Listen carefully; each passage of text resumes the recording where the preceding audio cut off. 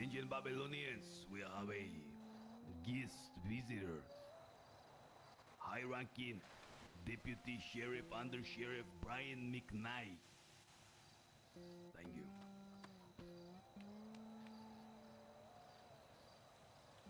Well, good morning, everyone.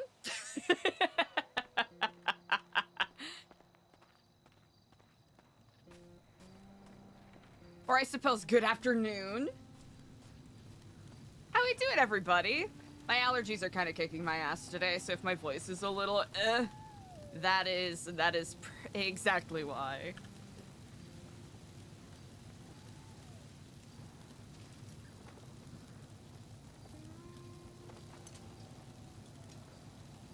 Okay, I suppose with Brian Knight stopping by.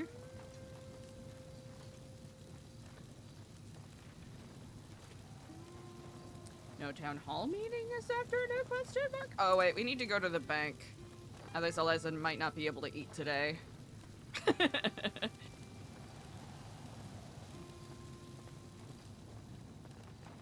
Project Winter Warehouse.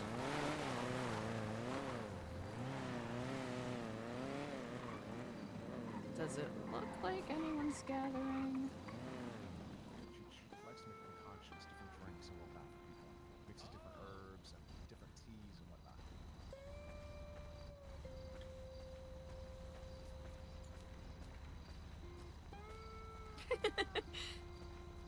Hoo-wee! How are we doing today, everybody?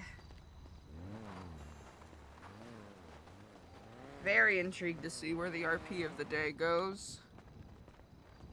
Very intrigued indeed.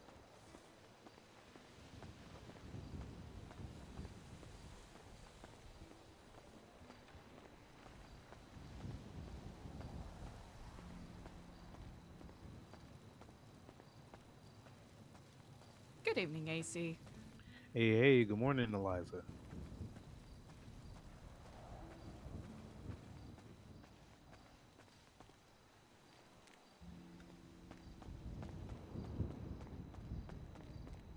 It's so dark. How we doing today, chat? Decoy scooping up that first, as is the way. How we doing, everybody? Pew, pew, pew, pew.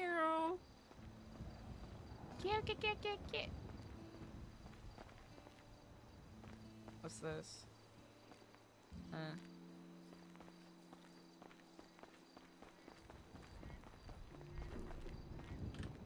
I know this is kind of lazy, but at least it's not right by the entrance, you know?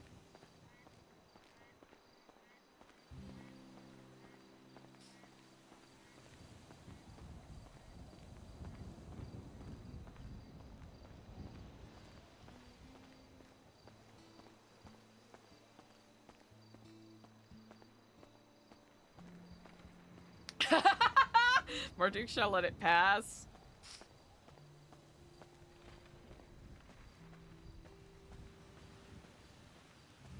I do hope your day has been treating you well thus far. I've been doing all right. That is excellent to hear. Hey, Sherry, what's up? And yourself? Just getting started. I presume we are probably belaying any town meeting until a bit later. Ah, okay. I'm taking a wild guess by virtue of Deputy Knight taking a tour of the facilities here. Yeah. I don't know why.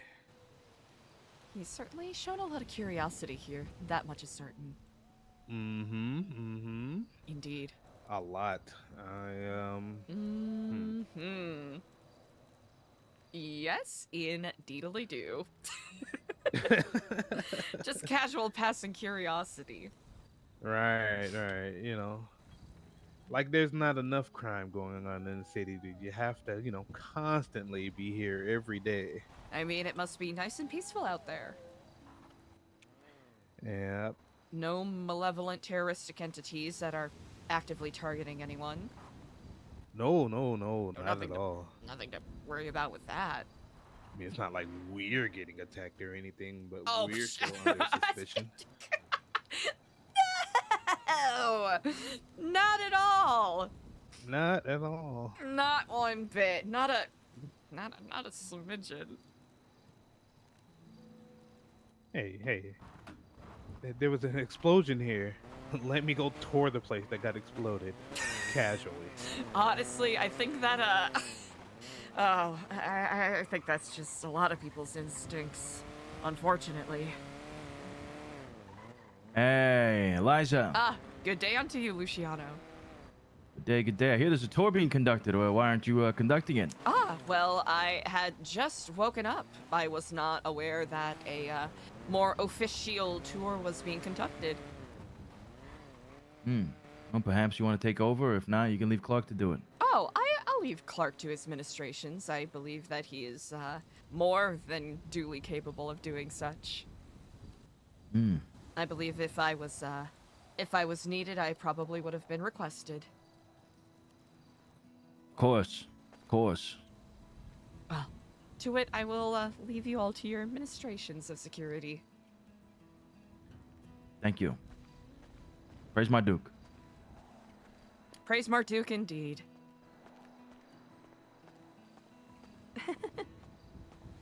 Oh, please be open, otherwise Eliza's gonna be broke and starving! Cladislar, no you! Everyone in this chat is faceless. Literally. Wait, chat! Are you the faceless? Cause y'all don't got faces?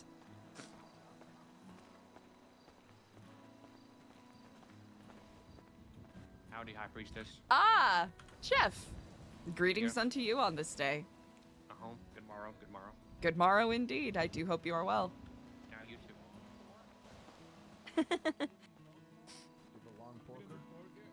No! No! Oh shit, we gotta get rid of this rolled cash. We gotta...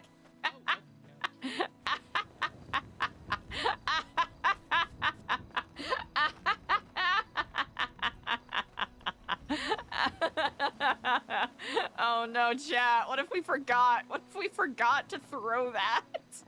Chat, what if...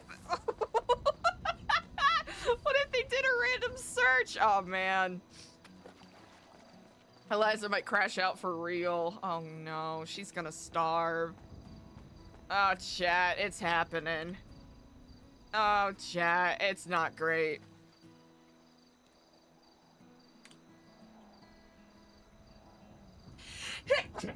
Excuse me, sorry. I tried to do that away from the mic. Excuse me. I'm having full ass, like, nerd seasonal allergies right now. It's just kicking my ass.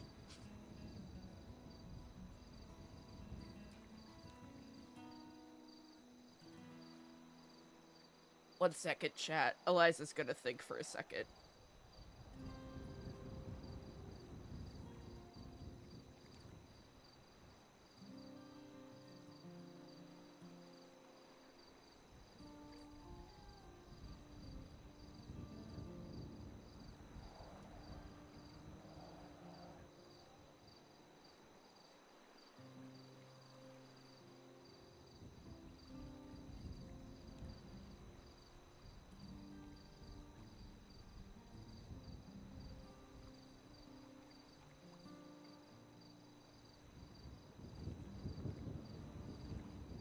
I know, Sherry, I'm such a plagiarist. Hoo-wee! Chat, oh chat.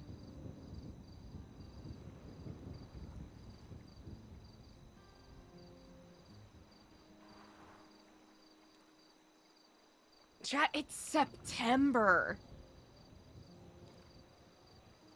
Next month, Eliza will have been a character actively being played for about a year.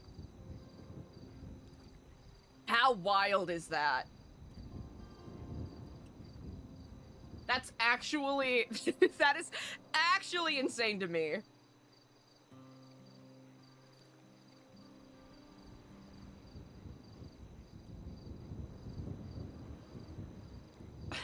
Why does everyone always want me to perma my characters, chat? No! I want to play at least somebody long term. Please. Stop wishing violence and death on my character. Come on. I just want to have a good time. And by good time, I mean Sag Farm for most of it. Is that too much to ask?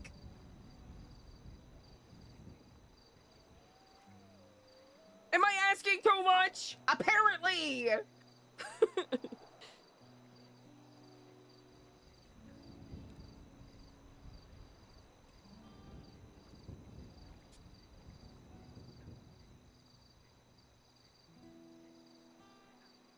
Zombie Ghost Chastity? Chat, the only reason I bring Chastity Marie Sanders back is if, is if Andi Jones does an all-perma season of Survival. That is the only way I'll bring Chastity Marie back.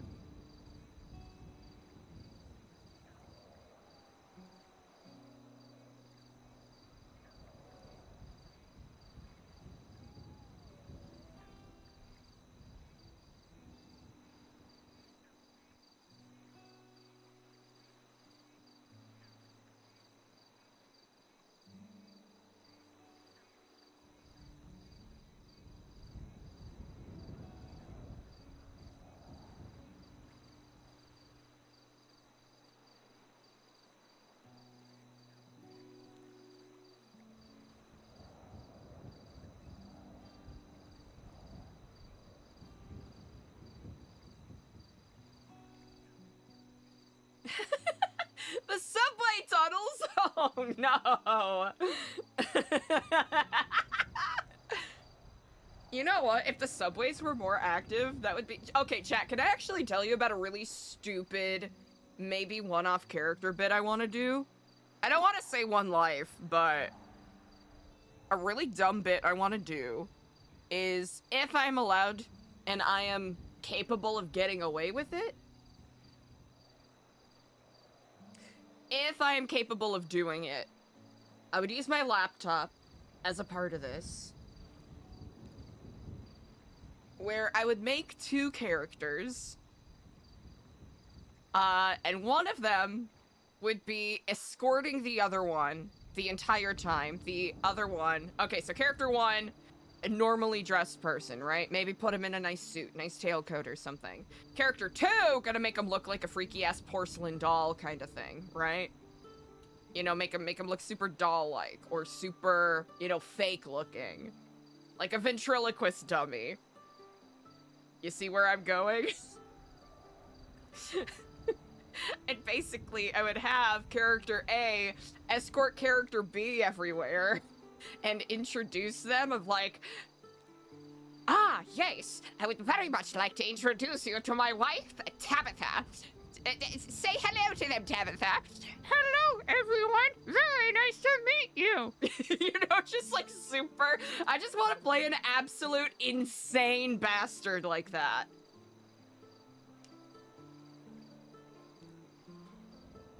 And if anyone else does this, you know they stole this bit from me.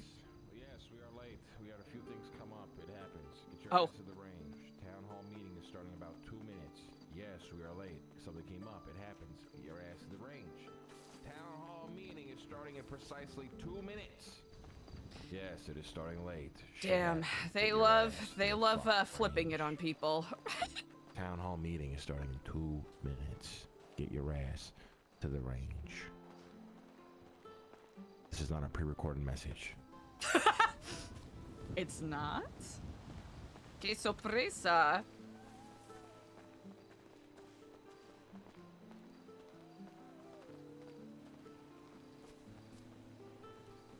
Ah, good day to you, Edgar. Meeting, town hall. I am on my way. Thank you. I saw you on the pier. You probably wouldn't be able to hear. Okay, I see am you soon. present. Mm. So I can help you on that aspect. Yo, that's fine. Just tell me the quantity too as well. I think was it The 10 we tried? quantity. Was, yeah. All right, perfect.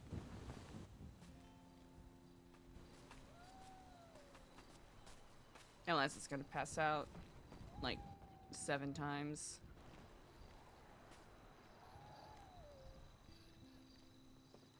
Oh, that's okay. We can put that back later. Oh, no, it's foggy. No, it's foggy! Right? Isn't it so fucked up? It always is. I don't know. Here's the thing. I want to play it off as that it's an actual just life-size ventriloquist dummy, but there is an opportunity to interpret it in a more fucked up dead silence kind of way, but I don't know if I want to go that direction. It's a little too visceral. Just a teeny bit too visceral. AC up top, eh? AC up top? Wow.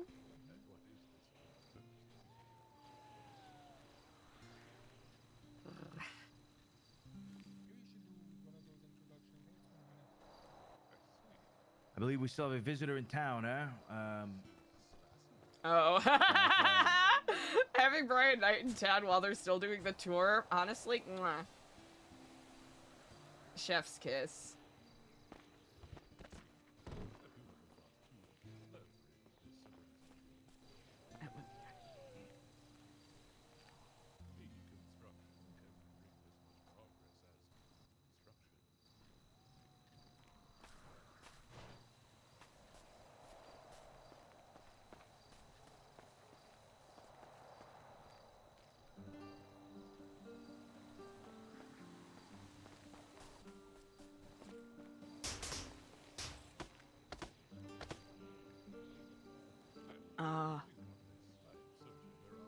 Lush, where's Brian? Is he still here?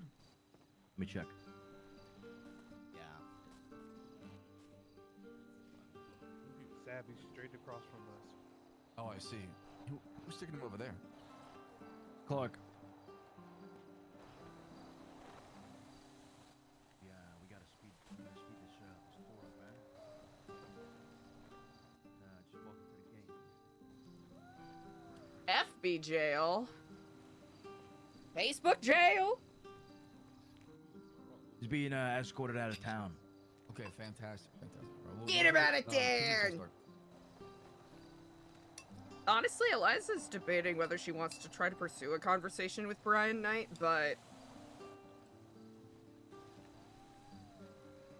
Dude, I haven't been on Facebook in like 5 years. Actually, 6.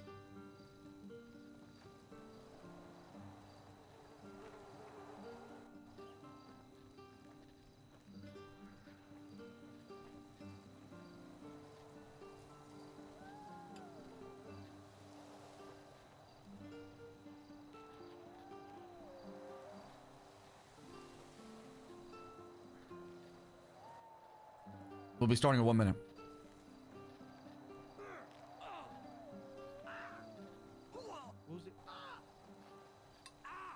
Anybody else hear that? What is that sound of the commotion taking place? I'll take a look. Lucian here. I'm just hearing somebody. Slay Queen. The beautiful sounds of violence.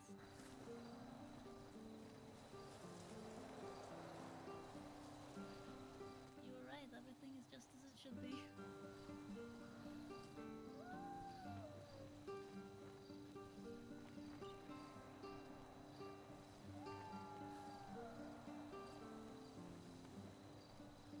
On the bright side, this fog does bring us reprieve from the risk of. Oh, fuck long-range yeah! weapons. Ah! Very true.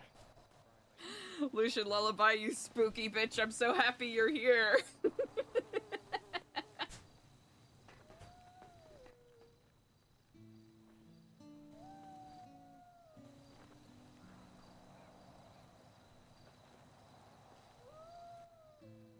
Should be 30 seconds.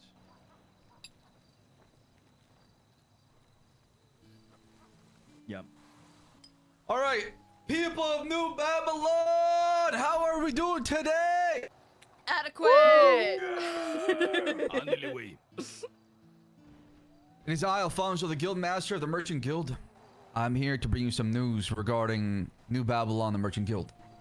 Obviously, the Merchant Guild is just more than a trade. More than a coin, more than just making contracts. It's a concept of living proof when people come together with a larger purpose. They can build something greater than themselves. And that is the ultimate goal of the Merchant Guild. The collaboration between men and women in New Babylon every single day. That's right. So, with that being said, the Merchant Guild is growing. And I want to welcome 2 new members who are going to be officially hired on Bitsy. within the ranks of the Merchant Guild to help the Merchant Guild continue to flow whichever resources or trade it needs to be done. So, let us welcome the 2 new members with open arms. And if I could have the 2 of them come up here. Elena and Fiona, please come up here. Wow. Let's go, Elena. Let's go, Fiona. Congratulations. Elena, Fiona will be helping me out as far as the Merchant Guild. I'll be discussing with them how to make sure that there's always work available and how we can work together to continue to fund resources and projects in New Babylon. So, if I'm not around or if you have any questions, they'll be your go-to person as far as payments, contracts, resources, and questions from the Merchant Guild. Thank you. Thank you, Merchant Guild. Thank you, Sab. Congrats. Congratulations to the guild members. He's gone, by the way, guys. Uh-oh, starting with a sigh. The enemy continues to attack us in many forms, in many ways.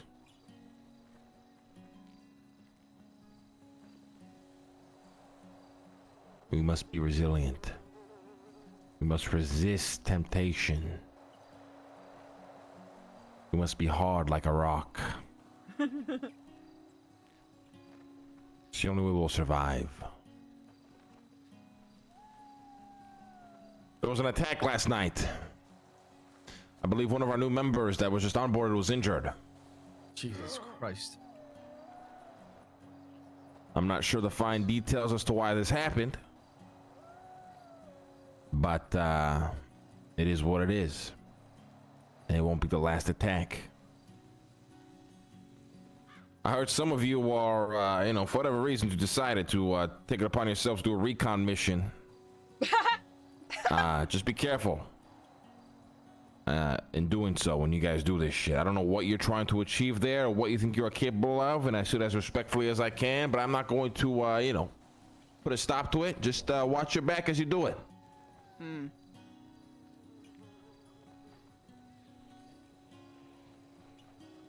Watching our back is crucial. You never know who's ready to stick that knife in it. Could be anyone.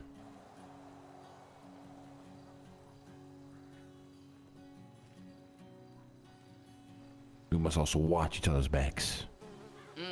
Protect one another. Protect our businesses, our ideas.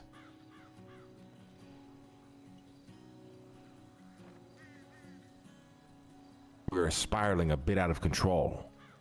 We must figure out how to get back on course.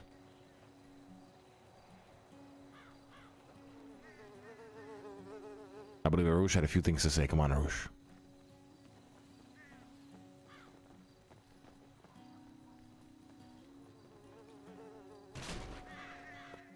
Holy That's the sound of the fucking fire. You've been hearing every fucking day. Missiles. Fucking shots. Helicopters. But it doesn't fucking matter. What matters is that Babylon is facing its biggest challenge, and it's now. I do not care about your past. I don't care about our future. What? But I do care about now.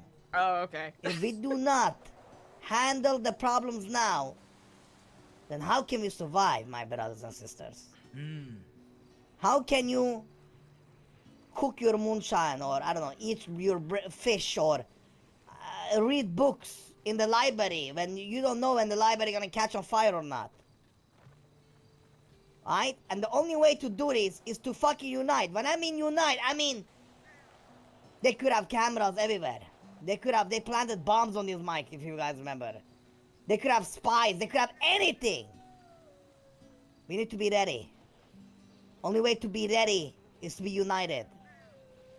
And I'm talking about no longer will any Babylonians walk alone. You feel me? Ever. If I see somebody walking alone inside of Babylon, you're Gucci. But if I see somebody driving outside of Babylon alone, then you will be put into prison of Babylon. You hear me? Great. Another way to get. I said, do put you in fucking hear prison. me? That's right.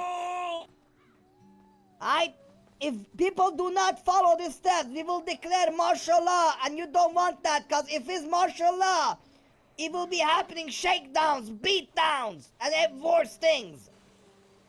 Alright? So let's fucking man up and woman up and step it the fuck up. You do not leave Babylon alone. If you see anybody leave Babylon alone, you come to the security. Alright? Thank you guys. Yes, sir. Thank you.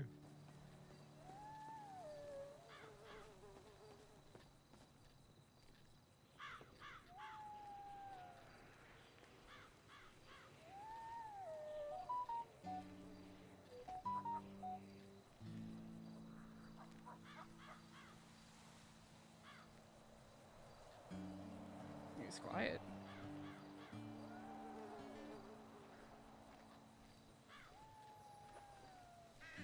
Project Meat Grinder. Oh no. Is anyone talking?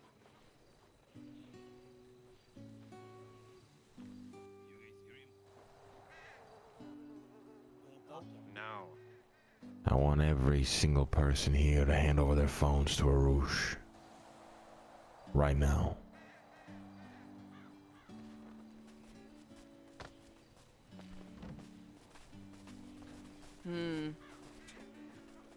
Here's my Line phone. line up. Don't crowd up. Line up. Guys, make sure you remember your phone number too. Yeah, you remember it, because I won't, bitch. Alright? And if I don't remember it, you don't remember it, I will throw it 1591. away. There you go. I don't give a fuck. You tell me later. Like, can they take the SIM cards out? You want the phone or the SIM card? Both. The phone in its entirety. There you go. So you've handed the phone over. I want you to line up in front of Luciano, and he will make sure that you're not holding more than one phone. Smart. All right. Let's see what we got here. Handing over man. our phones, Basim. What? We're handing over our phones to Speedy. Timing, 'cause, yeah, Document he's your trying to take me to court phone again. number. Alright, here is my That phone. way you can get it. You know which one's yours. Might have to do a UI reset just so. Are you good? Next. All right, thank you. There we go.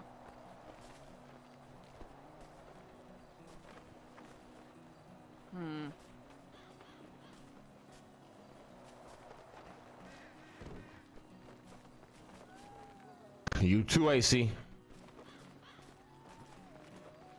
Now you might be wondering why this is happening. Well, Have you handed it over the to Speedy reality yet? is No, not yet. the Go to Speedy. faceless has many means of getting information. Now, we don't think there's a traitor or a spy amongst us, but we think maybe some people might have been being a little too reckless. Texting things they shouldn't. Speaking on the phone when there's devices that could listen in on their conversation. You never know.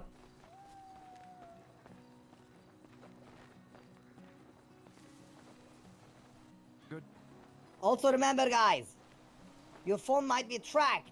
So this is good way for us to find the trackers, disable them, eh?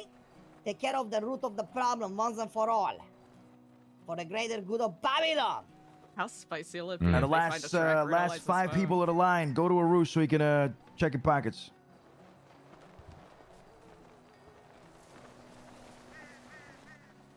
Are you good?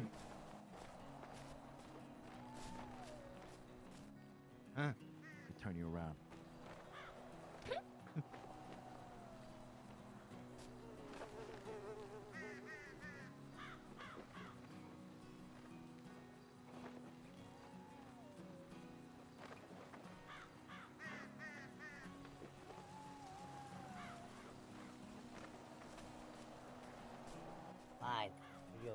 Are you good?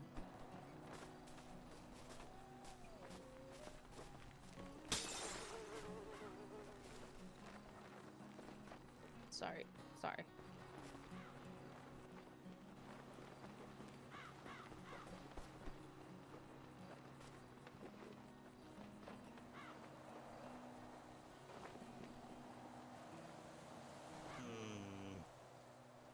You good?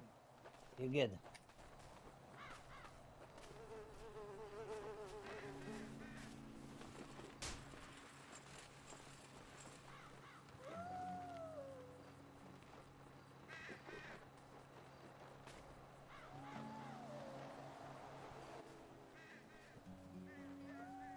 What are these keys, brother? I found them down by the docks, so I grabbed them. And what about this satchel? Good. It too was by the docks. So instead of coming to us, you grabbed and what? You kept He it. just got here. Yes, I Come did on. intend to use the keys for other purposes. What purposes? Good luck charms of sorts. For people leaving New Babylon on adventures. You good? Ah, you're good. Yeah. Listen, drop those satchel, drop those keys somewhere, right? Those are outside tools we don't use here. Will do. Good. Judge just responded to that LSPD case from ages ago. Still trying to push it. But now I don't have a phone. Well, I don't care. Are you good? We're all clear on this end. AC over here. Are you good? Thank you, sir. Remember your phone numbers, cause I won't. All right, this town hall meeting is over. Get out of here! For those who are interested in joining in a moment of fellowship, please meet me at the church. Oh, it is Wednesday. That's right. It is, yeah.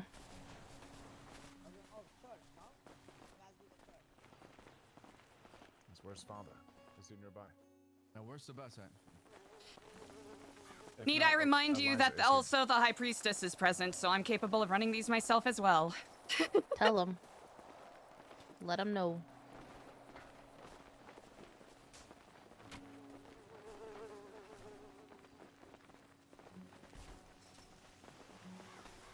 Eliza, the Grand Priestess. The High Priestess, excuse me. I look forward to the sermon. Indeed. Eliza's gonna pass out halfway through. I appreciate that vote of confidence.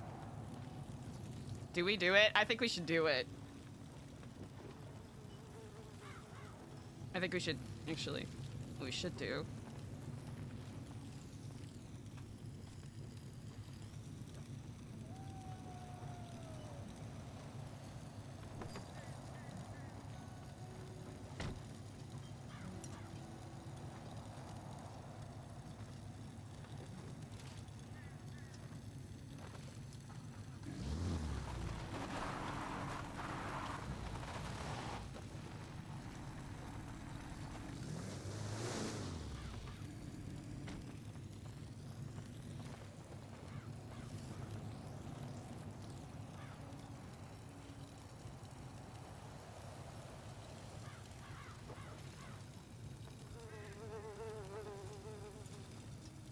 Is no one gonna come?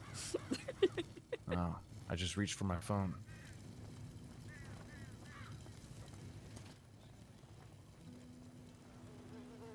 Yes, liberated indeed. All we need is right here. Isn't that right, Basim?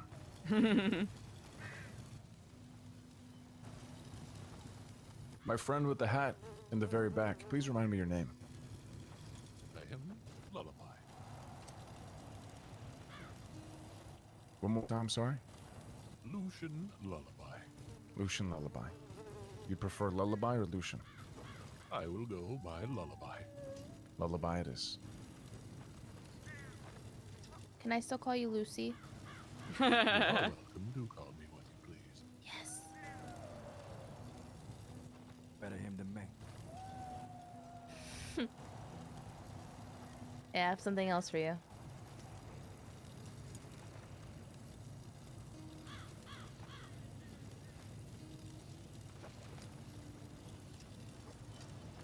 egg drop soup is not too shabby.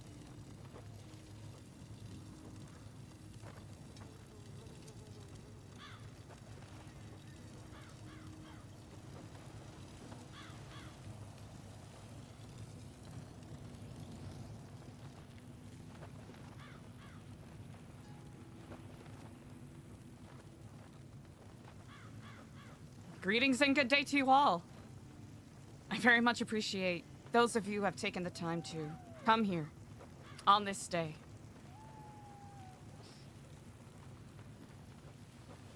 I would like to ask a question to those of you out there. You may either raise your hand or call out, or however you wish to respond. Who amongst us feels miserable right now?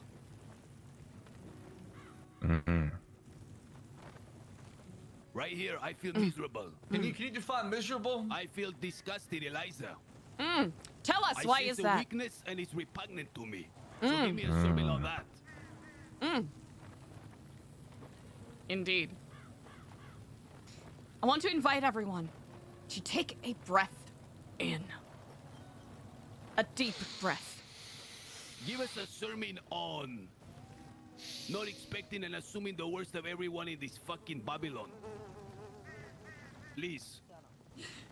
I appreciate the direction. I am certain, Edgar, you may find value in what I do intend to speak on this day. As we breathe in, we taste the air of time. Minted in this fog that does surround us, in the dust that blows past our faces each passing day.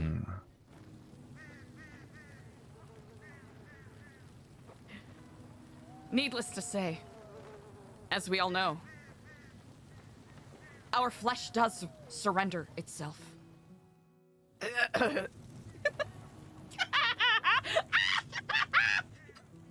What happened? Medic! Low blood sugar. Again? Oh, Eliza. Flesh does surrender. She was right. Thank you so much. I'm gonna go get her a meal. Oh, do not trouble yourself with it, Inhibiting the body to elevate food? the spirit. Eat. As you have seen exemplified here, in this very moment, we are minted with our own weaknesses. As I just stated, the flesh does surrender itself. Eternity is constantly watching us and waiting for that moment where we show those weaknesses. As our bodies stir these waters of time briefly, we dance with this intoxication of passion and love with life itself and deal with these strange tides. We are reminded all too often that we must submit to the instruments of the world around us. I too have felt misery the past couple weeks. I too have felt doubt. Worries about the unattainable future ahead. For how can we know that the direction that we are going is what is going to mint our future successes? Some may take solace in the idea that every difficulty in life will present us with an opportunity to turn inward and invoke our own submerged inner resources, these strengths. Some would say that these trials we endure can simply introduce us to those strengths and show us what we are capable of, what we are able to overcome. But then, there comes that little cloud. That little shroud of doubt. What does one do then? Do we seek solace in our fellows? Do we seek solace in our work? Do we seek solace in our own strengthened inner purpose? I ask this question to you all. What do we do in these moments of doubt? These moments of misery where we feel directionless, aimless, as though every action we take we will simply be smacked down like the lacent fruit flies we are. What do we do? I beg of you all, what do we do? I pray at the church. Pray at the church, that is one option. One must hope and have faith. Hope and have faith. Peace and calamity, yes. We continue the work. These are all excellent answers, indeed. But hope and faith, these are very strong concepts that have weak scaffolding if they do not have intention behind them. Hope does not merely manifest itself, floating in through the skies like a bird. Hope is something that we manufacture for ourselves. Hope is something that we give to each other as a gift.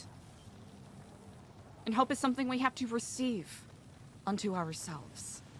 Especially in these moments of doubt. Especially in these moments where we are feeling disafflicted. We're building something incredible here. Nothing meant doing will have an easy path.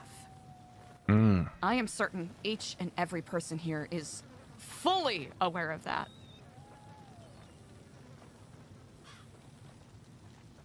You've spent more than enough time listening to me yap ad nauseum here. I would like to invite everyone to circle up, if you are willing to indulge me.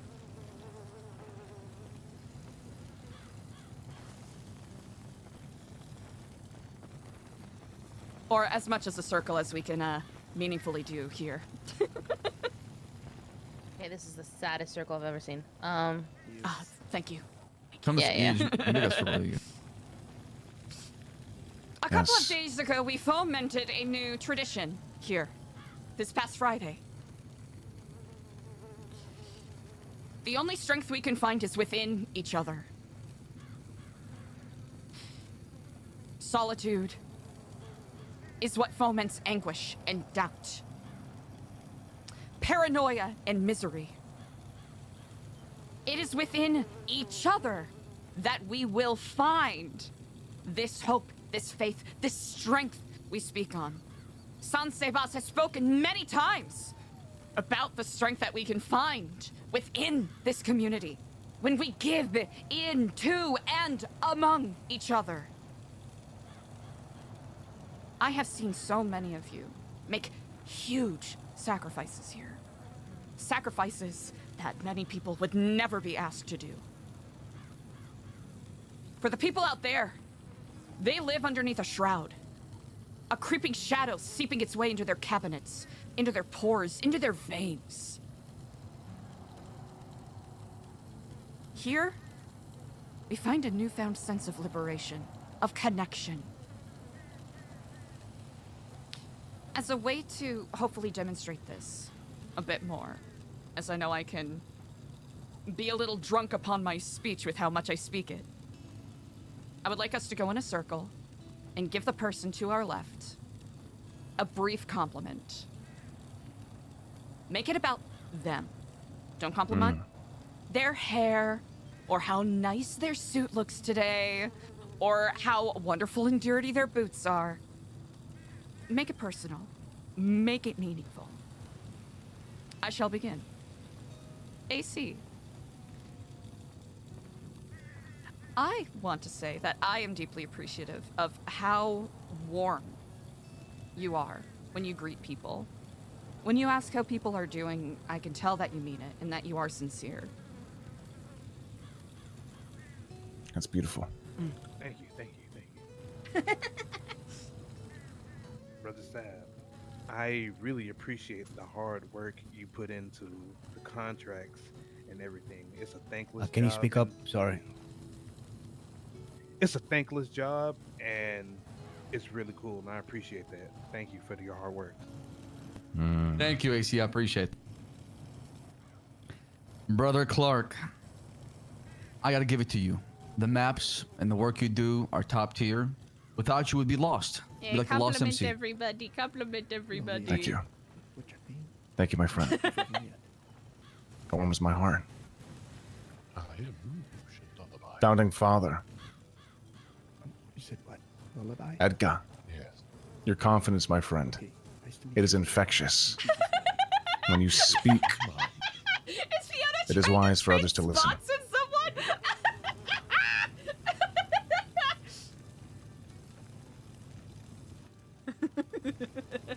You can't move people around. You guys rearranging the fucking circle? It looks like they're rearranging the I will circle. make a note. Let us stay in the spots that we have chosen in our do. circle. Yes. I am a very Yeah, sick Luciano. individual, and I see no good in people. You will have to pass me. You can't push this one. I see only the worst. Please Left accept or this right? challenge. I have and I have failed. What if we switch a different person? Will you find something more positive in Luciano than Fifi? No, I see worse. Damn. While I can understand that there may be some frustrations felt, as I could hear in your tone at the beginning of this sermon, I suppose, I would like Who told you I to was frustrated? simply the tone of your voice. I I've could never be wrong. felt better in my life. You have Ah. asked me to say something good. I will not fake it. I see no good in people. Please, pass me by. Maybe I will learn from the others. That is quite unfortunate. Let us continue then.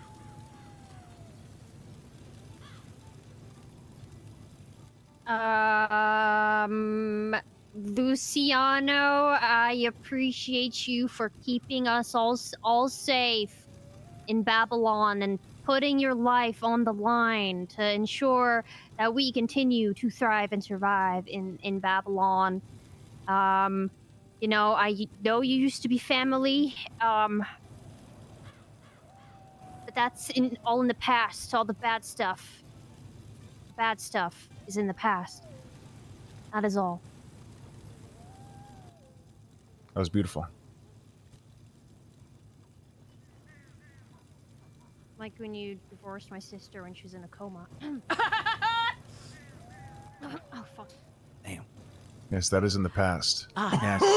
While I can Very sense some beautiful. Very frustrations, I beautiful. will note that there is a separate tradition called Air It Out, but that is not a part of this tradition. If there are Yes. frustrations, let us save it until Oh, I would after love. the Ooh. circle. Yes, Love maybe to we can all attend that stay one. for air it out. I'd love to attend that one. That's my That is personal. credited. Yes, that is credited toward Benicio, of course. I love Air It Out, guys. But let Yes. us please make it through this compliment circle untainted. I will make note. I understand I am not San Sebas. I am certain that a lot of you are disappointed it is not San Sebas Absolutely you're not. speaking. But this is the station I was given, and I do take it very seriously. And I do hope that with these activities, with these exercises, that it'll give people perspective and help them out. So I do please ask you, at least in this moment, to indulge me if you will.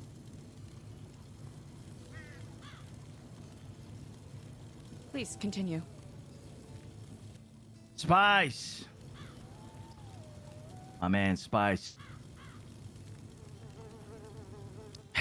Look at you, huh? Oh, God. Come here, Spice. Come here. Me. Come here, huh? That's on your beautiful fucking head of yours. Come here, huh? Please stop. Please Nice stop. little bald spot you got there. I love you, Spice. You're such a great security guard. You're his bald spot? fantastic. If I had to hire you again, I would. Threefold. Yeah. I hope you don't have to pull any more hairs out this week. I felt great. Thank you, Eliza. Thank you. Skipper, my friend. You have a very good personality and warm soul, and your skills and knowledge help our New Babylonians prosper and help them get their everything necessary for their prosperity. Wow, thank you, brother. Emu, I just want to first state that the way that you look brings a warm hug to my heart. You're unique in many different ways. I always appreciate the traditions that you withhold within yourself and here at New Babylon. Thank you for being the guardian of all cheese, brother.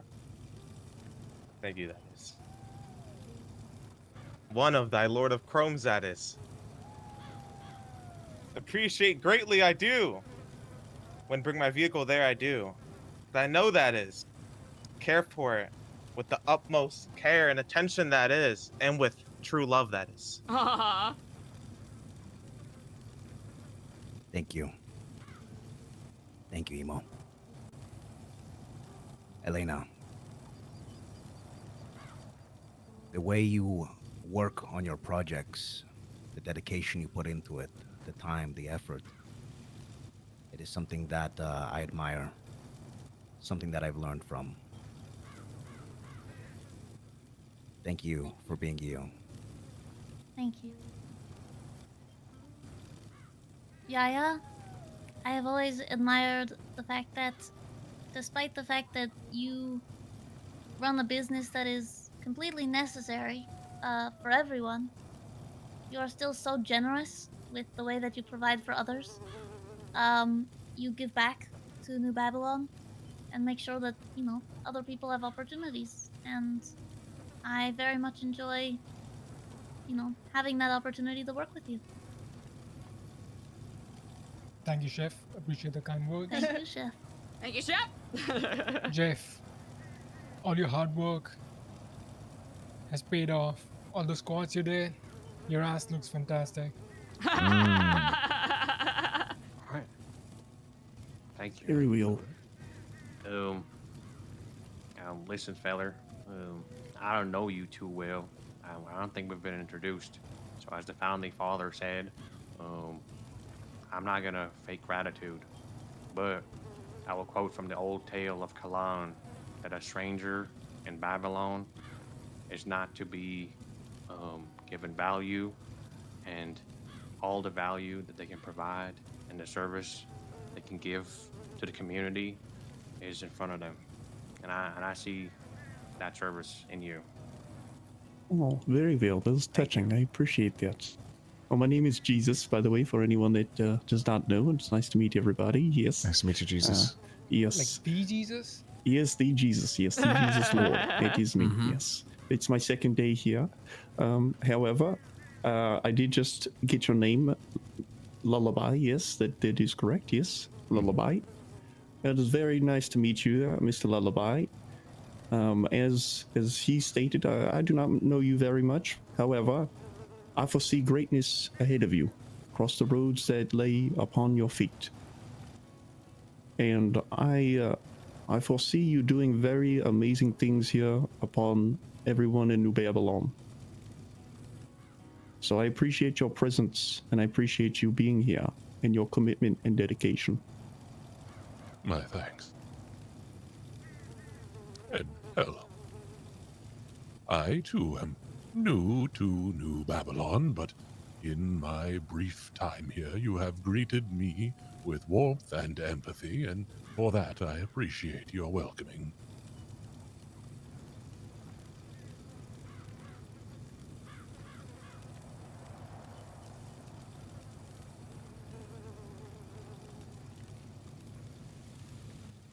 Oh, she seems very appreciative of the kind words you just said, Lullaby.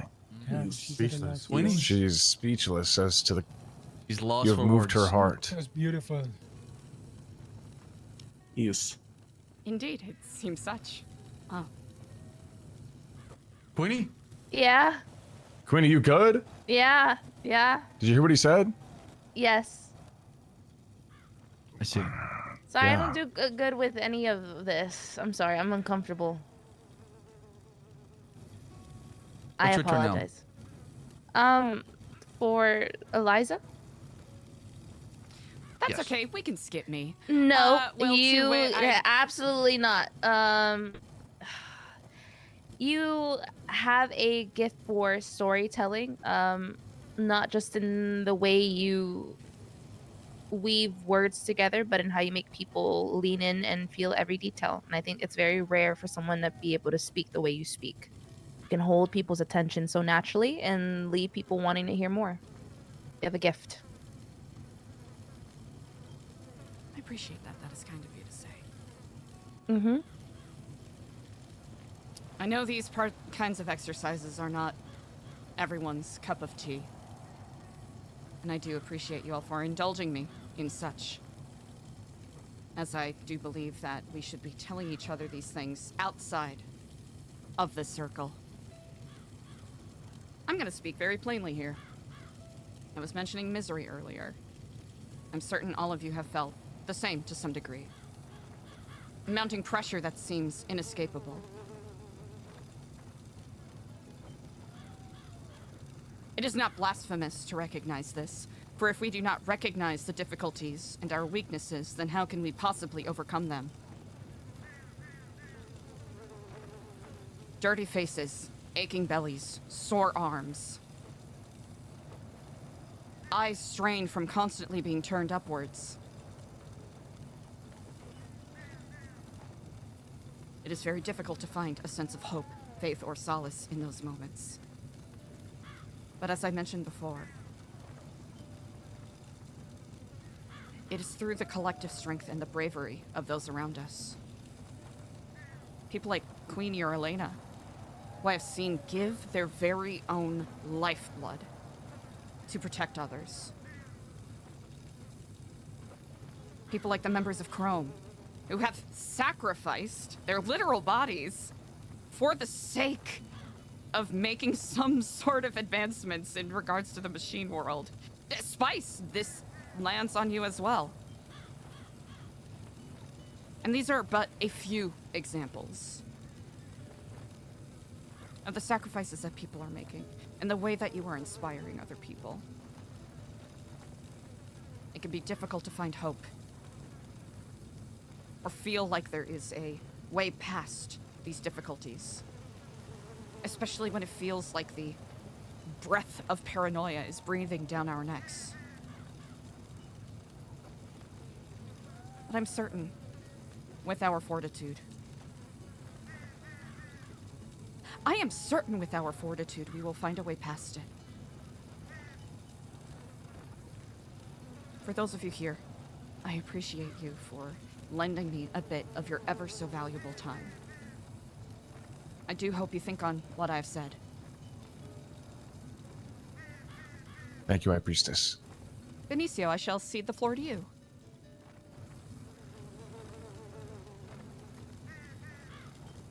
I'm sorry, what? Oh. If you want You ready? to. I think what we just Actually, I'll have interrupt done very is- briefly. Does anyone want to be here? Did any of this matter Yes. to you, any of you? I Or wanna did hear everyone what- just space out the entire time? No, oh no, I've been listening. Been to here you. since the start. I've actually listened to everybody's compliments. I'd listen I was when you just- speak. I'm gonna air it out. Fuck it. Okay. It's a little bit distracted right now because I notice some people have left the circle. Should we And my go mind and is- grab See. them if you want? No, it doesn't matter. Okay, okay. I think the people that My are here want apologies. to be Everyone's here. getting yelled at enough, and I'm mad. I don't want to No, be here. no, this no, sucks. no. This is Why are you mad, Eliza? Speak your truth. Speak your truth. I'm Air it out. starving. I am constantly trying to grind for Babylari just so I can fucking eat. We're not accomplishing anything here, are we? How am I supposed to stand here and speak words of support and truth when it feels like we are being crushed? Am I alone in feeling this? Truly, am I alone in feeling this? Eliza, look to the Not church. the church. The church. No, the Charity, church. that's for sure. Not enough No, Church will this give is, to you. We do this for Save Us. We do the same for you. You have given us a service, and for those who have left, those who are not willing to give compliments do not deserve the opportunity to air it out. Quite generally, please do not give me Babylari right now. I think That's a donation to the church. I don't think For the the Babylari church, is what I she's genuinely talking feel about. very remiss because I know my role is supposed to help people feel uplifted, but fuck do I feel like a liar. I Bliss. genuinely feel like a liar right now. And To Lucian and Jesus, my sincerest apologies. No need to apologize. The process of finding oneself can often be arduous. I mean, you have to understand what we're going through is not normal. We're at war almost every single day. A potential attack on the horizon. This is not normal circumstances. We just have to find a way to survive and thrive, but it's not easy. I want to see everyone in this circle thrive and survive, but it really...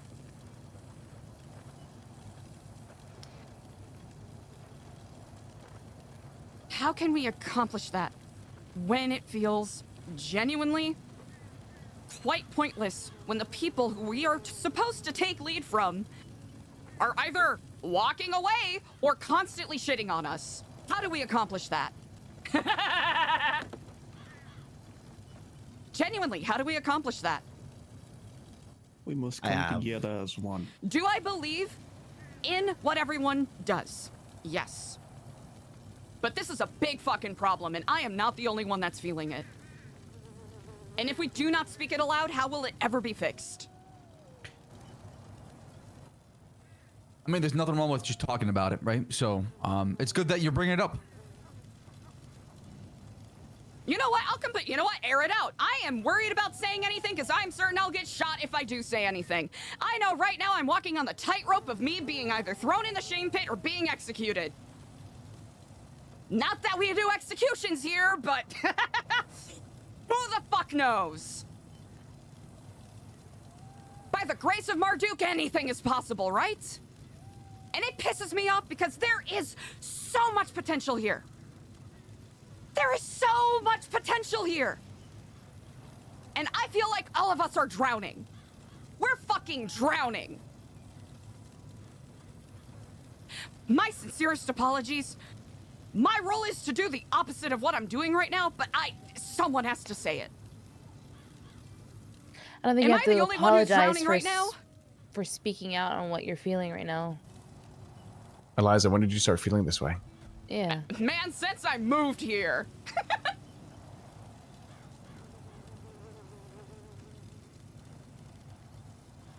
Honestly, I wish I knew sooner. That's all I have to say. Because for me, I'm not drowning per se, but I'm more worried about survival. That's my main focus right now.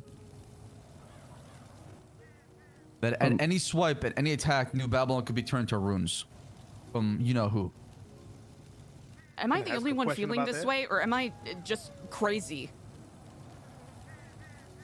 I think, Eliza, that everyone here, whether they are willing to say it or not, has had moments where we have doubted or questioned or disagreed directly with the decision made by the authorities around us.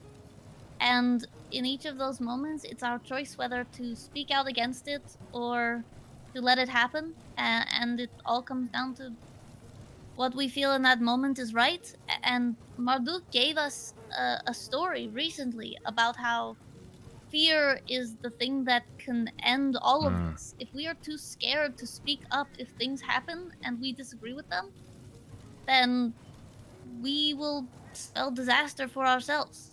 And Marduk, I think, from what he has said, doesn't want us to blindly follow. We are meant to be in this because we believe in this.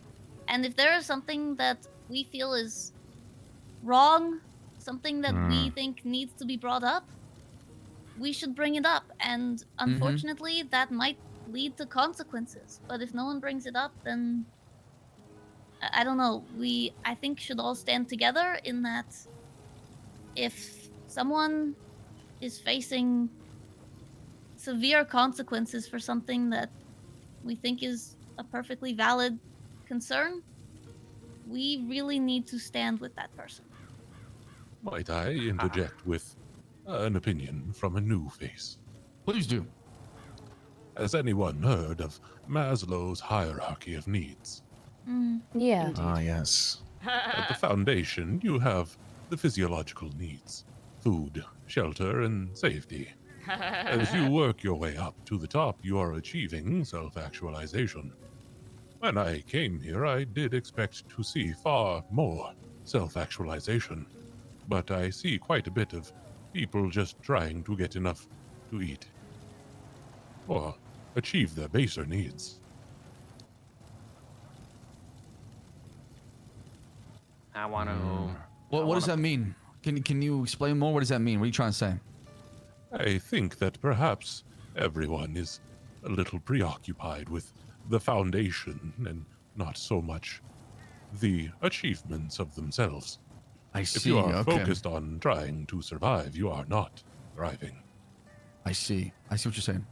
You're saying we have no time to become a better person if we're fighting for food, for scraps. Precisely. I agree. Interesting. Now, what I want to point out, if you know, to piggyback off of what Elena said, I want to quote from The Tale of a Sword of Two Masters. Ah, yes. Doubt is not the Hell yeah. enemy. It is whether or not you feel doubt and you act on it. When you're put in a difficult predicament and you feel that tingle of doubt and, I don't know, lack for a better word, resentment, if you act upon that, yes, then there's an issue. But what's going on here, pointing out that there is these doubts and there are these hardships, I don't think, well, with what the library teaches us, there isn't any issues with it. Well said. Thank you. I would like to just say, at the end of the day, right? We are the architects of tomorrow, yes? So let us all build with hope and not fear, as we said before. I think that fear could be a downfall. But we must all rise to the occasion. You know, my first day here, I was bombed. However, I rose again. And I'm here to do that for all of New Babylon. I'm here to keep everybody safe as best as I can. But I want everyone to know that you all have purpose.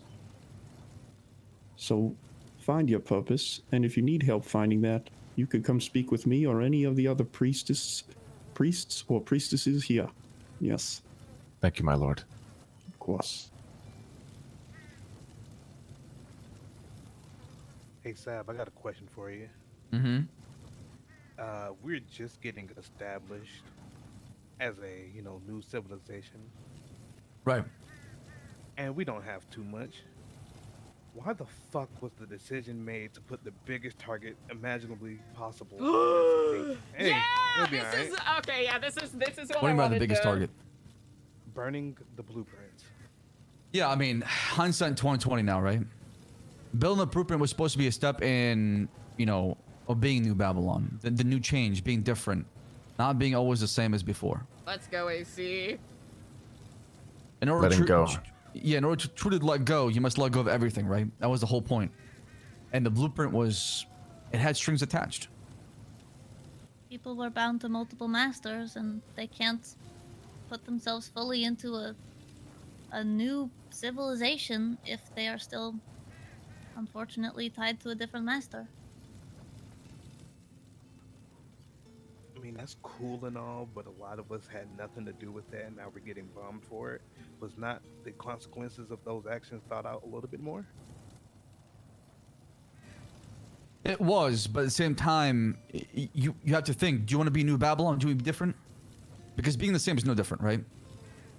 If you truly want something to be different here, if you truly want New Babylon to stand out and to be this new civilization that thrives and rises, it has to go through these kind of trials and tribulation to truly see if it survives or not.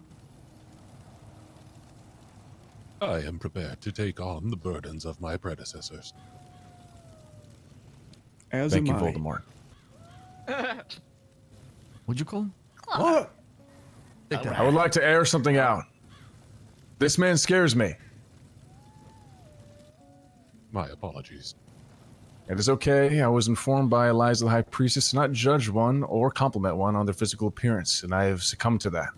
I have sinned. My lord and my High Priestess and Lullaby, I apologize for my outburst. You are forgiven. Very well. I think we're truly being tested here. This is the ultimate test. The highest adversity. We are surviving can be embarrassing sometimes. Hell It yeah. can be cruel. Hell yeah. It could be a massive Hell struggle. Yeah. Hell yeah. And Fucking if we tell 'em. somehow figure out a way to just come out on top, New Babylon will thrive. New Babylon will forever exist. This is the challenge. We're at the bowling point. If we can get past that part, everything will be better afterwards. But how do you get over the hump without a lot of sacrifice? It's a big hump, but you're right. AC, I mean, it was two options, man. It's the same shit, you know? You may have given up a few cars. Well, some people had more at stake, you know? Maybe you had a car that you loved, a car that brought you a lot of happiness. A lot of people threw those things away to be here for a second chance at, you know, whatever the fuck they wanted to build. And for some people, they were in a position of, I mean, billions and billions of dollars, unlimited power at their fingertips, and they decided to untether themselves from it and give Babylon a chance. Otherwise, they would have been living two different lives. You know, they would have showed up here for the sermon by the high priestess, nodding in agreement with the morals of the codex, saying, oh yeah, this is exactly what we're all doing here. We've all given up all of our assets, and then secretly in the night going away to sell thousands and millions of dollars of ammo.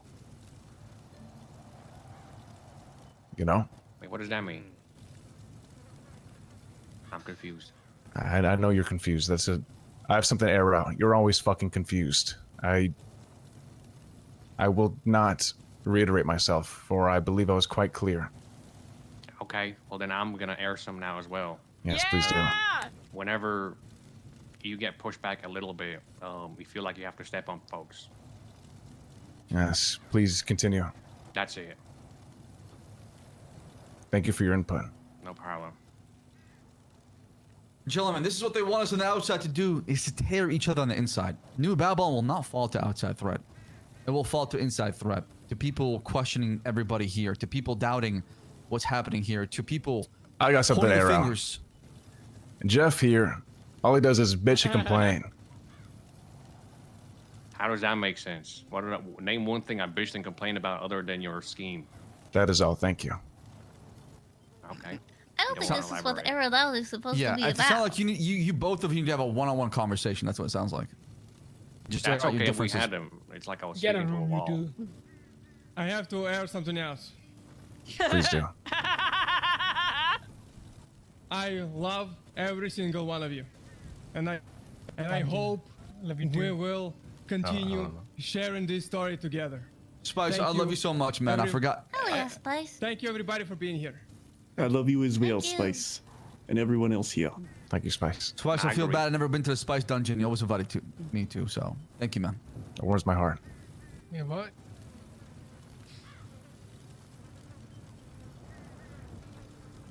It is good that we are speaking these things aloud. Just like Alfonso said. If we do not recognize these difficult things, how can we possibly surpass them? And I imagine this is the last kind of conversation any of you want to be having. Probably most of you want to leave. Probably wanted to leave about 20 minutes ago. I have something to air out. I wanted to hear what Benny had to say as well. Eliza, I'm here not because I feel bad or that I feel obligated to. I'm here because I choose to be. Me too. Please do not speak down upon yourself. You're in the position because, well, I want to, oh yeah, we believe. We have faith in you. I hope you don't take it as a self-conscious statement, merely recognizing that these conversations, these flavors of conversations are not particularly enjoyable for most individuals. And I hope you all know I don't do it out of any petty means. It's because I sincerely do care. And I sincerely want to see everyone here succeed. But if we keep blithely ignoring the troubles that we are having, like Alfonso said, just because we cannot see the rot does not mean it's not making any damage. I don't think you need to apologize. I am enthralled at this glimpse of culture. Eliza, pettiness would be going behind closed doors, grabbing one person, infecting their soul, planting a seed of doubt, and then going on to another person, then another person, all in secrecy. Doing it out in the open is never. It's not tainted. It's not pittiness. It's I quite the agree. opposite. I agree with you, Clark. I agree with you. Benny, what do you have to say? Thank you, Jeff. Before we wrap it up. No, yeah, the point of air it out is you air it out, and then after you guys go talk about it. Like you don't just like leave it as like, oh, I'm gonna roast this person and that's Well, I it. see, Like, you don't leave it in the air. if You there- actually, yeah, if there definitely is, like something that needs to be talked about, you talk about it amongst all of us, and after you see the support with the people around you, then you two go talk about it, fix it. That's the point of this. It's not just a roast session.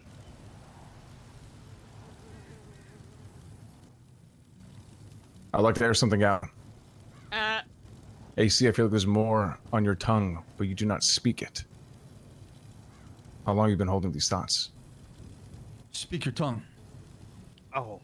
Use the that only tongue. Other issue I have is when Lang was high over his mind, why didn't nobody step in and kind of, yeah. I did. I did step in. However, he did say that if I did get closer, that more people would get shot. And I thought to myself, do I take the gamble here on Lang not killing Skip, or do I get more people involved and escalate things to where more people get hurt? Yes, fortunately, it was all a prank in the end, if I'm not misunderstood. Yeah, a silly one. Oh, well, yeah, that was my only other issue is I feel like people right under Lang should have kind of took control of the situation because he was kind of out of his mind and going Yeah, through it was time, and delirious. I just kind of AC, why do you indulged him a think little. that they didn't? Were you watching? Consequences? Were you watching? I was. Did you see people go up to him? Yes, but I feel like y'all spoke to him and then just let him do whatever anyway. Yes, AC, please explain to the group what you would have done. What I would have done is Would you have subdued the Marduk? I would have let him do his ravings, but told everybody else to disregard any orders he gave while he was not in his right mind. Like putting Skipper in the shame pit, and we should just ignore that until we got his shit together. Thank you. Would I were that the individuals we are speaking on, the anointed Marduk, the Regent, and a couple of others were here to be a part of this conversation. But I know as we step forward, these conversations will happen. And through this difficult sieve, we will come out on the other side wiser. I appreciate you all for sharing your valuable time with me here today. Thank I have you. something to air out. Queenie, Lullaby said something very kind to you, and you did not even look at him. That broke my spirit. I am very uncomfortable when anybody says anything positive to me, so that says more about me than it does about him. I appreciate the compliment, but I've never done well with any positivity coming my way. And I think that's something that you've known from the past as well. Offense has been taken. It is a very common thing for people to be uncomfortable with positivity shown towards them. Thank you, Eliza. Well said, Lucian. Well said. Thank you, everybody. I have Thank to you, air something Eliza. out. Oh shit. Time's up. Please do, Spice. Go home. Please, Next a round of applause for Eliza. Thank That you. is true. We can do that. Amen. Amen to that, brother. Thank you. Today's sermon wasn't the usual, but it was perfect. I got the point across. This matters. All right, I'm gonna get back to it. Thank you all. All right, Thank you, let's get back Eliza. to work, guys. Get back to work. Come on. Stop looking at my ass, please. Very well. There's some new contracts. We're looking for work. I'm looking for work. Being a shepherd is not easy. You will persevere. I appreciate that. I thank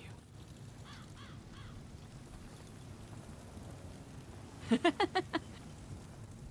High priestess, Jeff. thank you for your sermon. I didn't want to interject during the sermon itself? Please speak freely. I would appreciate that very much. It's just I understand that the Father Sebas is somebody you look up to, but you gotta understand with the creed I believe in, I see y'all as equals. I didn't understand that there was a hierarchy. It is the fire priest and the high priestess of the flame. It's like you're at the top of the church. Now, I don't understand what's going on, but I feel like I have failed in some way because I come here and pray at the church constantly, and I've never noticed anything that was going Rat on. King. Excuse me, Rat King. May I ask if the bank is open? Is the bank open? Thank you. Do hope that you do not take any blame upon yourself. It is a shame that we haven't really conversed a lot. Well, if you're ever struggling with this kind of thing, you tend to these holy flames, and you try to lead the flock spiritually. And ever since my connection with the primordial flame was severed due to what I had to give up to get in here, I come here, and it fits the purpose. I want you to understand that it is very likely that secular folk who don't believe in the holy word and the path of flame might take you for granted, but us zealous few will always stand with you and the good gospel of the flame. I am touched by those words. I appreciate it. All right, and one more thing. I always donate to the church, so this isn't because of you. This is nothing special. It's exceedingly kind. I appreciate it. At a certain point, I'll come back to rely on you, but for now, when I can give, I give. I will leave you to this, okay? We support each other, of course. Oh. All right. Farewell. Farewell.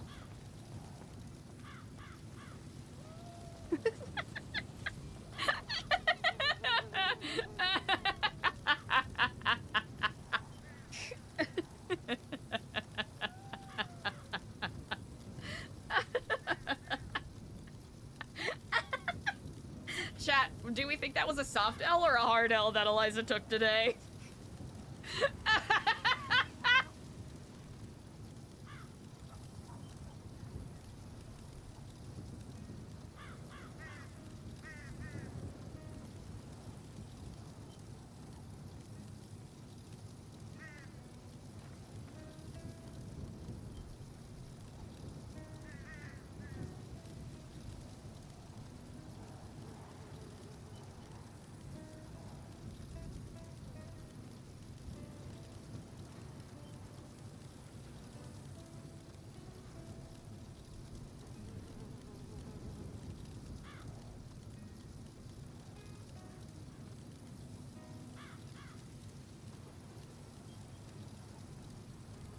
It didn't feel right to have Eliza do a straightforward sermon, especially with how close she's been to crashing out on everyone. The Bank of Babylon, that is. Open. Now it is.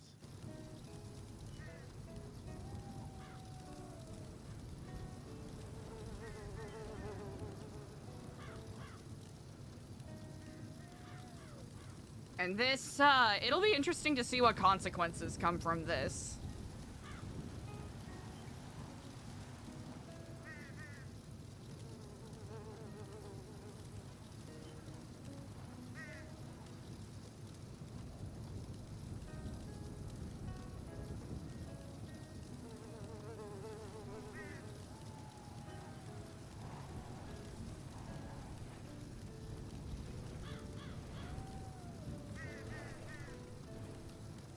Yeah, I was trying to, like, what's gonna be the right... The boss is not gonna be happy about this, but... People of New Babylon, we're gonna be having a gathering shortly and quickly. Come to the town hall range now. Thank you.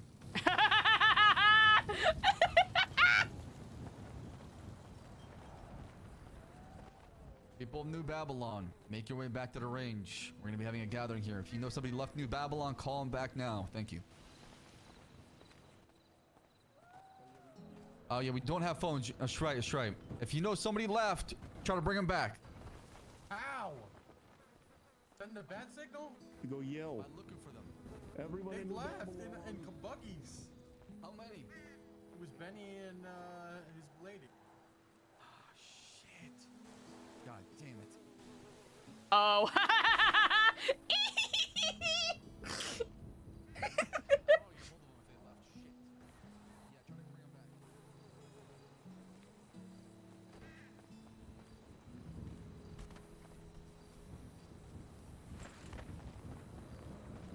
You okay?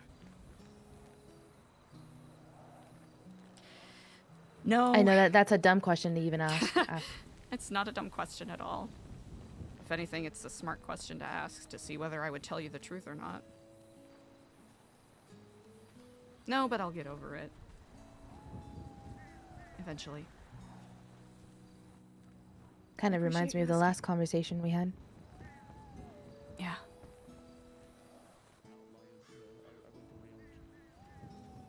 You want to talk after, maybe? Or at some point today? I would like that a lot. Yes, please. I'll find you.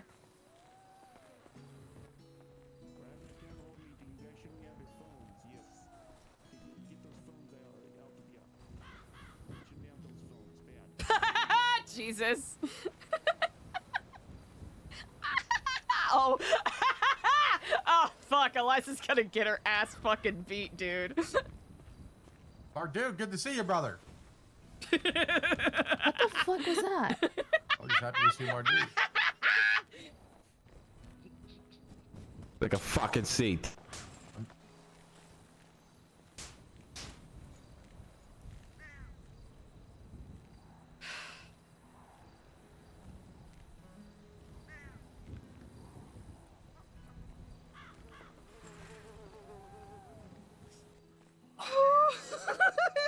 Sorry, Chad. I gotta stop giggling. It's fucking up the energy.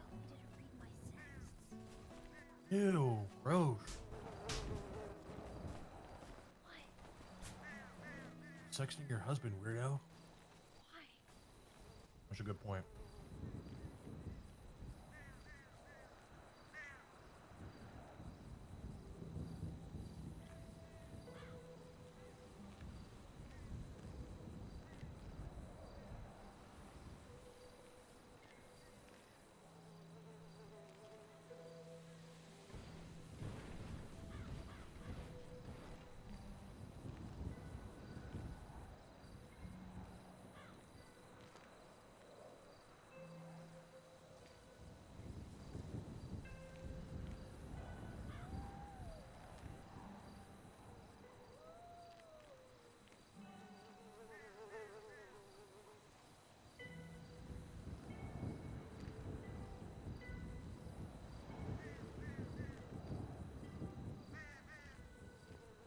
All right.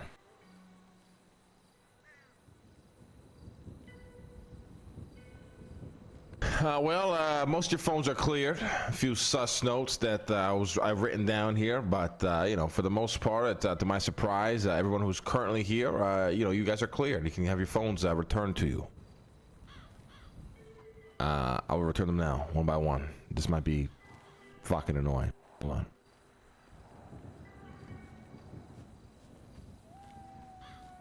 Bazine, come on, brother. Where you at?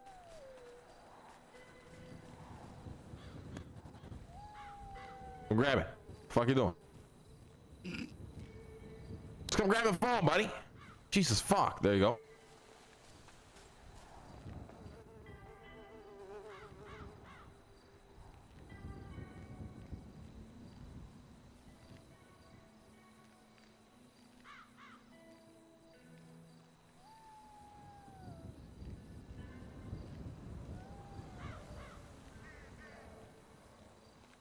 Sorry, one sec.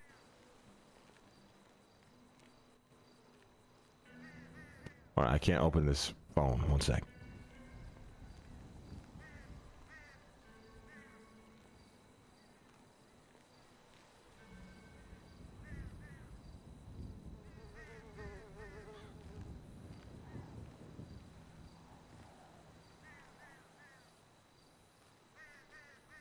Hey, Luce, come grab your shit, brother.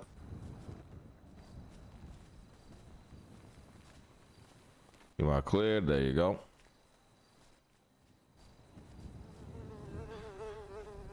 AC, my brother, come on up. There you go. No problem.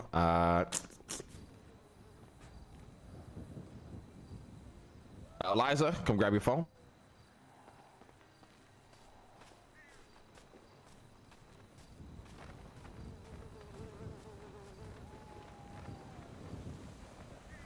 There you go.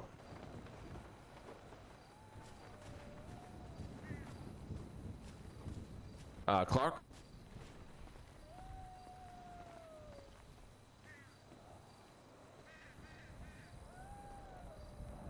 There you go.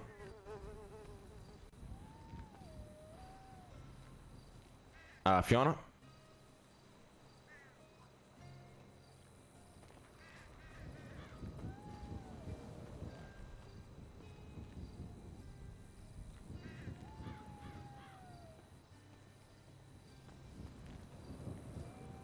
Tab.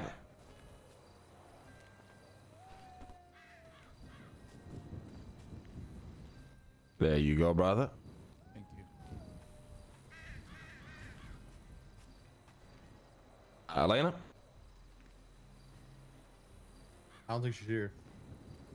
Who wants to hold on to Elena's phone for her? I could. All right, I can grab it.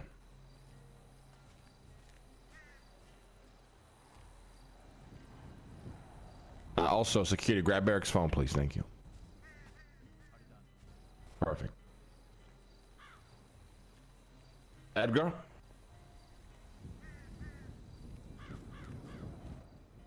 There you go.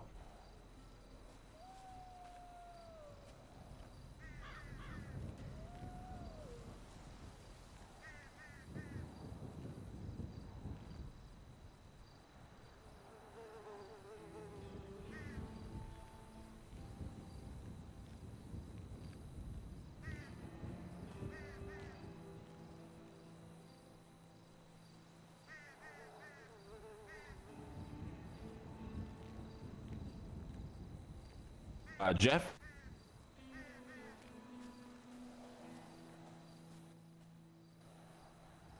There you go, brother. Thank you.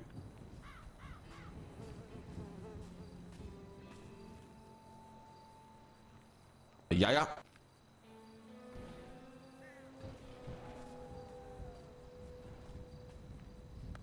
There you go. Thank you. Queenie?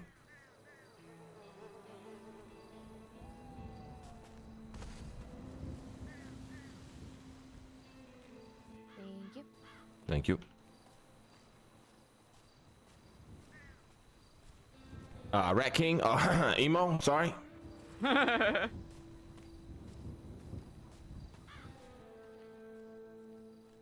you go, brother. I like the hood, by the way. Looks good. It does look good. That is pretty creative. Benny? He's not here. Benny, right? Who wants to hold on to his phone for him? Go ahead, Skipper.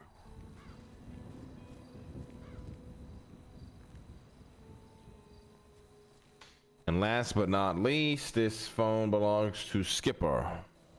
Who's missing a phone?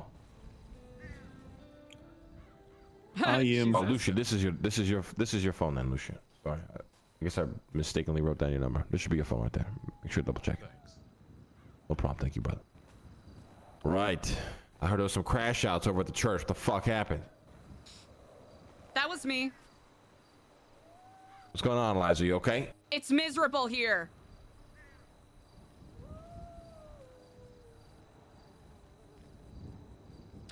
And I would have been delighted to have been able to say that to both the Regent and the Marduk directly. But seeing as how neither of you were present, I still decided to speak plainly. Well, I was busy going over the phones. What makes you say that?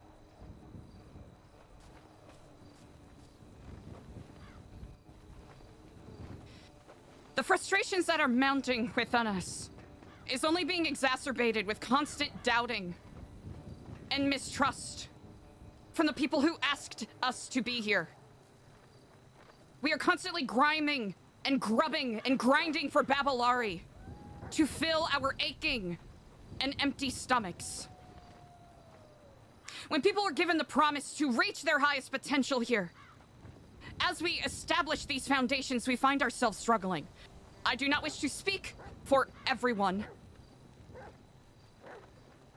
And I know that me speaking out of turn like this will likely mount some sort of punishment, which is acceptable, which is understandable.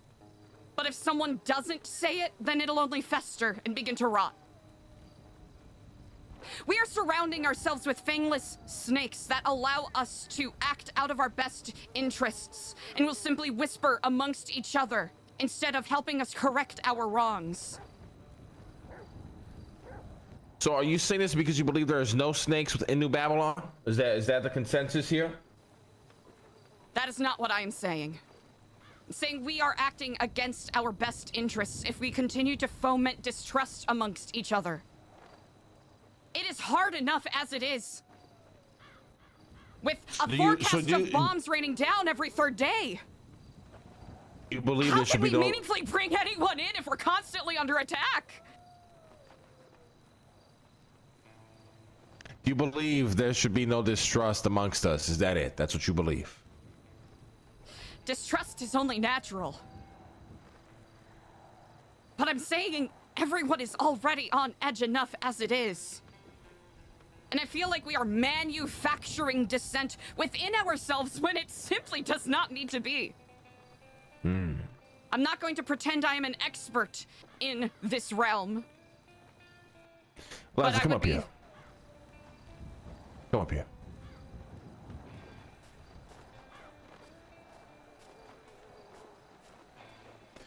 Go ahead and read this. Read this into the mic out loud. Come on. Yes, read that. Here you go. Make sure you're yelling. Go ahead and read it to the clearly into the microphone out loud. Feel free.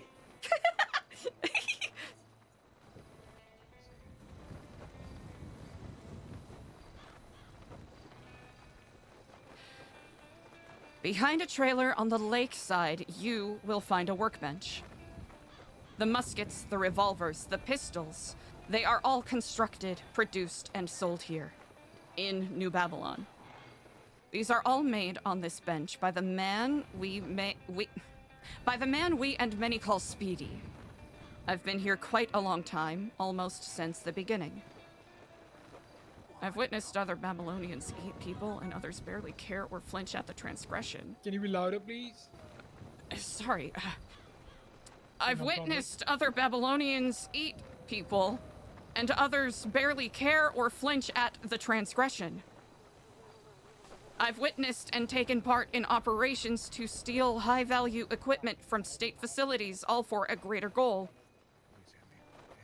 And the second page simply says, put an end to it. What? I have to be my head. Sorry, I know. It's okay. I got you. You never see it now. Well, well, well.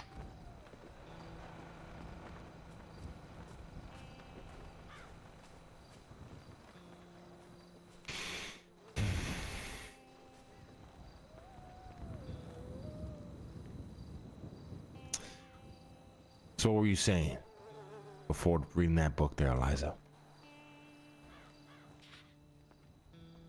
I The book agree with itself- Eliza The in book every itself aspect, is troubling. by the way. Sit down, Edgar. I wasn't speaking to you. I have said what I have said. Edgar on our side, what the fuck? What were you saying, Eliza? The book itself is very troubling. I did not know that such a thing had been lain. However, I do still stand by what I said. It is healthy to at least have a little bit of awareness about ourselves. I mean, it's simply the Moscow rules with what we are tending to here. And it does alarm me that such a book has been left. But if we do not have trust within each other, Or at least willing to extend a hand of deference in some way.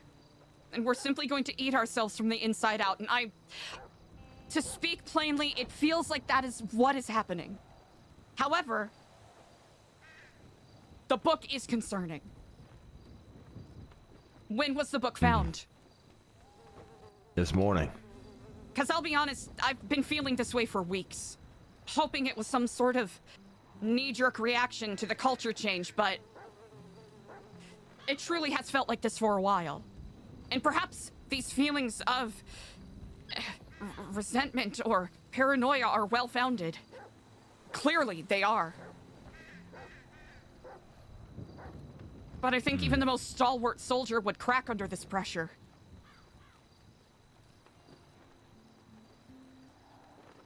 And You I hope can you do. leave. You're not forced to be here.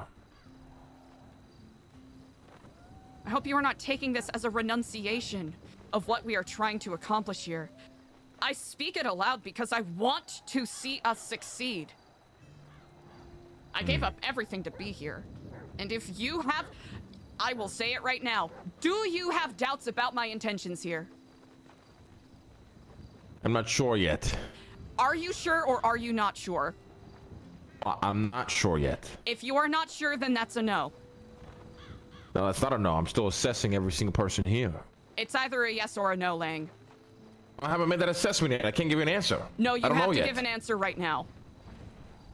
Based on the current information that I do have, I believe you are genuinely here. Do you believe that? Yes.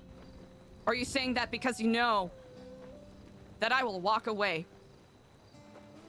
Because think if I that am not bothers even me? trusted by the people who asked me to be here, then what am I doing here? Sincerely, I was asked to be here. And I gave up everything to be here because of the promise of what this place offers. And if you do not trust or believe in what we are trying to do here, then what the fuck are we trying to accomplish? Now, I say that with fear shaking in my bones. Pause for a second. I heard a car. Who was that? Might be Benny and Elena, yeah. Wait, Benny and Elena were around. They just weren't here. They went on a contract because no one had their phones. They weren't aware that something was Throw happening. them in the shame pit. Continue, Eliza. Me critiquing this place is not a denunciation of this place. And if you know what? I will speak very plainly. If you or anyone else here doubts my intentions, then I will gracefully take my leave. Well, Eliza, it's like I said. Based on the current evidence and information that I do have, I do not doubt you, not even for a moment. That's it. Again, I said I'm not finished my assessment yet. Things you can develop, yeah. These are not comfortable things to bring up. And I've been hesitating to bring them up because I wasn't sure if it was me being an insane bitch complaining because I haven't had a burger in a while. To be perfectly plain. Well, to be fair, Eliza, I wish more people had balls like you. Yes. I sincerely do want to see this place succeed. And I am remiss that I did not bring up my concerns in a more palpable or tangible way earlier. And I take responsibility for that. I only say these things because I really do care. Well, you are heard. Your voice is heard.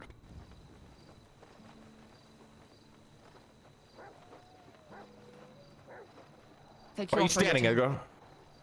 Because I am standing in support of what she is saying. Really? Are you really? You really want to? What you gonna choose? Really? Really? I am 100% in agreement with her. Mm, we are okay. falling into every trap that the enemy is putting. There is so much doubt among us. What are we doing here?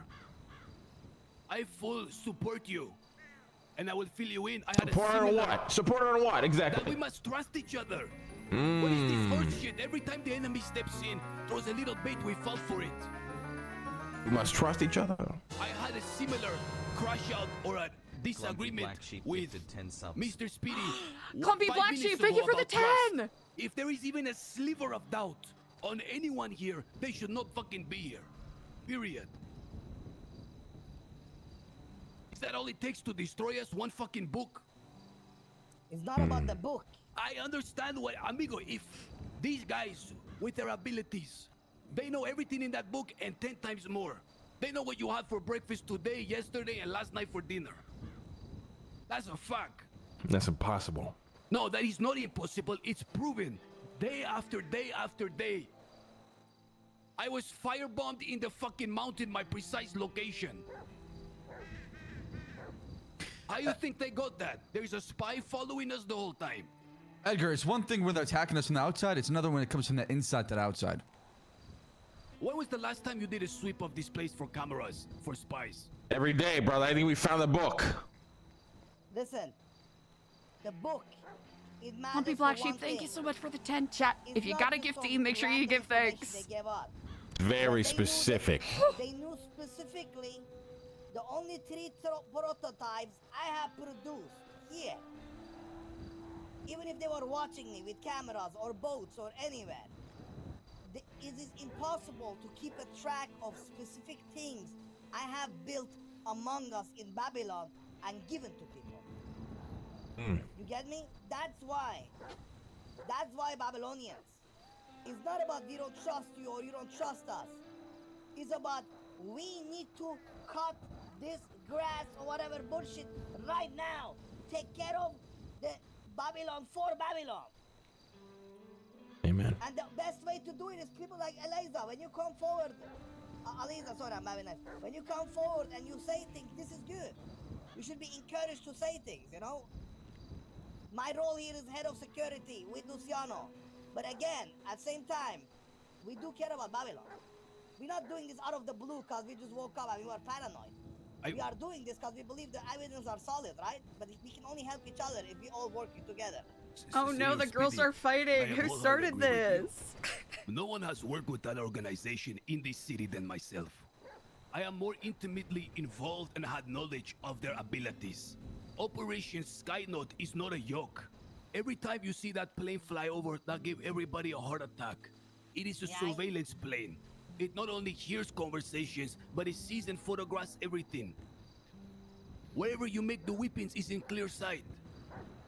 And with the dedication, with the commitment, and the amount of people working, what you saw in that book, although it is very troubling, should not be enough to throw us in disarray to this level.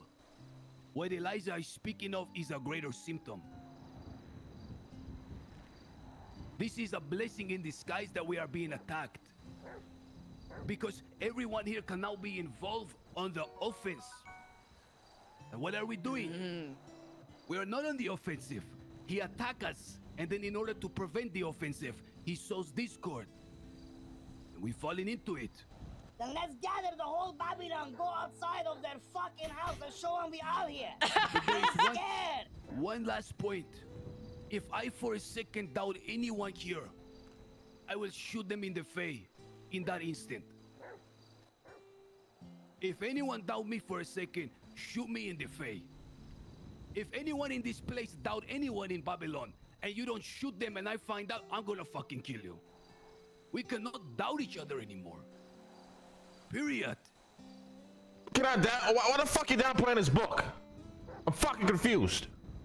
The book I'm not downplaying. I'm down every single fucking one of you. But the book. The fuck are you talking about? The book means we have to run a tighter ship, but not distrust each other.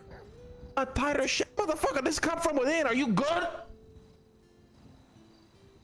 So what? So what? If it come from in, do we kill all the good ones here? Do we suspect everyone? It's a poison, Lang. It's poisoning the well. Oh, I'm gonna find the poison, buddy. I'm gonna find it.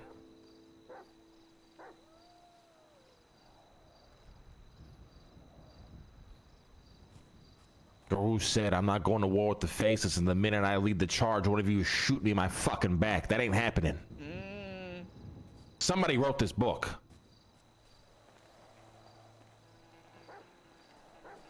We're gonna find out who.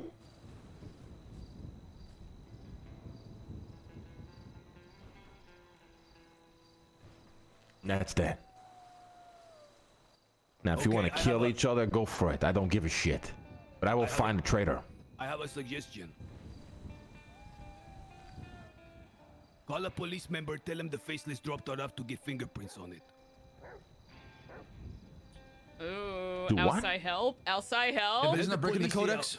Tell the policia that the evidence for the book, that book was dropped off by the faceless. Yeah. And to do an analyze of DNA on it. Edgar, we cannot do that. Why I'm not cannot going we to do that. Why We're using not? outside technology to aid us. Exactly. The codex you wrote, by the way. I cannot stand here and watch us tear each other apart any longer. I cannot watch one of our best members, Eliza, be ready to walk off. Best members? Oh. Any longer, motherfucker, you just got back. You have no idea what we dealt with the last week. The fuck are you talking about? I am saying what I feel and what I sees. You back in the first night, you take half this fucking New Babylon, stupid fox, and you go down to the faceless house to do what? This guy is watching us every day. He gonna watch us, we gonna watch them. He gonna make us afraid, I'm gonna make them afraid. Oh yeah, they're very afraid of what you did yesterday. Very afraid. There is 2 locations that we have scouted out. There should be every hour someone over here keeping watch to see who go in that house and who go out. And if anyone is afraid to do it, I will do it. I will risk my life. I'm just done standing around. Defense has gotten us nothing. Passivity has gotten nearly all of you killed. I came back from my journey and found you nearly dead. I found Speedy nearly dead. If all I can do is take a brick and throw it in his fucking window, I will do that. These guys can be beaten. There is a reason why they're putting these books. They're sowing discord because they're afraid. You make absolutely no sense. Allow me to prove it to you then. Prove what? In one breath you're saying, "Oh, I stand with Eliza. I don't want to tear each other apart." And another point, "Oh, I want to charge head first into the fucking faces so we can just get massacred and instantly fucking killed." Not massacred, but to do nothing. Sorry, I should not be laughing. I gotta lock the I fuck in. promise you, I will make headway. We can cripple these ones. So fast it will make you confused. Then why haven't you done it in the past? I have just joined Babylon. It is a fresh start. And when I was burned nearly to pieces, I thought it was a target only on Edgar. And I wish not to do anything because Edgar was less important than Babylon. I have been extremely passive so as not to disturb the harmony. But in my absence, 2 of our best were nearly killed. I ain't done standing around. Hold on. Why are you implying that because you left, people started dying? I'm confused here. What are you trying to say, buddy? I'm saying when I returned and I found Babylon in the state that it was, it roused me to action. I can stand by if I get hit. I can't stand by if my people get hit. I thought the attacks would end with me, but they have continued. Is that a bad thing? I just don't understand your angle here, like, at all. You're contradicting yourself. What I'm saying is very clear. And in time I will show you, very quickly.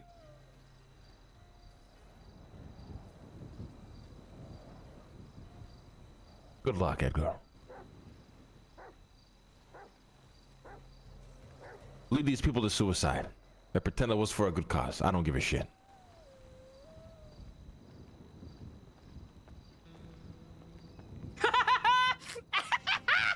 Andi. Oh, come on. Those who wish to be a part of what I have planned, come to me and I will tell you. Those who believe it is suicide, it is okay not to participate in this. That is all I have to say.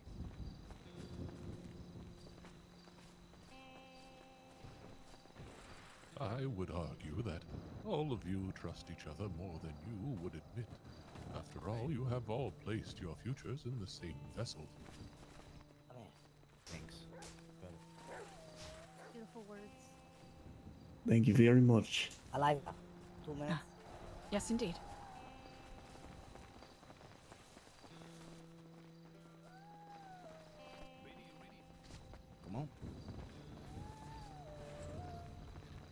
I think what you did there was great, and I want you to believe that. We didn't. I 100% agree with you. Right? We fucking cocked ourselves. The reality of the matter is, like, the bombs. That's why we're trying to figure out how to stop it. The book I got is very specific. The book we got, I guess I would say, is very specific. How would they know exact things I produce? Even if you watch me 24/7, I produce them random hours, random orders, but they knew the exact blueprints I got, the exact stuff I produce, right? So like, I don't know about like the other stuff. I don't know about Edgar and Lang, and that's between them. That's just, I think they're just bad communication. But from my end, we want the best for Babylon, and I want to keep recruiting, and we will kill these fucking faces with us. But I do agree with you. The jobs we have are fucking garbage, and I have talking with Sab about this. We're going to change them up. There is one plan. Okay, Eliza, I all the bless shit you. is garbage. I hope Marduk blesses you with all the blessings in history. You surpass everyone here combined, all of us included by 10 arm lengths. You're an example. Truly, I bow to you.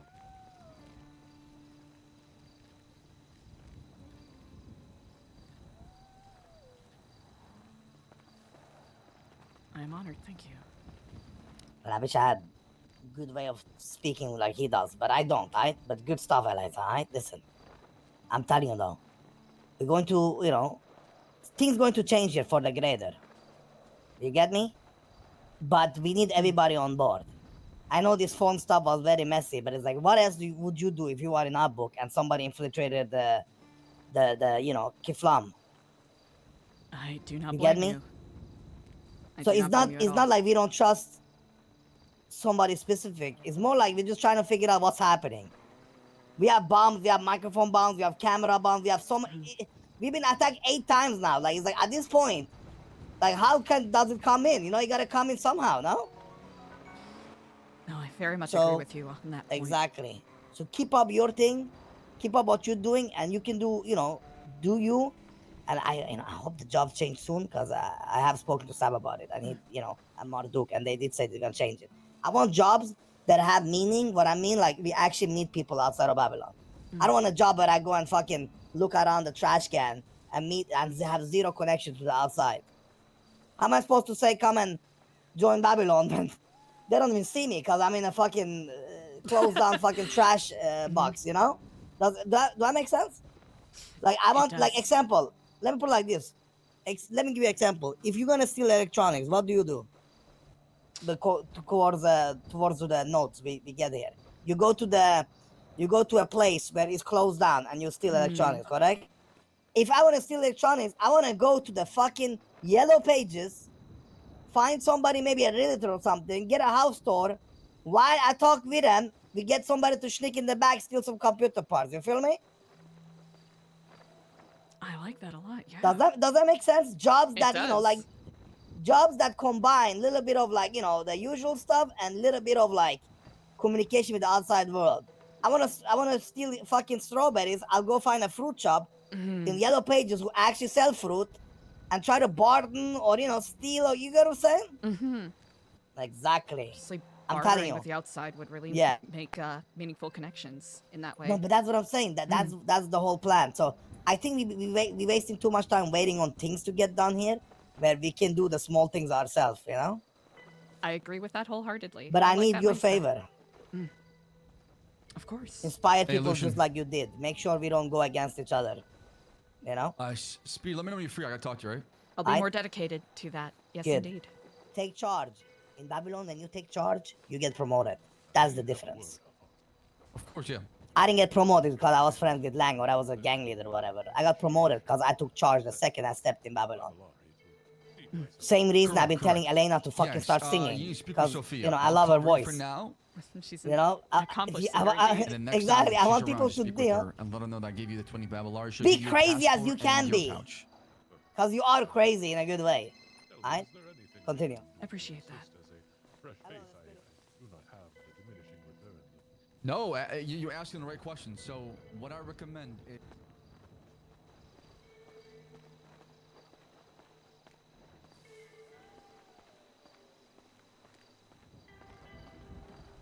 seemed like they all went this way, but I don't know where they are meeting. Because Eliza did want to kind of listen in on that.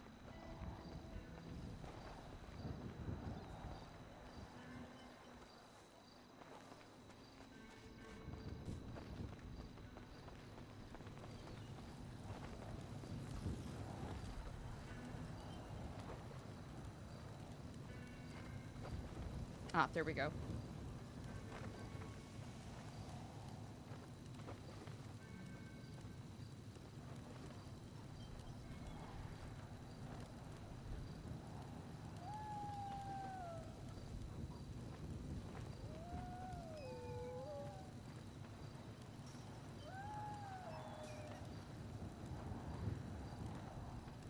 Ah, the Isle of Shamash. Indeed.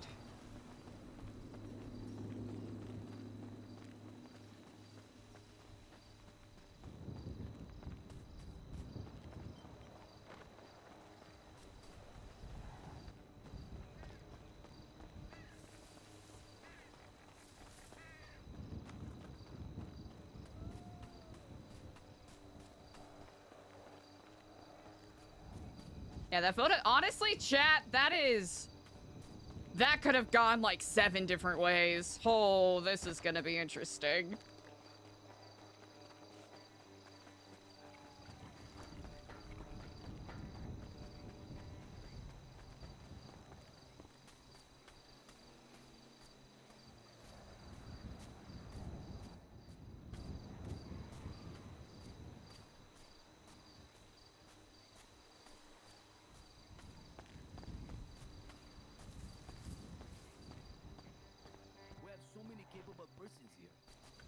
Waste time, amigo.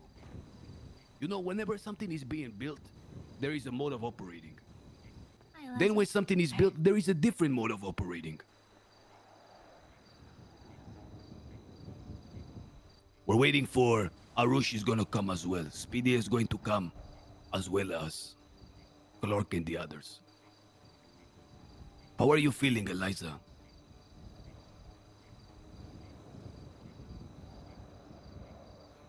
Somehow optimistic. Because action is a good medicine. There is a guy named Teddy Roosevelt. And after his wife died, he fell into a profound depression. So he went to what is called the Badlands and did some grueling cowboy work on the fields. Grueling He cowboy wrote work. about this extensively. And out of it came an expression that I never forgot. That no one is depressed in a marathon. When you're sprinting, when you're working, when you're panting, you don't have time to be sad. And that's what we're doing now. We're starting our marathon. I just pray that more people would step forward. The people that did step towards the militia, I'm pretty sure the only reason why they're not here is because there's now 2 different factions in their mind. There's the faction of this militia, wait to be called, wait for action, and then there's what's happening right now. That's what's in the air. There is an old saying, you know, war is won as much by cunning as by force. They say we weren't ready to do all of this. You'll never be ready against someone like that. Yeah. Period. Now, Arguably, we're the least ready because at one point there were class 2s and, you know, big jets. no and matter stuff. what weaponry you get, they will have more. I want to say something. There was a day where 2 helicopters came by and started raining missiles. We shot one of the helicopters down. Sure, it's right not over there. It's not. Yeah, it's here still. We took it out of the water and we brought it to our own land. But that's the thing that I don't think a lot of people understood, is that we keep saying we don't have the weapons. We're not ready. We are ready for at least. We're causing problems within their own organization. They're dropping off books here. They're coming here. They're trying to have people fight against each other. You're already in the war at that point. Exactly. All of that stuff is just a signal that they are fearful of what may come from us. Now, let's look at the faceless. Let's make a profile on him. The leader is a very vain person. It is one of the key characteristics of his personality. I have used that vanity, I have played with it, and it is what allowed me to go so far. Every time there is a task, every time there is an operation, he always, at the end of it, lauds his work, explains, and is always proud of how many steps ahead of they are. This means the man is full of pride. This is a weakness we can play against. There is a reason I went to his casa. There is a reason I scraped on the ground. It wasn't about breaking the windows. I put there, you're not safe here. I'm not attacking him to make him feel afraid. I'm hitting his vanity. Now that is for a greater purpose, I will tell you. That I will not reveal just yet. See Sebas. Come on, senor. Guys, see Senor Sebas. Daniel. Let's No, move Sebas is more not around. to the light as well, because we're in the dark. Now, Pinche dark over there. now. What does it mean? Come forward. We're talking about the plans against the faceless. When it comes to the enemy, this is the key point of the guy himself. The next point is, what is this strength? The boss himself never go out with a gun. He's not on the field. He has others do it for him. That is where the strength comes from. People like Edgar, people like Clark, people like Speedy, people like Shank, all of those. This is their strength. And how do they gain the loyalty of these people? It's not from love. It's from fear and toys. From fear and goodies. You take away the goodies, all of a sudden, those people are not as loyal to him. That is definitely something that can be played against. Number two, all of us that work for him, he always made an effort to make sure none of us ever got too close. He always saw discord amongst us, all the time. He always made me think that Luciano was scheming against me, that Misha wanted to fuck us over, etc., etc. The last job we did that went south, he had a giant dinner. And it was to be a last dinner for one person. And he had us in the table blame each other to find who the culprit was. This is his Very Last tactic. Supper. Exactly. To constantly sow discord. So now he has attacked us, he has bombed us. What is he doing? He's constantly trying to sow discord. I say whatever he does to us, we do it back to him. He is surveilling our house, making it feel unsafe. Okay, we will do the same. We have 2 points that we always have surveillance. We will watch you. You're gonna watch us, we watch you. Everyone that come in, everyone that go out. Will you don't making us feel safe? There's a lot of ways to make them feel unsafe. Just saying. And not necessarily doing it, but the threat of doing it. Because they have an enemy that's just as bad as Babylon, and that's the government. Never forget that. I'll have to say, it seems as though they are slowly but surely taking people under their thumb. I have it under good authority that both of the mayors are, if not under their direct control, at least in consort with them. Courtesy of everyone's favorite four-time incumbent, Nino Chavez. Bingo. But do you believe he is completely loyal? Completely loyal? Ah, I think look people above. are... Yeah.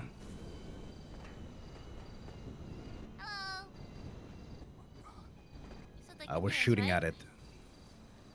We're shooting at it too right now, so prepare. Okay. I will say this plainly. Oh, please, go ahead. If it's, you know, Edgar, we've had this talk before that 80% of warfare is psychological warfare. I've mentioned that many a time. We need to not show fear. That is, especially if this man is as prideful as you say he is, he will thrive off of our scattering, our fear. And so, the more we act as if that plane is just a bird in the sky, the better off we will be. Or we take it a step further. We show them how afraid and scared and scattered and broken we are, how distressful. But there is an undercurrent of extreme trust that they are unaware of. To appear weak when you are actually strong. This is an old principle of the art of war. Now, Eliza, Another good point. you were to say something. Trust, by the way, is the most important commodity here. If it evaporates, forget the whole thing is a bust. Oh, sounds like they're making an announcement. Oh, What are they saying? If you see any strange activity, report it right away. good enough. How the fuck do you hear that? I have good ears. I will speak very plainly. I know that I'm not particularly skilled when it comes to anything involving martial or guerrilla tactics, but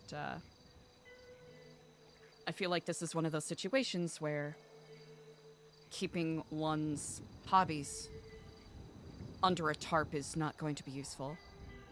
Edgar and Daniel, you both are aware. Elena and Benny, I'm about to answer a question that I skirted about 4 days ago.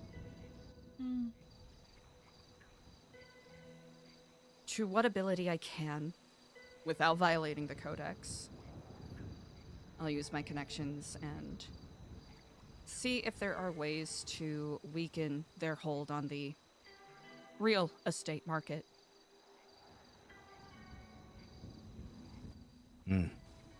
Go on. And see if I can dig a little deeper in that regard. There is also, like, now we start calling upon all our allies. All the people we once knew on the outside. Between yourself, between me, Benny, Elena, Daniel, Clark, Speedy, Luciano, all of these people. They might not be Babylonians, but we have such a wide berth of connections. Each one of these we can turn to our favor. We can have the entire city. We have so much here to offer everyone. Take, for example, I believe we start using propaganda as well. Would Frank Skinner and his partner Nora. be willing to publish articles under a nom de plume? I could speak to them about such. They are, to speak plainly, not huge fans of the Faceless and what they're doing, and have been actively investigating things adjacent to that.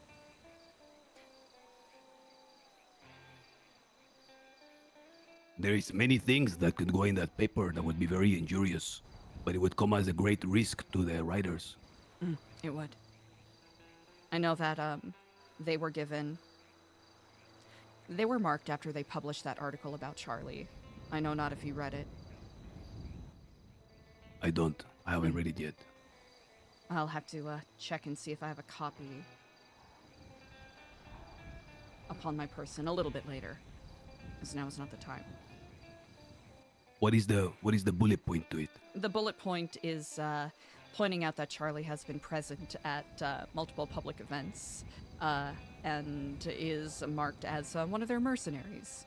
He's been seen at the Jetsam docks following the murder of a high-profile individual by name of Wyatt Jones.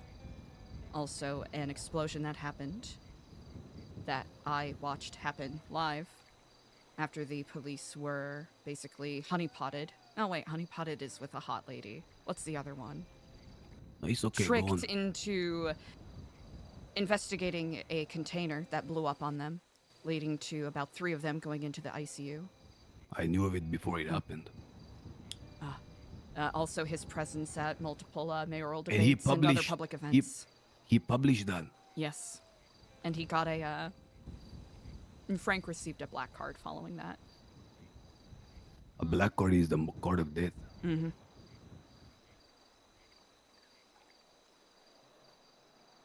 Haven't you had a couple of those, Edgar? Never a black one, but I do have a black one in my possession.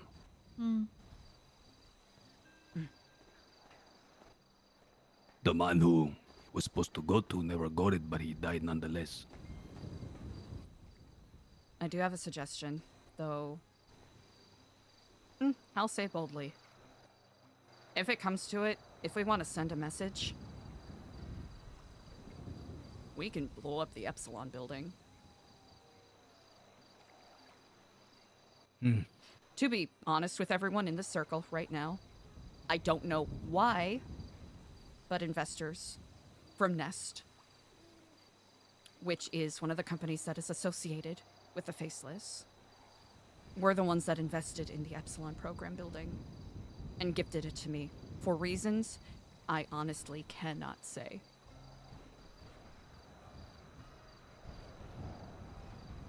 That is very interesting. I Blowing might- it up is an option, but keeping it is another. Oh, and I should note, it's not that I cannot say because I'm holding something back. I cannot say because I quite literally do not know. See. I might be super outdated here on this, right?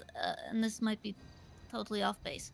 Because I remember when I was mayor, you know, I got the whole classified Marshall dossier on this guy and everything. And the big concern is that he's producing a aerosol toxin, which can be released via plane and will rain down and turn everyone into kind of mind controllable dummies. We can, you know, it'll turn everyone into soldiers that will obey every command.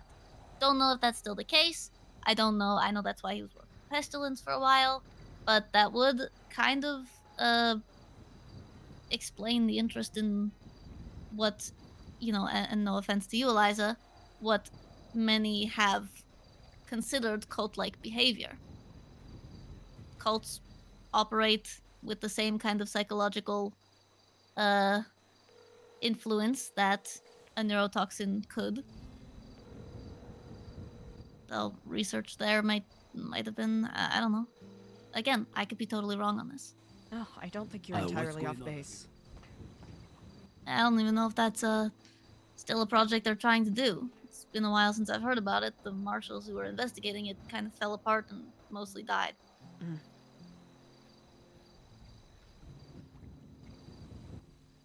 Fact of the matter is, I mean, to attack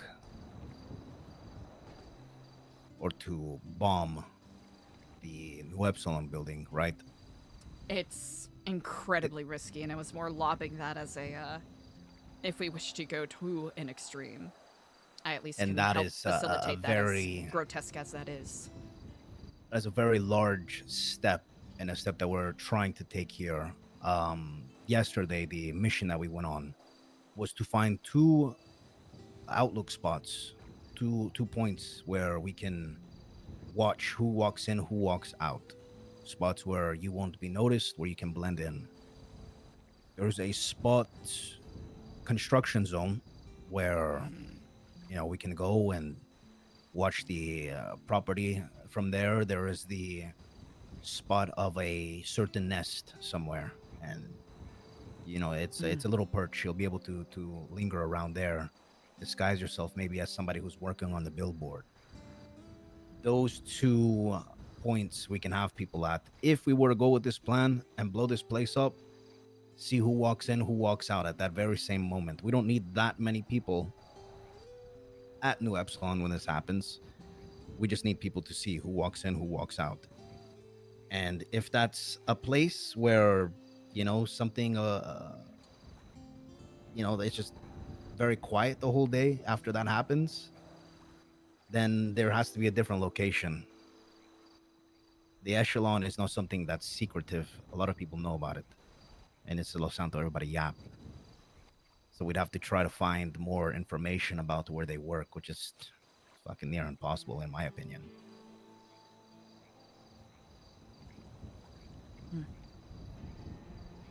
Who's on the that's probably security. I think another thing too here, mi gentes, is we need I full on believe we can cause some damage here. But we need all of Babylon. This can't just be a side job. This isn't a contract. This isn't we need more. And I'm not liking what's going down. There's a militia, and then there is whatever this is. I don't see why the militia is not here. Are they aware? I know Clark is aware. I know Edgar spoke out to everybody, but I don't know if any. I don't know if anybody's trying to reach out to Edgar. I want to. The militia leader should be here, but I think I when they believe mentioned the Luciano was militia, looking for Edgar. So it's the militia is soldiers, not necessarily planners, and so it's definitely important for the leaders of that to be here. But if we've got a militia that is willing to follow the orders of our war elders, then what we need is to have the war elders on board. War elders. Oh. Yeah, I mean, there should definitely be a talk about what's happening right now. And to be honest, mi gente, is when we go back over there, everybody will be looked at a certain way because we're talking on the island of Shamash when we should be talking about this with, hierarchy, more Babylonians. It almost feels like this is a separation, like we have severed ourselves. is Am that I the only one case? feeling that? No, because Edgar said, "Come find me if you want to help." But then again, I have to reiterate what somebody said, that there was a plan and it should be talked about. I don't know why they're not here, but then again, it's like Is that not who Edgar's talking to? I don't know who he's talking to.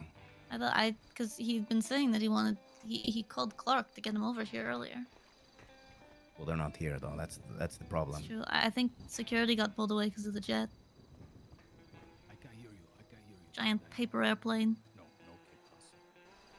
You need to grab the bull by the horns here. I'm waiting. They're coming. I'm waiting for them. Okay. See, they're showing a lot. Hey, thanks for the follow. Nate, I appreciate that. And for those of us who, for the Babylonians who are not planning to be directly involved, and for all of us after this is done, I'm gonna try to push Marduk on the whole project Fallout thing. He's waiting for him. I know, distinctly as the anointed propagandist, it will be partially my role to find ways to sway public opinion in a way. And I'll be perfectly honest, it's a project I've been working on for a couple months. Point blank, if you've seen graffiti about the faceless. Ah. You What knew is more the- than you were letting on when we talked about this last, didn't you, Eliza? Are Luciano and We're waiting for Luciano and Clark. I got off the phone. They said they call me, so I don't want to go over everything and I have to go over it again. If that makes sense. Jeff, you drank it something? Oh, no, sorry. I was gonna say, you got enough beer to share with the class. It sounds like you're drinking a beer. Oh, it's not beer. Oh, I know what that is.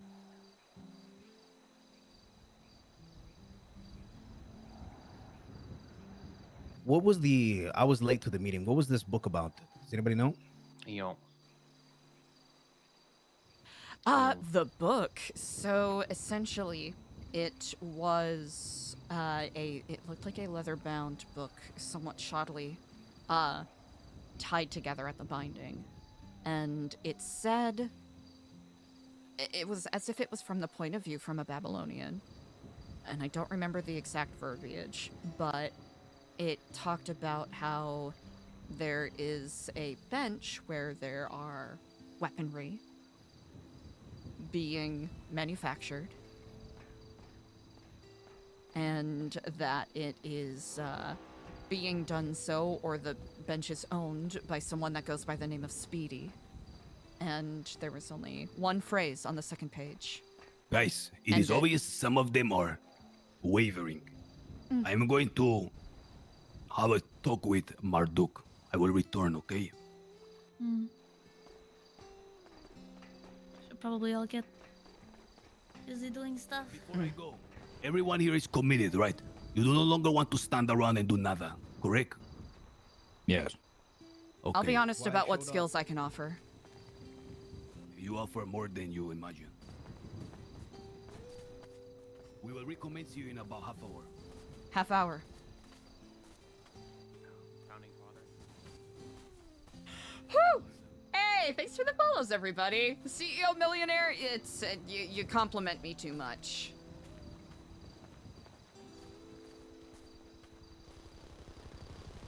Uh-oh. Get down!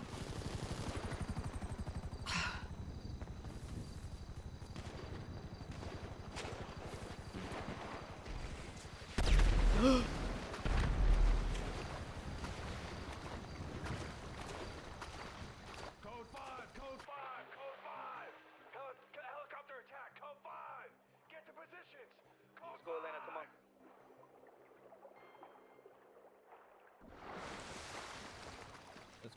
Let's go. Come on. I'm gonna be at Chrome, okay? Go get in your position. Is anybody hurt? No, Edgar's still over there, I think. Come on. Get to Edgar your and positions Jeff. now. Yep. Go. On my way. Come on, let's go.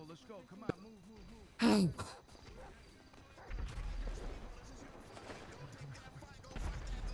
God damn it.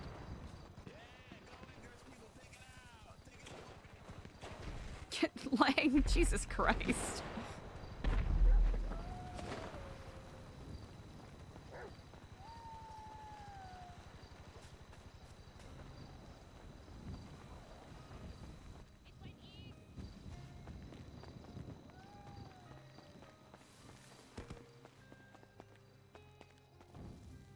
Hey, Jesus. Oh, hello there, Eliza. How It's are bad you? out there. Yes, There's helicopters. Yes, I was out there. I was looking at the contracts, and then I heard the bombs. This is insane, Jesus. I'm so sorry. Oh no, it's quite all right. You know, it happens. It happens. You know, people see a thriving new community, and and they want to just try to tear it down. This is true. I think what you said before was very important and critical. It was very, very highly spoken. I admire that. I admire your confidence. It was very good. I appreciate it. People need a very strong voice.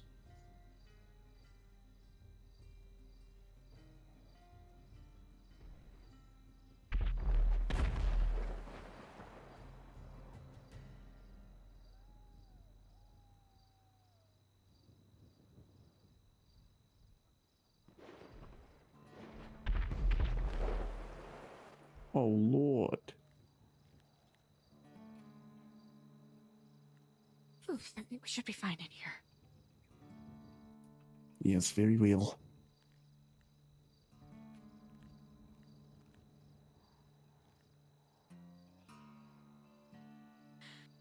Ooh, okay, everything's gonna be...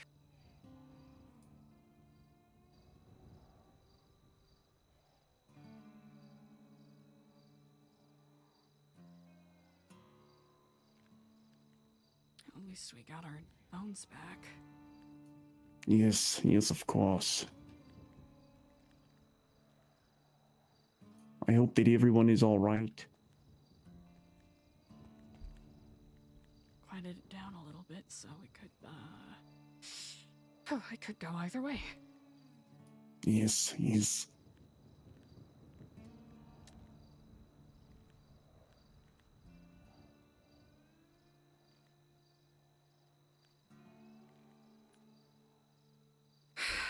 Jesus, I'm really sorry. If I knew this was going to be happening. Oh, no, you must not apologize. It is quite all right. This is what we would call a test. It's a test.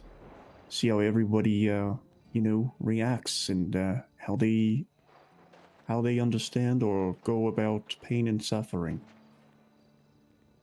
This is very true. This is crazy!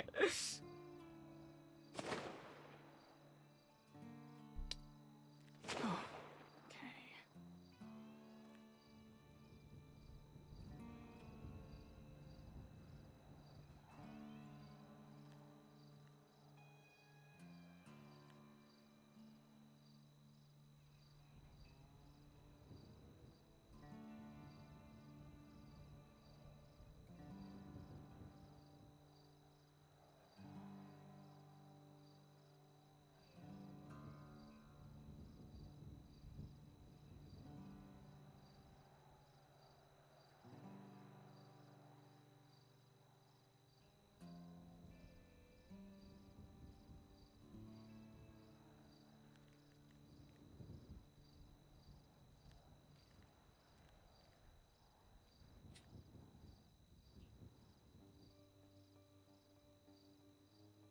as everyone's okay, that's all that matters. Of course, yes. We will ensure the safety of everybody. I promise that.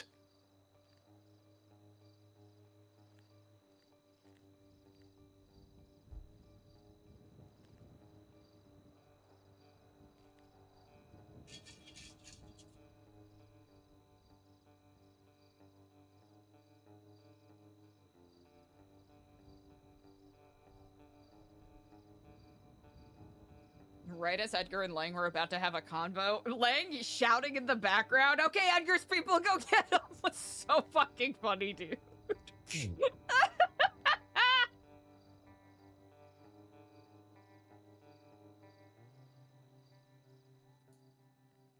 I'm gonna go check on the other side, make sure there's nothing coming our way, alright? Good call. Of course.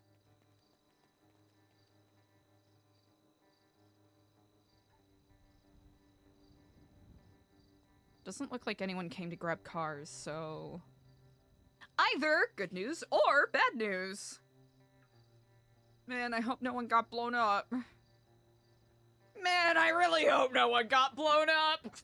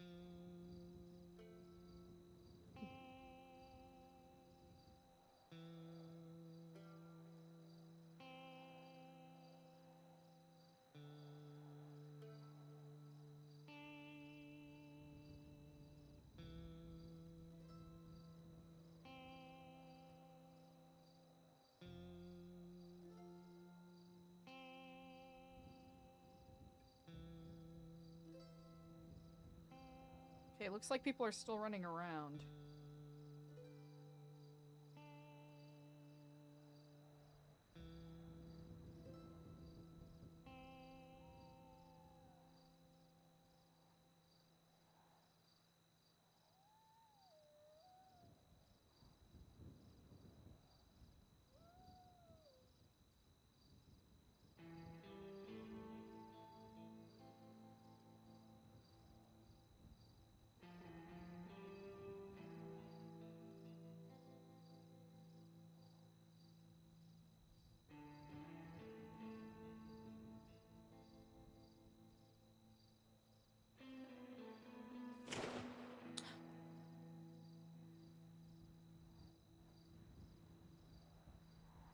Kind of seemed like most of the action was going on over there, so well.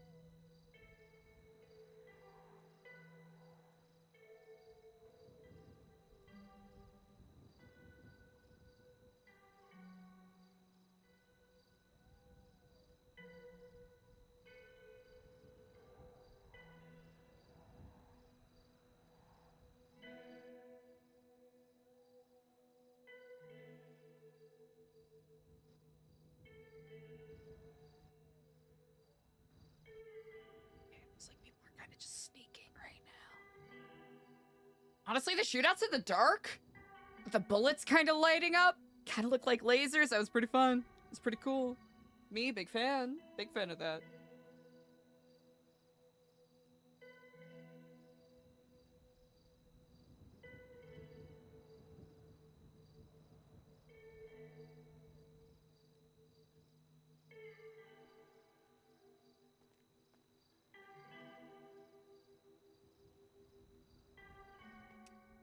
How's it looking out there?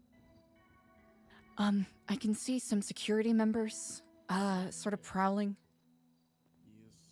Yes. How long have you been in here? Ah. Oh, well, once the first set of bombings started coming down. I see.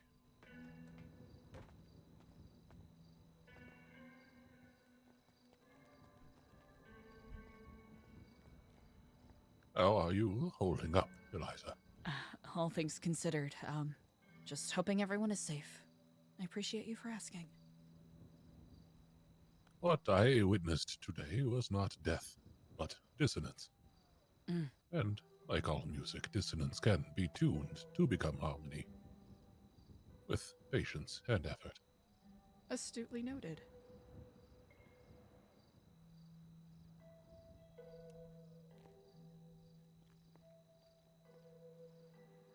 Sorry that you, joined us at such a dissonant time, but, sometimes a good jazz band has to clash a little bit to find its footing. Do not apologize. I find these moments to be the most eye-opening. Mm. In what way? These little calamities, the residue between what everyone else sees. These are the true makings of a culture.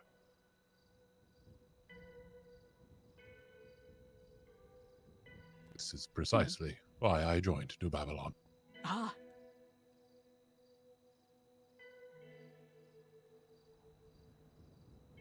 I must commend you for your outlook. I am an old man. You witness these things and they come and go. Suppose the, wisdom comes with trials, as they say. Precisely.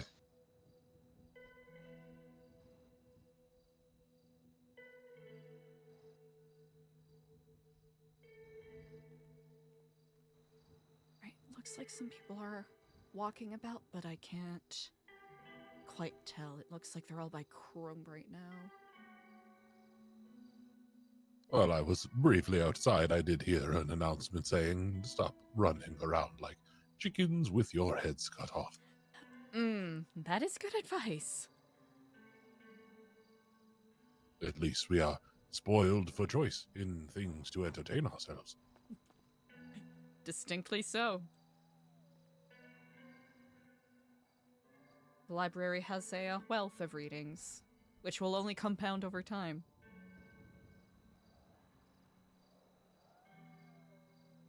I must admit, I am remiss to give up my keys that I have come across. I intend to create totems of sorts. I find that New Babylonians appear to be quite superstitious, and perhaps This is such very true. totems could assist them in overcoming their superstitions, or at least sate them with counteractive ones.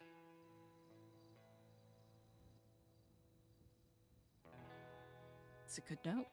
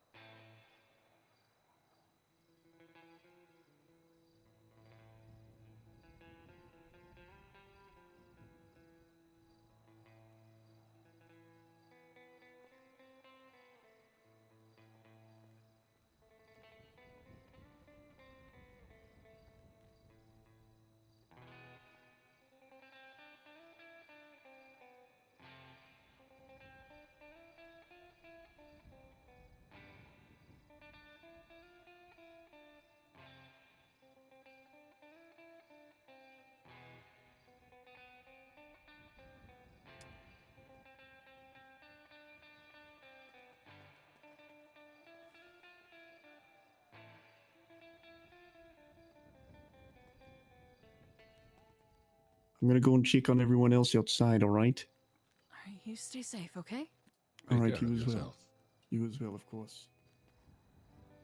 Looks like Though some I'm people are sure. freely walking around at the moment, but I suppose he would be the best person to send. My back, Rising come on. again is his Edgar. speciality. Eliza, this is a dream come true. Come forward, take as many photographs as you can of the island. We're going to spin this to our advantage, okay? We are clearly the #1 enemy of the Faceless. That means we're doing some good in the world. I want you to take as much photos of this as possible. Call the reporters, tell them to take pictures from a distance. We need to publish this in the paper. Actually, don't call the reporters. We will prepare what we're going to say first. We need to have pictures of this in every angle, okay? okay. Everything they do to us from now on, we turn to an advantage. We play Aikido with them. Aikido and Judo, okay? I'm on the island, gonna snap as many pictures as possible with Daniel now. All right. Pass. Pass. It seems as though the way is clear at the moment. Excellent.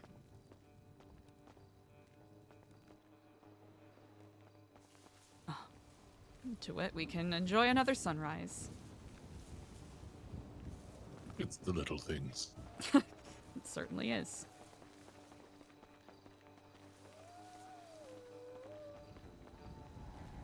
I'm going to check in on a couple people.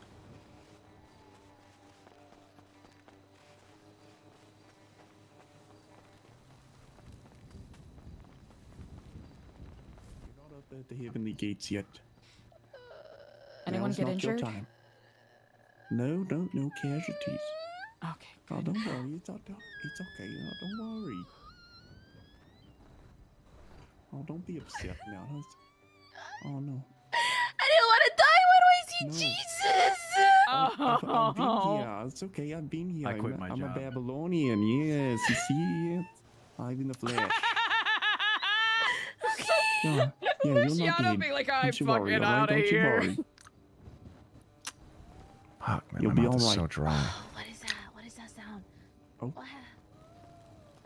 Do you have any holy water, sir? My mouth is so dry. Please, Oh no. please save me. Well, For I've sinned. Oh. Thank you. Oh, thank you. Thank you, Father. Of course. Where it's my job to protect this city. hey, I hear another helicopter. Heli.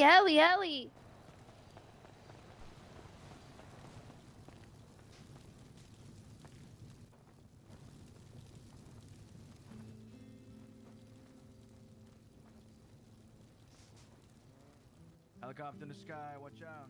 Helicopter in the sky. Back to your fucking positions. Quit being fucking curious. Back to your fucking positions. It's a copter in the fucking sky. Jesus Christ. It's impossible to fucking hurt you motherfuckers. This is my official resignation. Thank you. Defend yourselves.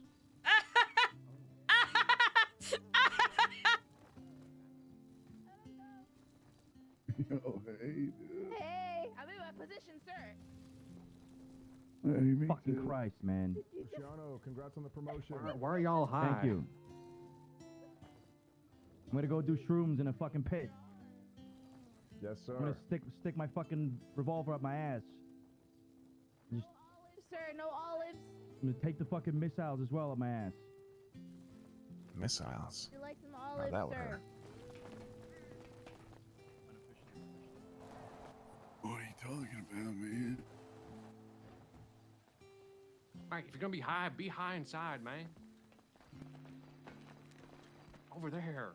Eliza, what was that announcement just now? In the restaurant. I heard about Luciano resigning and there a helicopter being in the sky, so I suppose I'll make my way back to the library. Okay. I suppose I was it's mistaken Air in hearing One, that there wasn't so I all don't think clear. It's Air Oh, it was Air One? Okay. Yes, so we're not under attack, and I was kind of far out, so I didn't hear what Luciano said. Yeah, are people high right now? Yes, people are tripping balls. That was in the shame pit. Skipper, Queenie, and Barrick so far. So, Okay. Yeah, keep an eye out. I'm gonna keep scouting around. Okay. Yeah. Yes. Anything? I was gonna ask what I can do to be helpful, because honestly, I'm just cooped up in the library, just waiting to hear something. You see Skipper right now, like right there. Yeah, I do. Yeah. Just kind of keep an eye on people like that. I'm still gonna gather Okay. information. All right.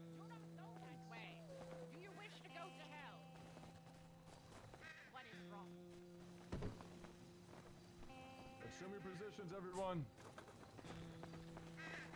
Well done so far.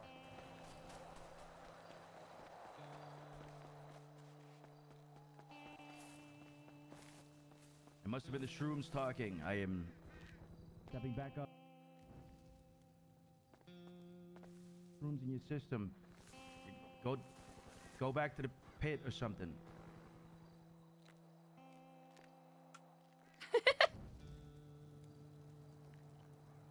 Yeah, we can't hear anything.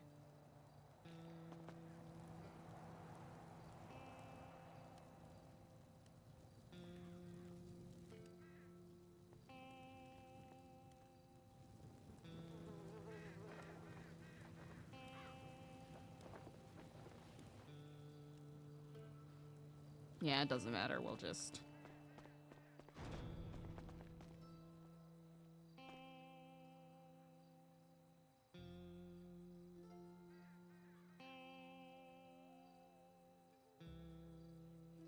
We could go in the admin building, but...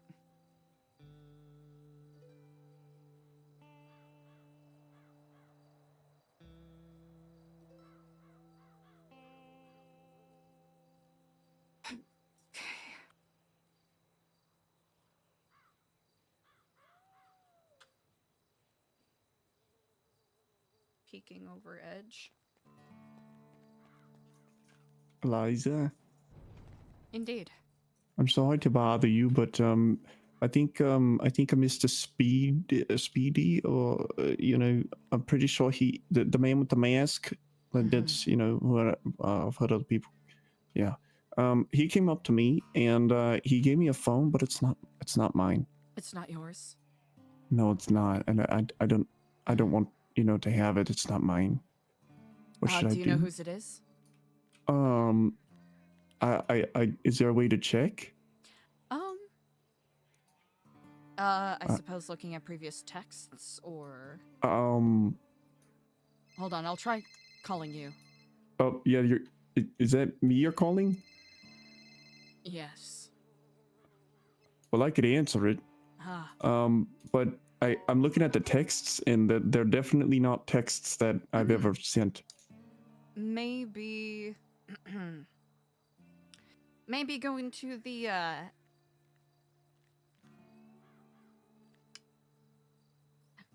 think onto the clouds and do a little, I did do that, and after I did that, and now I'm seeing, like, texts from people that I've never even texted, like Alice Ullman, Edgar. Oh. Should I take a nap? Try taking a nap. That might help. Okay. And All right. if that I'll doesn't take help, it. well, then we have some sleuthing to do, don't we? Yes, for sure. All right. Very well. I'll be back. Thanks for the follow. What's up? Ooh. Chat! What a fucked up day. What a fucked up day.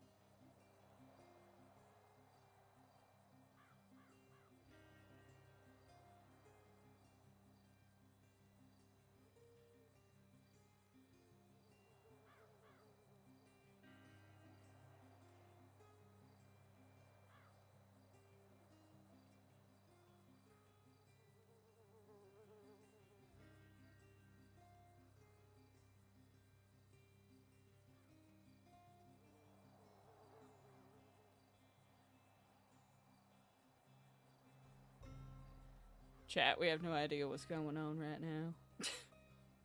Don't got a fucking clue. We're just standing here staring out a window. Okay, people are running around with guns. Fun.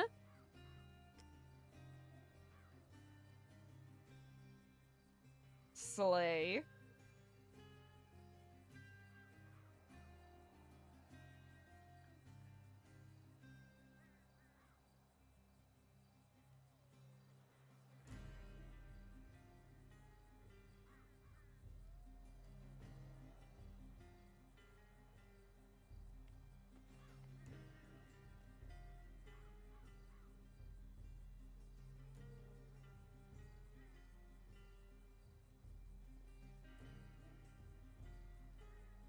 Hello, who's in here?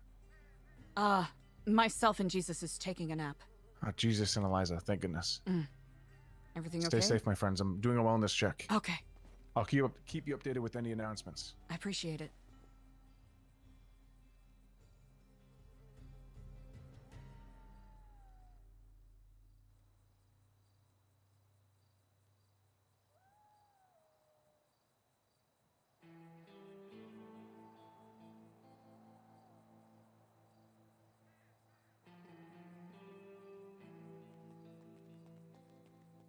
Okay, yeah, this is definitely not my phone. Definitely not. Yeah. What are the final 4 numbers?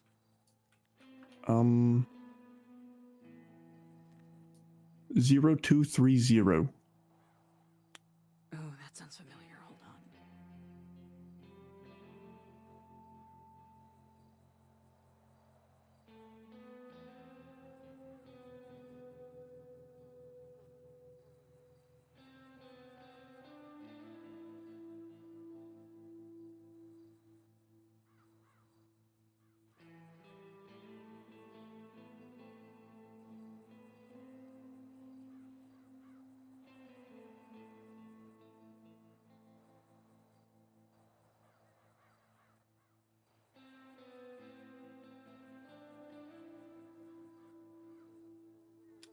It's Barrick's phone. Oh. Barrick Johnson. 900-0230. Yes, that's That's it. his. Oh, very well. Okay. I'll go try to find him and give it to him. Good call. All right, very well.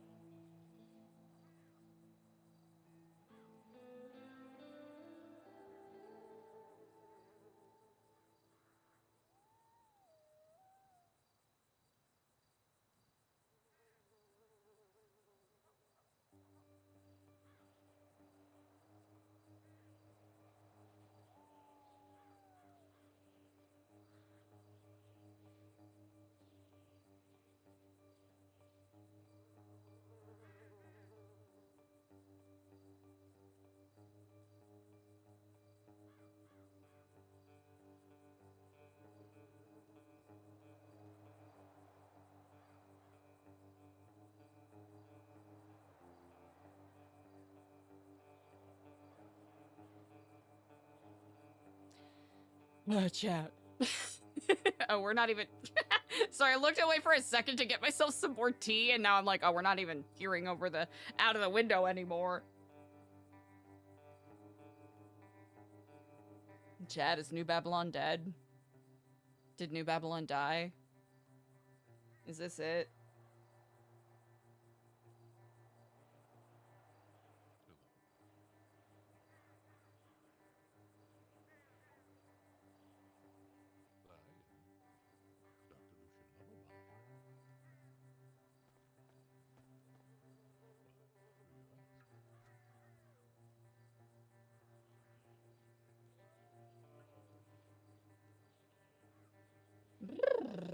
Oh, chat. What a sticky situation.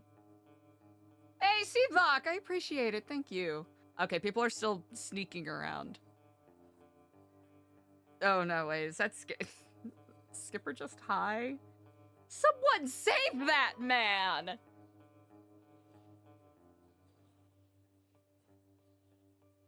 Veritas Sue, thank you for the follow. I don't know why the audio didn't play, but thank you for the follow nonetheless.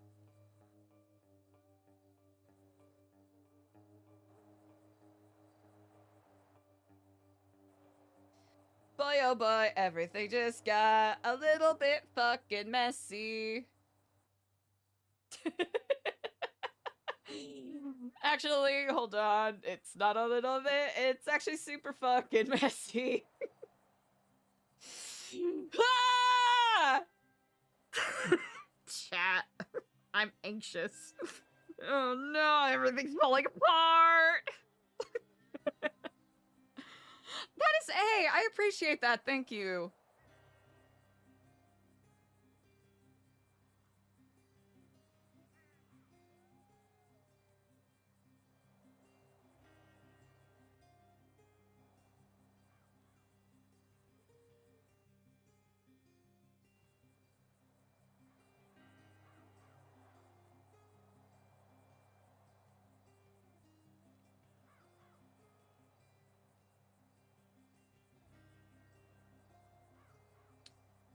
Alright, we're kind of just chilling here, waiting to hear about what may or may not be happening.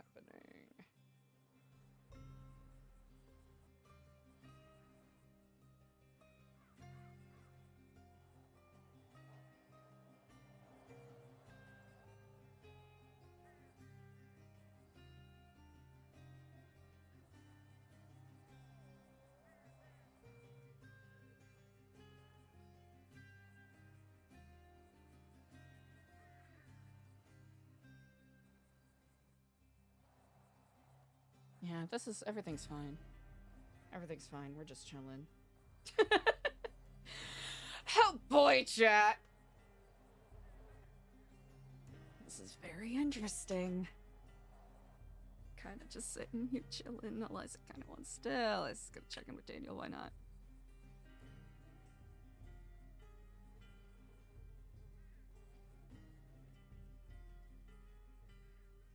Yes. Are you okay? Yeah, I'm good. Oh, okay. Staying vigilant. Okay. Alright, I'll let you go. You all right? Yeah, I'm in the library. What are you up to? I don't know, it kind of seems like people are walking around now, but I'm scared to go outside because I don't want to... I think it's safe. I think it's safe. You know, people are walking around. Okay, good to know. You're good. You're good. Okay. Yes. Okay, alright. I'm Oh just yeah, glad that yeah. you're The library. The library, yes, I just came out. I'm safe. I'm safe. I got a gun now. I'm safe. Okay. I imagine that you are, keeping watch. I will leave you to it. Never mind. I'm keeping watch, all right. I'm keeping watch of you. So rest assured. I want you to make sure that you're safe. That's more Listen, important. I'm the one with a gun here, okay?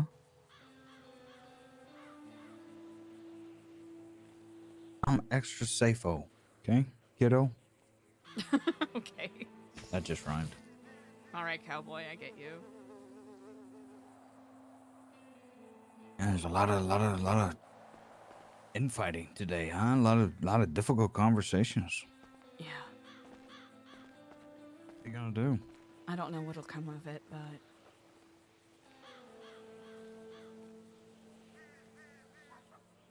I hope some good. He's gonna want to do something. Edgar? But the Marduk isn't. Which is surprising because Marduk has been talking about taking action and making a militia. Maybe it's simply different approaches, or maybe people are being antithetical for the sake of being antithetical. I get the idea that maybe Marduk was a man that, you know, only makes a move when he's at a certain position.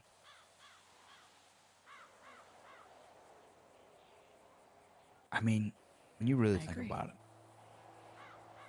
before everybody gave up what they gave up to join here, I mean, was anybody equipped to deal with something like this even before we were stripped to the bare minimum?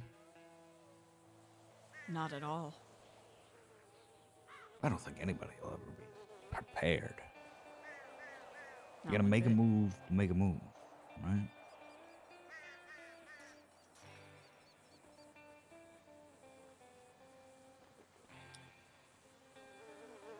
I don't know. I think I might have said too much, maybe. Also, I don't think I said enough sooner. No, you said what you said. You said, you know, you'll help where you can help. No, I mean before that.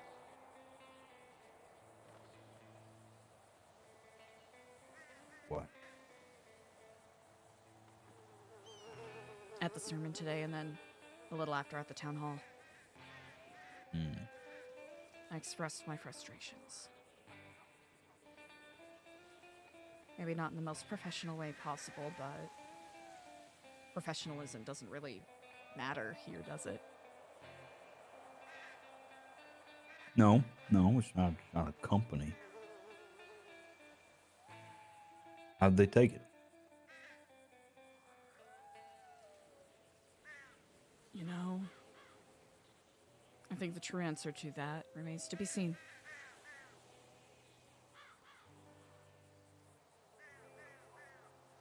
Well, if one thing, you're a woman of your word. You stick by it, and you're not a bullshitter. You know, sometimes you gotta hear the tough bits, you know? Are we still in lockdown? No, I think we're good. Well, high alert, Here's but such. I see. I see.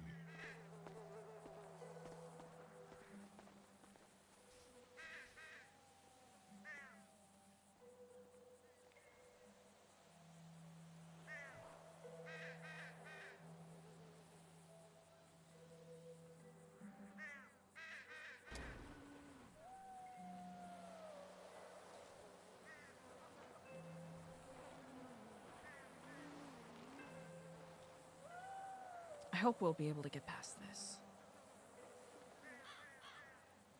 If not, then I presume it's simply not meant to be.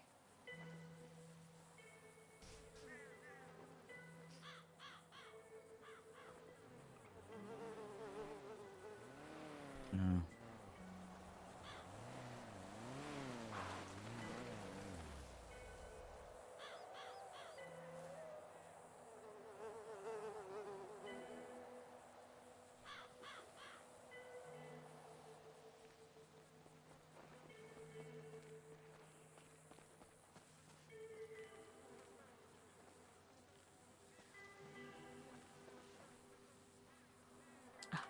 Getting a call from Edgar. Edgar, Where are you? I just came back. I do believe we are right across from each I'm other. sorry if I Okay, beautiful. disappointed anybody today. Okay. I Do we didn't have all mean the to. photographs? I was not able hope to get everybody is photographs. I okay. was just giving clearance to leave the library again. I got one. Okay, I'm gonna make an announcement. We're gonna collect all these photographs, and we're gonna work on what narrative we're gonna push in the city. I'm glad you bring that up because I was going to bring up media training for people at some point this week, which we need desperately. Perfect. I'm gonna call the people with the picture first. I'm going to check on Queenie real quick.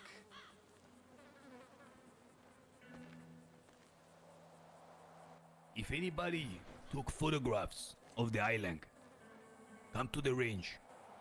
If anyone took photographs of the island, come to the range.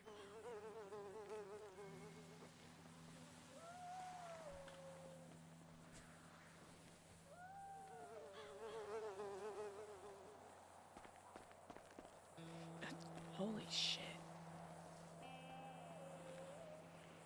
Is that Sab's doing? Man, dude's a machine. You want me to give it to her? Send it to her. Eliza, Okay. Yes. these people are gonna send you the pictures. Ah, perfect.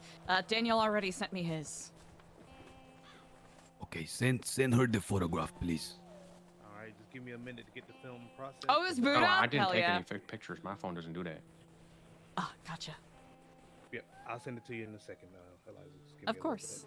I'm gonna see if the island's still on fire, okay? I'm gonna see if I can snap some. bit. All It right. absolutely is. Just give the photos to Eliza, guys, okay? It's Gotcha, really gotcha. important. All right. Yeah. Give me a few minutes while I. No worries. I'm going to check on Queenie really quick. All right.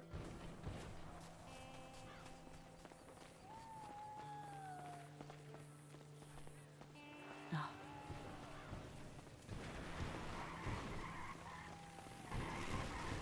Eliza, I have a Are picture. you alright? Oh, thank you. I have to make it picturable though. Ah, of course. Take your time. How are you holding up? I'm holding up. It's a heavy question, I suppose. To be honest, I was kind of. I'm kind of weirdly fine. Same. Let me find your number. I'm gonna check on Queenie real quick. Yeah, that's smart. Hey, Queenie. Yeah. You want to talk about it? No, I'm okay. I just Okay. need to. Yeah. I need a I little shouldn't bit of have gone. space? Yes, please.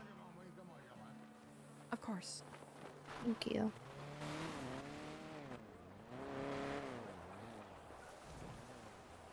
Make it reindeer. I don't even know where to start.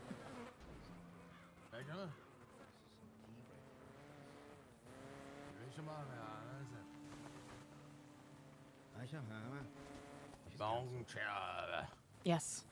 Did you get the photos? Yes, so far, Daniel and Elena have sent me photos. I believe AC is in the process. Are any of them good? Daniel's is pretty solid. Elena's, I'm looking I'm at good. presently. I'm gonna go towards the island and I'm gonna take more photos. Okay? Elena's is also pretty good. They're from similar angles, I will say. What angle is missing? Let's see. They've mostly been from the northwest side. It's so foggy now, I can't get a good picture. I believe when the fog abates, if the fire is still on, we'll take some more. An official Okay. therapist. I would like Should to talk anyone need a the message that needs to be put out. lean on, Let me know when you're ready. I am available. Let's see. If we're able to get a good picture from the south side of it, that would give a good additional angle. I'm on the south side. Oh my god, this is incredible. Oh, wow. Beautiful, okay. Okay, I will, shall we meet in the library? Yes, yes, we shall. Okay, perfect. I will, Bye. would you like me to make an announcement for Intrigued Minds? For what? For Intrigued Minds, those who are interested. Sure, why not? If you Do not prefer reveal that. too... Oh, it's okay, do it. It's about time people get involved, have purpose. All right, I If will. they so wish it. The Indeed. thing is, look, let me talk to you first in private. All right, then I shall. Okay, bye. Not state Yeah, anything. hold off on the announcement. I will meet Bye. you there.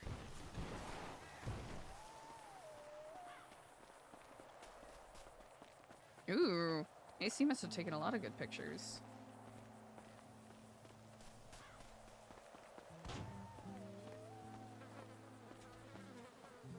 Okay, Spice.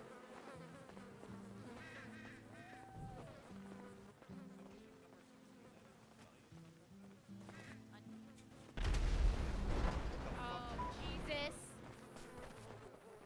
Oh, no, I'm staying here. What the fuck was that? That was a helicopter, right? It just fucking kamikaze? Am I tripping? I don't know. Oh. Red Keep. Hey, is that Skipper? Oh shit. Guys, I don't think they're here. let's get in Ratatouille, please. Yeah. What's up? What happened? Hey, we gotta get in positions. Skip? There's explosions Can you happening go at the inside Red the Keep. restaurant, please? At the where? Red Keep. There's explosions happening, so we're. All right.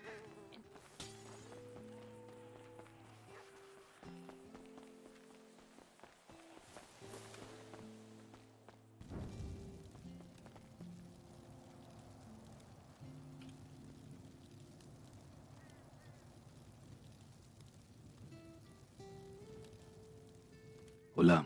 As a heads up, a couple of explosions went off at the Red Keep. Just to Ah, pass that was along. at the keep, okay. Yes. I'm watching at the front. I think all security is gone to bed. Okay, allow me to secure the security. I come to the library. Of course. Take your time. Try to see in the meantime if a card for the library is needed to just be in there. That is not the case. No, you can just be in the library without a card. Okay, perfect. All right, I'll let you go. This music seems too sleepy. Oh shit, these are good pictures.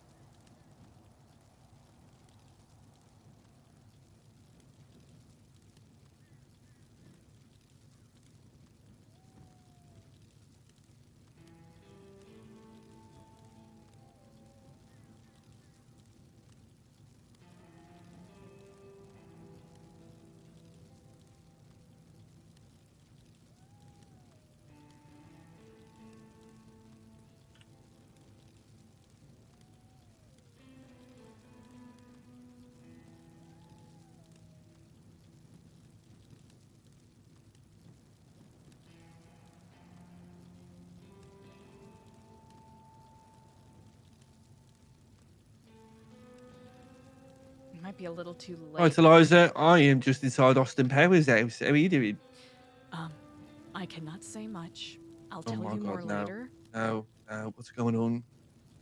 If you wanted to pass by Stab City and take a look at one of the subjects of an upcoming article, feel free to take a look at that and I'll give you more context later. Okay. Be careful. Slay.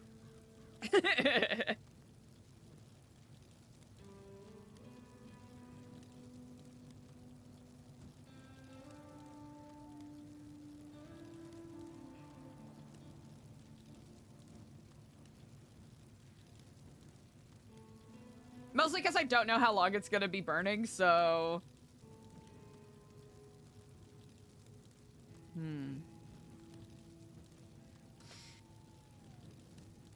Oh, man.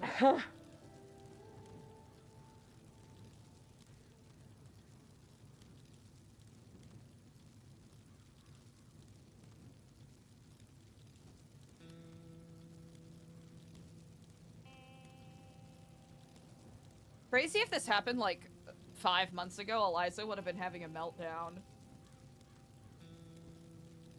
I am certain.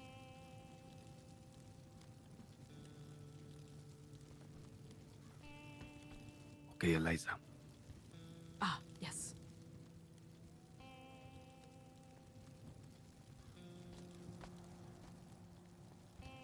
AC sent me a lot of good photographs. I have him on photograph duty. Every time a photo is taken, I want it to be sent. I want to tell you the narrative that I want pushed.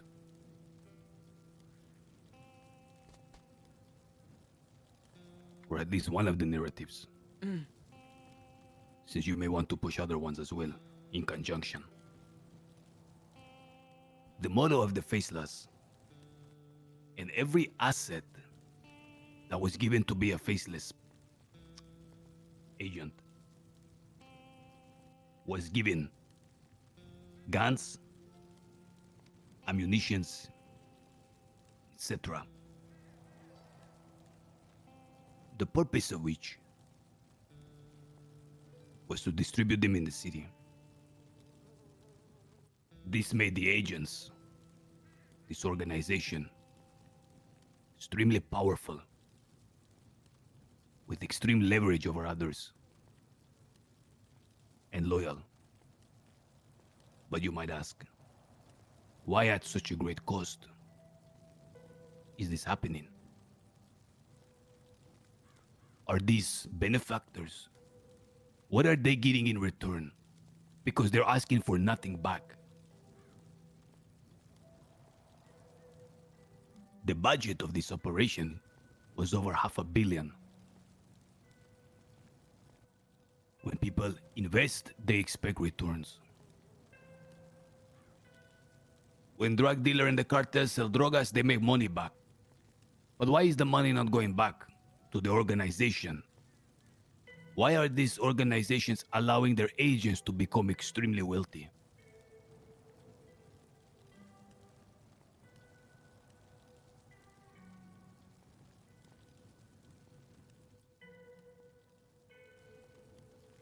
Are you following so far? The return on investment is this: to sow discord and to cause chaos. This is their objective. The agents, in causing chaos and the state that the city devolves to, is the objective. This is very important because it reveals the playbook and the ethos. Now, anything that stands against the disruption of this conveyor belt of chaos is seen as a threat. Babylon has been repeatedly struck over and over. This means that they are defying the objectives of the Faceless. If the objective of the Faceless is to cause complete chaos in the city, us being attacked means that we are in contrast to those goals. We stand as something to bring order and whatever the opposite of chaos is. That is why we are repeatedly attacked over and over and over.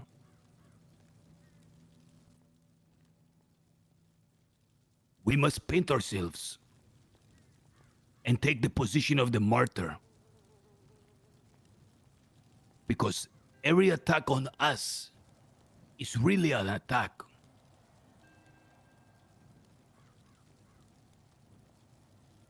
on the principles that oppose the Faceless. Hitherto, I don't think the outsiders know that 2 blueprints were burnt here in Babylon. This is such a grand testament to what we stand for. When I burnt my blueprint, it was the only means of automatic weaponry in the city. I gave it up. This threw them into a ferocious rage that someone would turn that down. Do we publish this in the papers?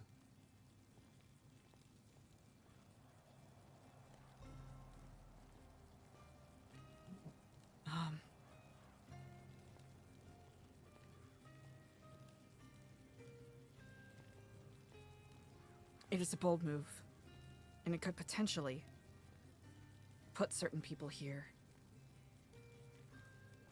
at more risk, but then again, imagine they're already at risk. The time for risk is here.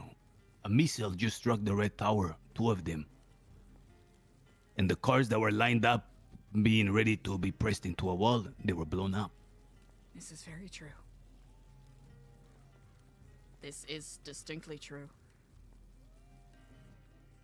Can we push the narrative that we are the Faceless #1 target? I think we could easily do such. Can we also in that list the objectives of the Faceless through our propaganda? I think Meaning we to could easily cause do that. chaos and disorder.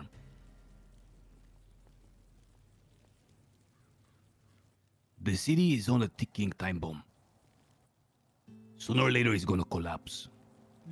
Many are unaware, but the budget cannot cover the debt that the government of Los Santos owes The investors. the investors. Soon the investors will call upon their loans to be paid back, and this society will default on that loan. When it does, all the collateral is turned over. The collateral being the entire city.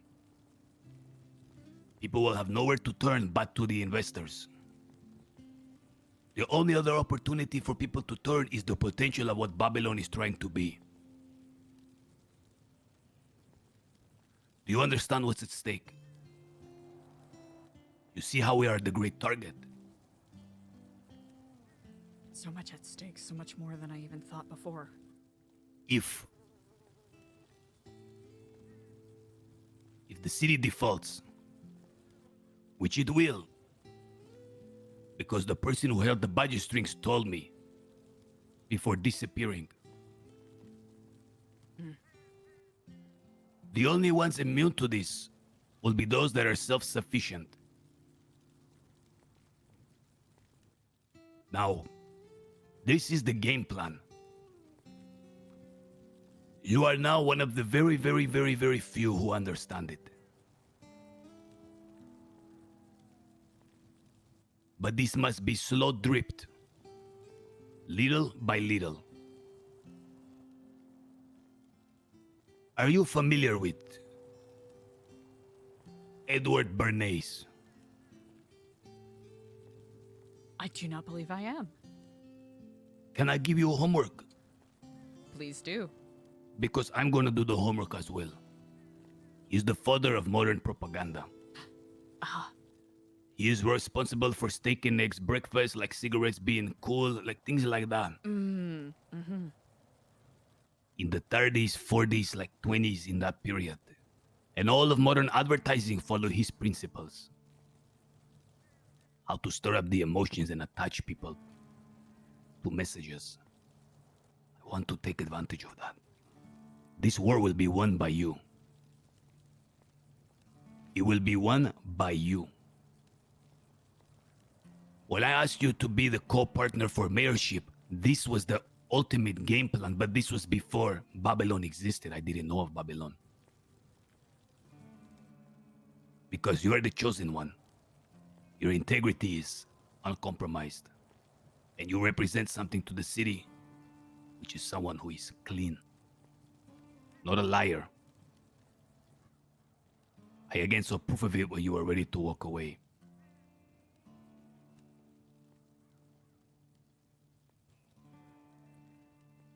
Now, I asked you for advice here. Do we use Frank and Nora for this? I can say yes confidently.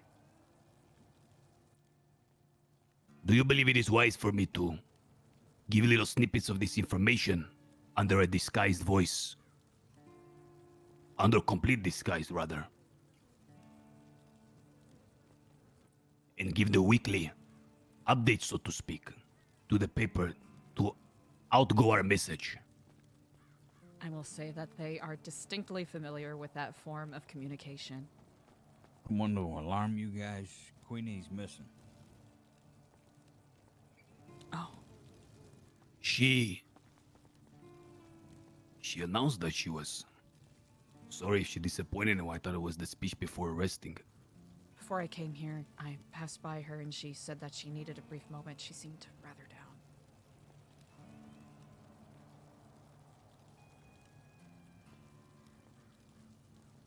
We need these photos published in the paper.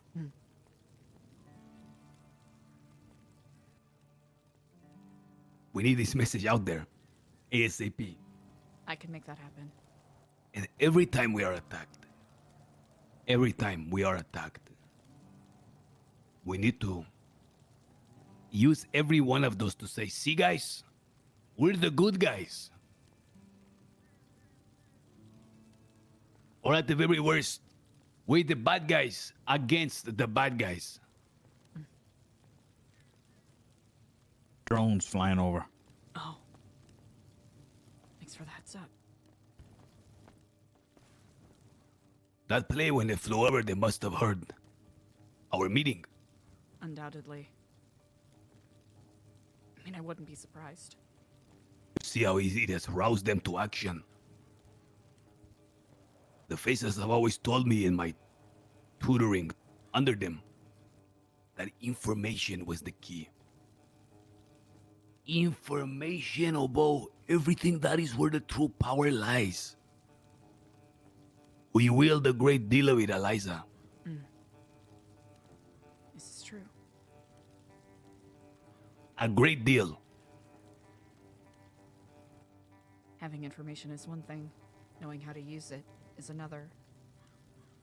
Right now, words that you spoke almost 2 months ago now echo with me.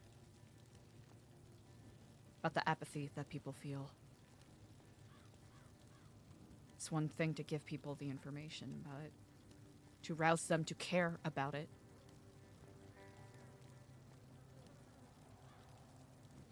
Especially with a decent bulk of the people we are trying to share this information with, I suppose, are either willfully ignorant, terrified, or actively benefiting from it.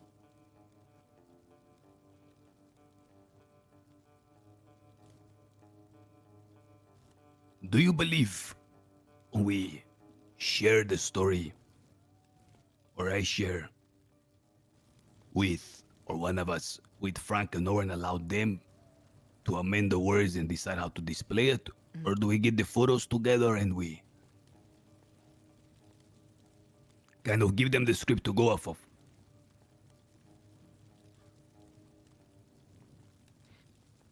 I think sharing the information with them will be the most straightforward way to go about it.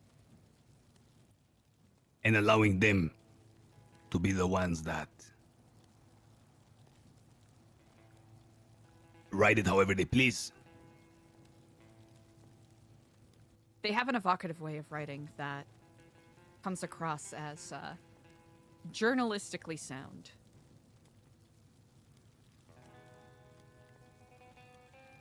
Which I think more people will be willing to absorb. And that is only Okay. one piece of the puzzle. This is very good. What is the other piece of the puzzle? People are nosy and like knowing secrets. So finding the right people to share this information with.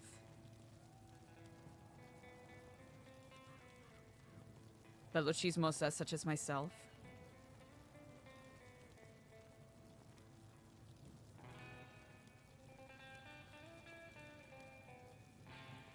And spread the information that way as well. So you're saying to strategically allow certain secrets to leak out? Am I understanding correctly, or did you mean something else? Or at least presenting them as secrets, in a way. I would not want to do anything that compromises either Babylon herself or her people. Let me ask you something. Mm. When Frank and Nora show up, the message that we want to put out that we stand in opposition to the faceless, that's why they attack us and their goals. Mm. We are the number one enemy. If we tell them that, will they write it, or we must present our story and allow them to come to that conclusion? That's a really good question. You know, do they have certain scruples as reporters to be unbiased, etc., where they might frame it in a way disadvantageous to us? And if we say, you know, we want you to put this direct, they say, no, we can't do that. That would be They would like probably dishonorable. put it as a quote, I imagine. I see. Mm. Can they publish a quote that we give? Yes, I can. Actually, here, I'll see if I have an example I can share with you. That might give a little more context. It might be this one. Yep. You can see it plainly on the front page. The flavor of what they are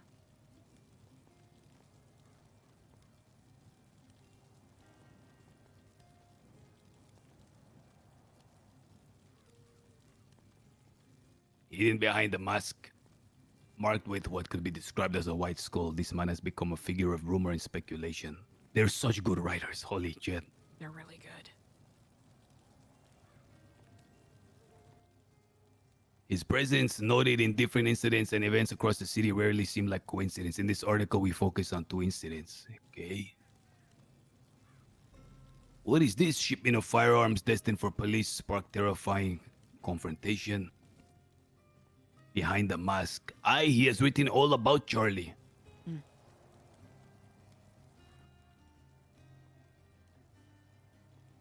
Who do you believe the spy is? In Babylon? See. That's a really good question. I wish I had better insight to say who. There's a part of me that wishes, perhaps lamely, that someone planted the book there, but the information provided within unless someone here has been leaking excessively, mindlessly, it can't be anywhere but within. You know what's very puzzling to me? What's that? If Brian Knight... Was Brian Knight how we got it? Was it found? It Did I sounded like hear they that said part? I kind of missed that part as well because I was too busy ranting. But it sounded like it was found on the beach, if I'm correct. Okay, never mind. Alfonso might have better context than I do.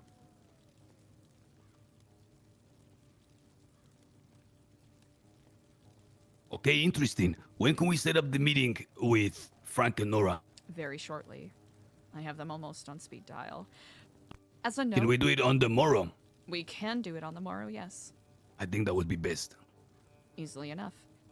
As a note, I am the one that gave them information about Charlie.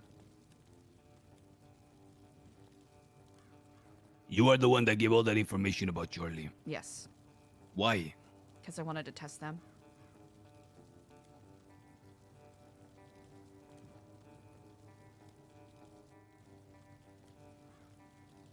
How did they do on your test?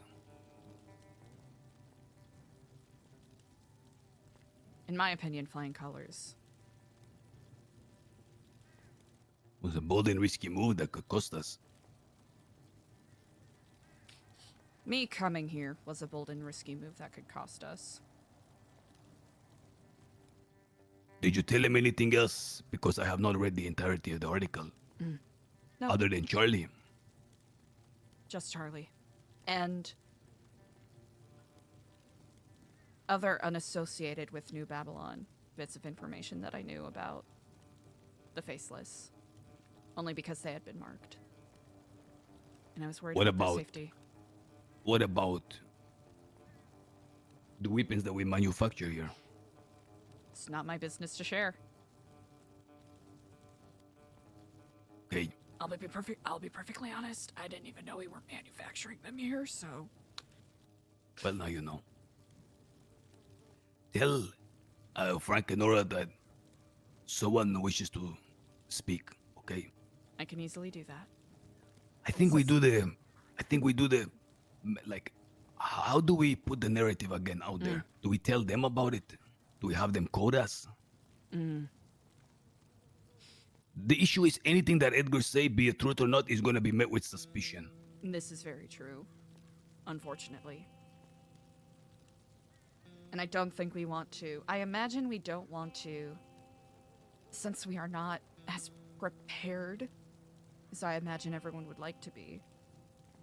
We don't want to paint ourselves as outright antagonists to the Faceless. Just simply, our existence is what is rousing them to try to shut it down. And the questions will be posed then. What is it about Babylon that the Faceless cannot stand?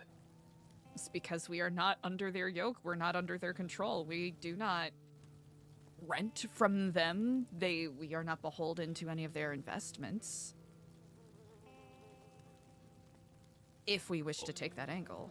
So then, for the first batch, for the first article, Babylon repeatedly attacked over and over and over again by the Faceless. This is confirmed by police reports. The question is why? What is it about Babylon that the Faceless find so dangerous and eager to put out? And we leave it at that. We don't go any more in detail. We give the people a little bit, and the next week we give them a little more to the puzzle, and a little more to the puzzle, and a little more to the puzzle.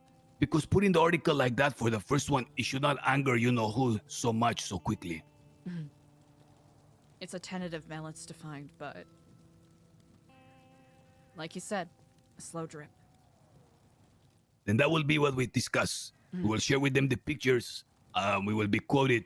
And I don't mind being quoted as long as it's anonymous, but like 3-4 times been hit repeatedly every day. This would be very good, I believe. Easily done. Okay. Stay sharp. I must go attend to other matters now. Of course. I thank you for your Okay. time. Of course.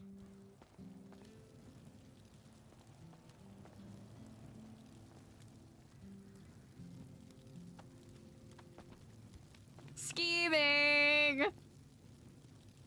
La la la la la scheming! Yeah, I think Eliza's full sending on this because this really does feel like the only... It does feel like the only surefire way to oppose them, at least in Eliza's mind right now.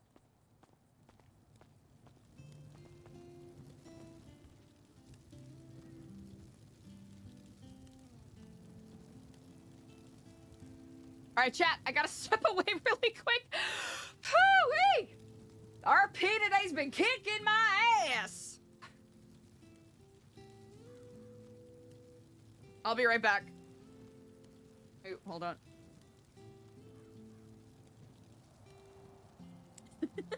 I'll be right back. Be good noodles. No rioting.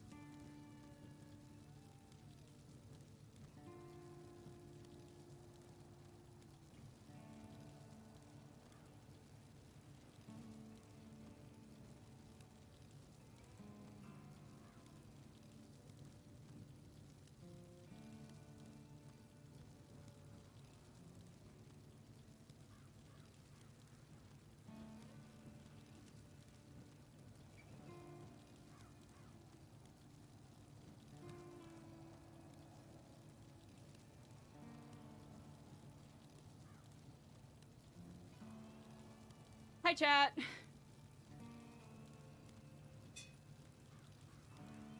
Thank you all very much for your patience. Woo-wee. All right.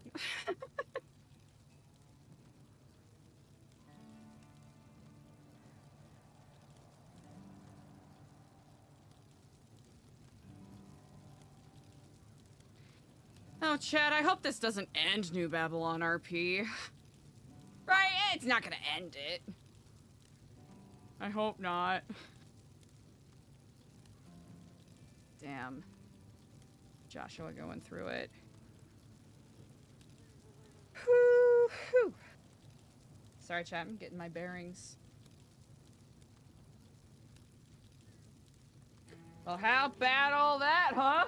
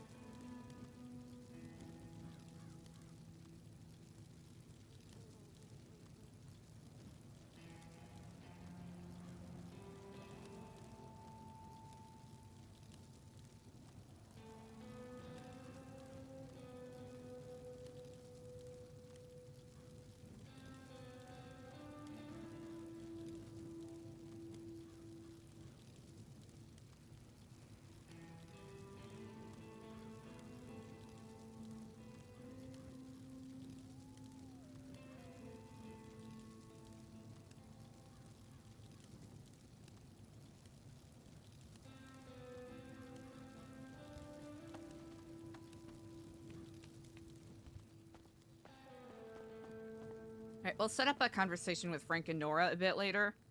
We'll see if Frank reaches out first.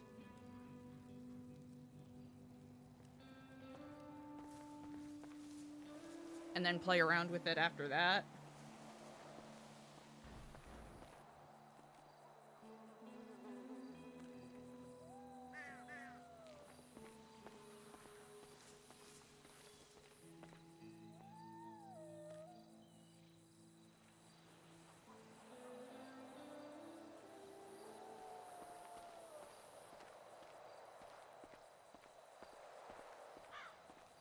Yeah, it's such a tricky thing to do because I want to make sure that, like, with the Crashout RP, that kind of stuff can be very,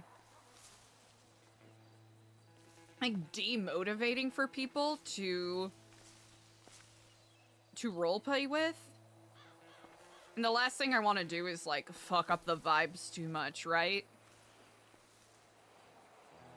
Because I know the vibes have already been kind of tentative, as they are.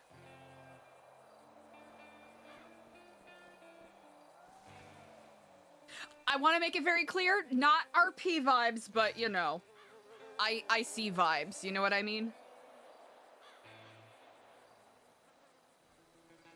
If things are too negative and too pessimistic and too intense, that can kind of suck the energy out a little bit.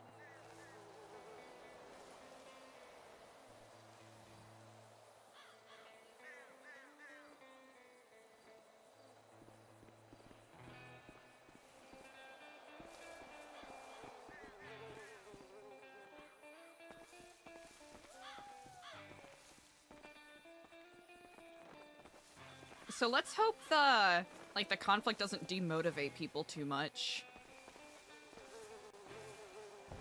And if it does, that's, you know, the nature of the RP, I guess, right?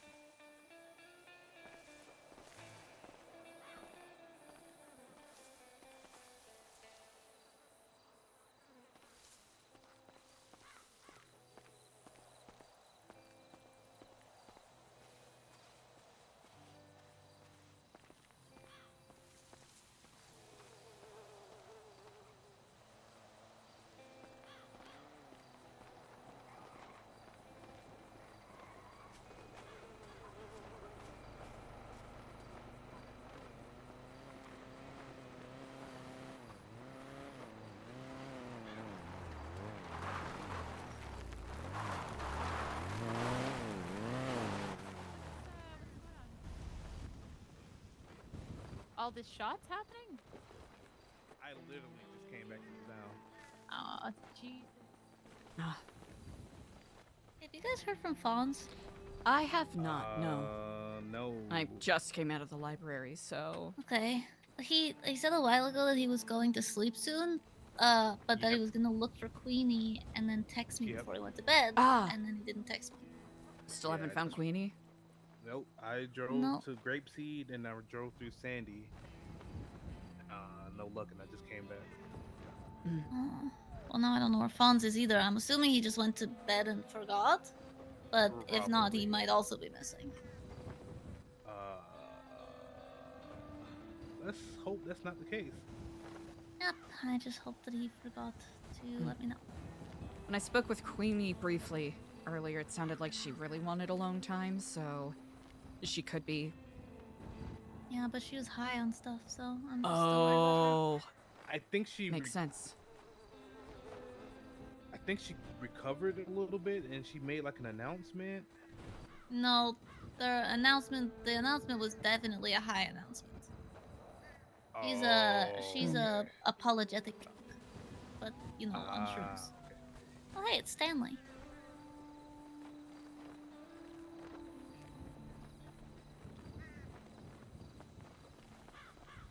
Hi, welcome to Hell, Stanley. Place today, but the island got blown up. Also, jump Stanley, please. Yeah, can you jump? Yeah, I'll jump for you. Give us a yump. You're supposed to say how high.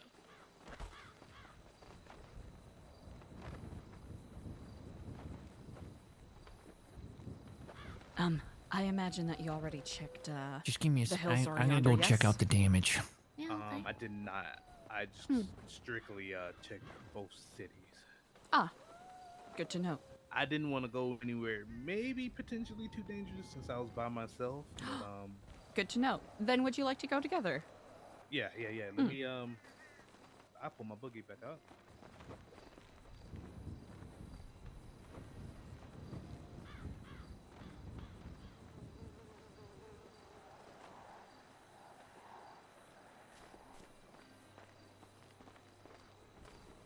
You know those trails at the, I suppose, at the top of, I guess it's not Mount Josiah, Mount, Gilgamesh? I'll let you mark it on the GPS and guide Indeed. me on the way. Here, I'll mark it, up here. In, Rat Town Canyon here. I'm always so nervous going over this damn thing.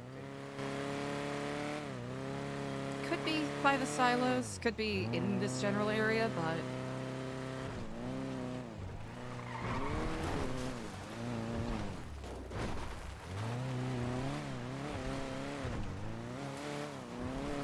Smart work.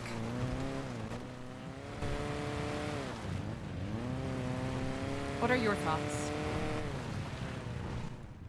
Of everything? Well, first I will start with you. I'm glad that you said those things, because you remember when I said how was your day, then I asked you about it later. Yes, indeed. I feel like that whole thing there was a true how are you doing. I'm glad you finally let it out. I'm a little remiss on not saying it sooner, but... No, it's all good, because like, you know, you hold your frustrations in so long that, you know, they eventually spill out.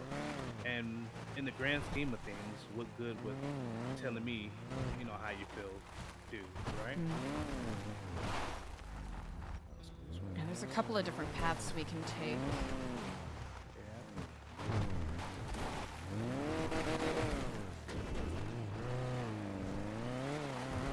But overall, I feel kind of the way you feel, probably not as bad, not as miserable, but definitely some foolish choices was made, and definitely feel the yoke of if we speak out about it, you know, maybe we get backlash. Mm-hmm. And you know what the worst part is about it is maybe Lang wouldn't lash out at you, but other people would. Yeah. Like under him, you know what I mean? And the other issue is for him to be our leader, he is not very much a man of the people. He would know a lot more of the temperature of what's going on if he interacts with everyone himself versus, you know, kind of isolating himself and just getting reports.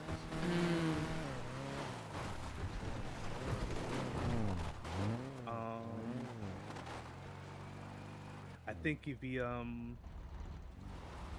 was a little bit more personable with everyone. Oh, I hope I don't kill us here. Okay. He would kind of have a sense for all of how people were feeling. And could possibly lead better. Or know how to proceed.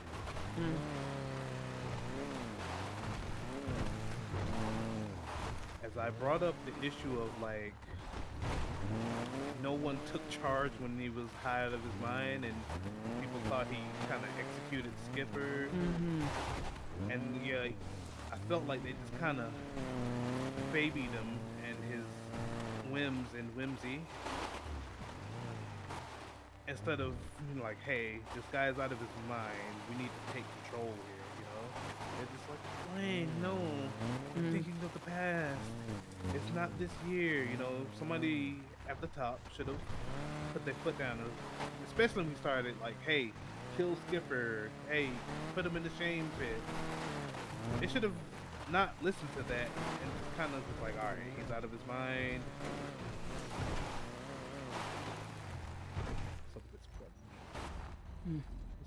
Maybe we can find, trying to think.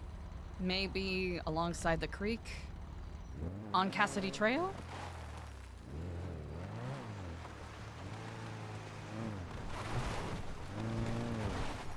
I'm not getting down there. I gotta go back.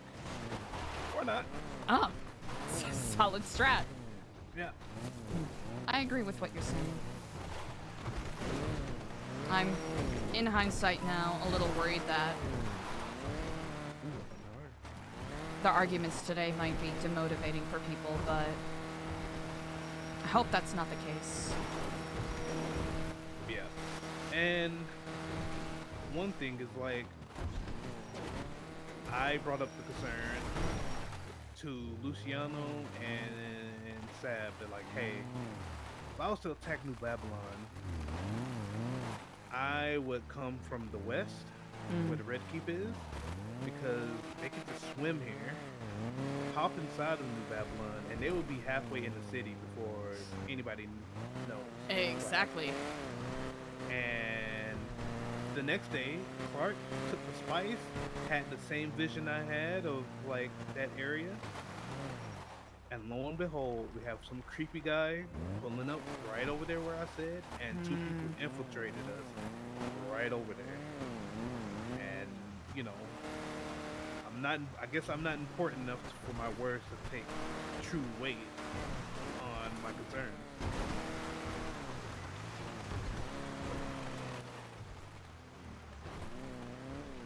So a lot of this I don't ever really speak up on, you know?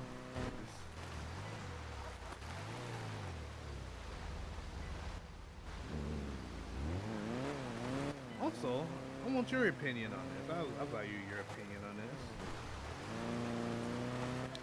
I'm sorry you were made to feel that way. That's all good. It's just how the system is. Do you remember when Barrack blew up? No, I wasn't there. You wasn't there. Okay, great. So I want you to hear my side of things. We were all there watching the launch of the plane, right? And so I'll say 90% of New Babylon was at the airstrip watching the plane take off. The airplane blows up, Barrack goes into the sea. Me and Queenie jump right into the water, start searching for him, right? I was lucky enough to find him deep underwater, and I pulled him out, right? Like, he was so deep in there that I didn't have enough air to make it back to the surface. Like, I started hurting really bad and almost drowned with him, but I made it. After I saved him and pulled him, one thing that struck me about that whole thing, I realized that only me and Queenie were the two to jump to do anything. Nobody, like, jumped in the water with us. Nobody tried to help in any kind of way, any real way. I think Clark went to get a boat, but he didn't. So it was just me and Queenie searching that entire, area over there. I thought to myself, like, let me put myself in Barrick's situation. It would have just been Queenie that jumped in, and maybe she didn't find me, and maybe I perished. So, feeling this way, I talked to Harry B about it. And his words were, hey, I think you were lucky. Right now, people view you as a hero, but it could have gone the other way, because it is not my role to do the search and rescue. It's the role of the Eagles. So, you're being, like, lauded as a hero now, and nobody's really saying anything, but people could just as easily say, hey, I was doing something within my role. So, he's like, hey, just be careful in the future. And that darkened my mood a little bit more, because it's like, does it have to be my role to care about fellow Babylonians where I don't have to be told to help? You know what I mean? Like, nobody say, hey, AC, go in there and help him. I just, as soon as it happened, I jumped right in to help. Does it have to be my role? If I'm stuck with, Emo, something happens to me, do I just have to die because it's not Emo's role to save me in any kind of way, or render aid, or... I'll just say I'm aligned with you in regards to that, yeah, frustration. Yeah, I figured, like, a little to myself, just like, shouldn't we not all care for each other and jump into action? But apparently, I'm alone in that. And I talked to Edgar about the same thing. He's just like, I think you're just thinking too hard about it. You know what I mean? Like, you saved the guy, that's all that was required. You shouldn't think about it too deep. It is what it is.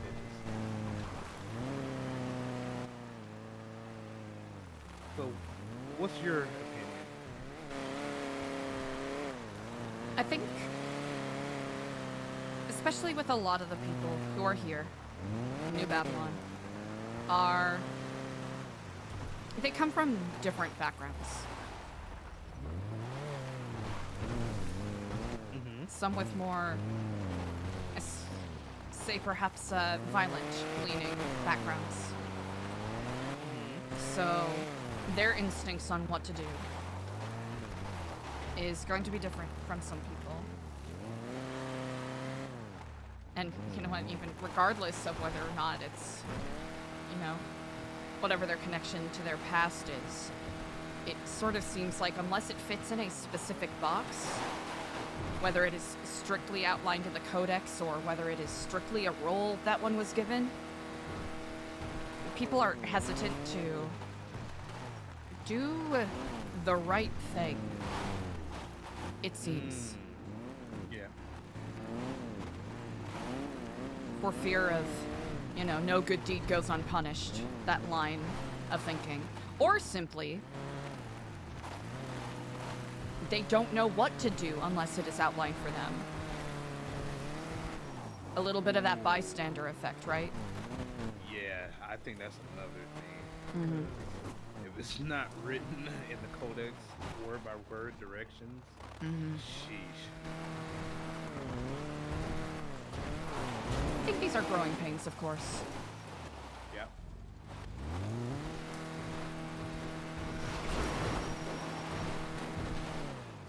time might kill us here. I believe in you. Do not wish to relinquish another child to the Scorched Lord. Yeah.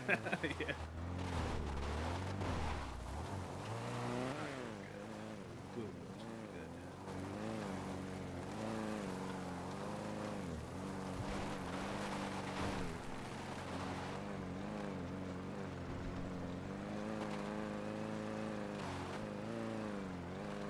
But yeah, but you were 100% right. Things did need to be said, or unless, you know,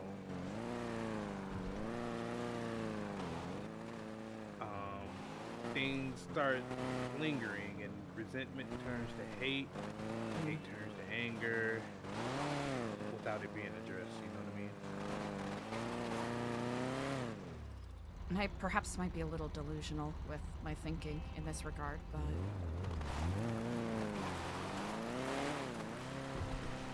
Well, to preface this, I really want to see Babylon succeed. And I think people have been holding on to things too tightly. Mm-hmm. And I'm remiss. I don't want to be the kind of person that complains without any directive or action.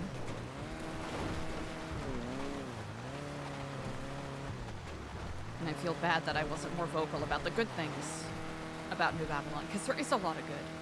Yeah, it is. It's just right now, this veil of paranoia, among other things, is making it difficult to see those good things. That is true.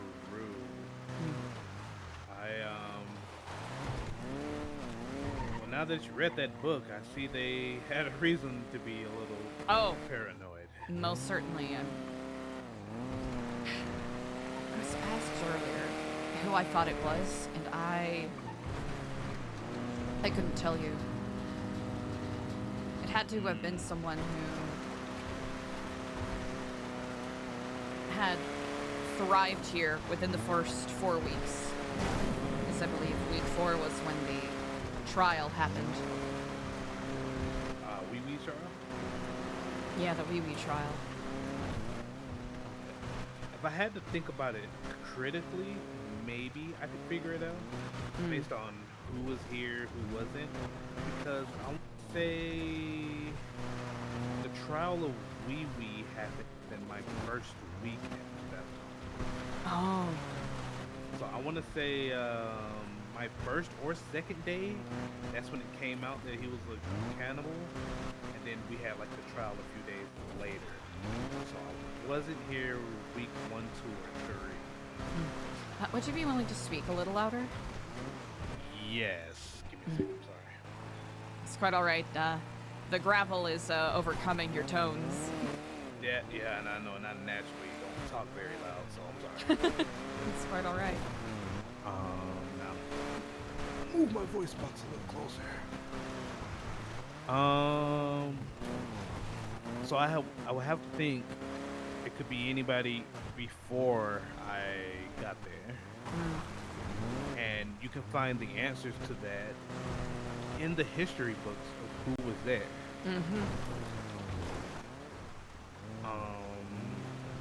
So that way you can suss a few things out.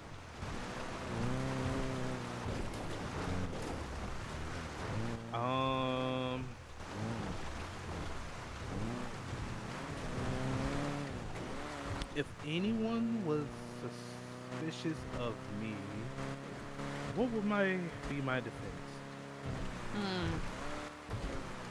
Because I do work with Speedy on those blueprints and weapons and manufacturing. But mysteriously, you know, my name was not mentioned, even though Speedy is, you know, the head of it. Maybe if I was trying to leak information and I left my name out on purpose, that could be very suspicious.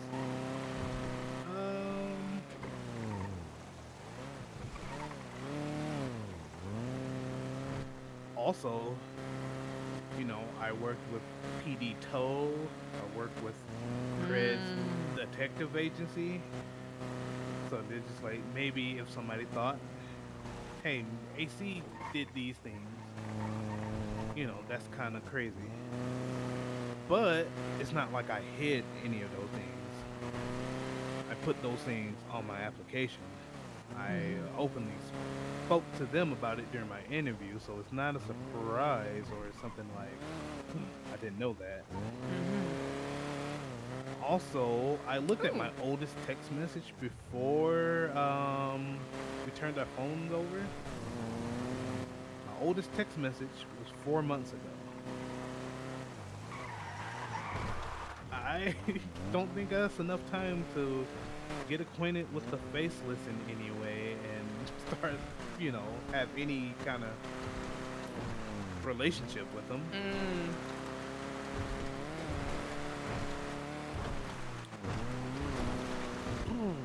It's rough. I think the best way I cope with it is I just pretend that it's not happening. I don't want to start looking at everybody sideways of who could it be. That's why I haven't taken out that history book and read all the names that's in there and start trying to do some deduction. It's just not healthy.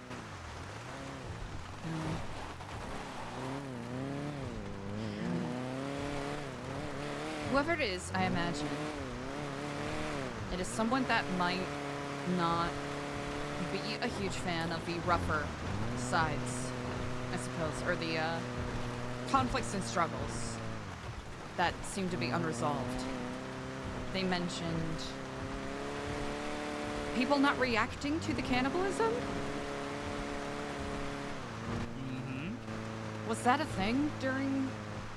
Yeah, so for me, like I said, I was 1 or 2 days in. I'd never even spoken to Wee Wee. 1 or 2 days in? Yeah, I never met the guy beforehand, so I didn't know he was a cannibal. So it was all like a surprise to me.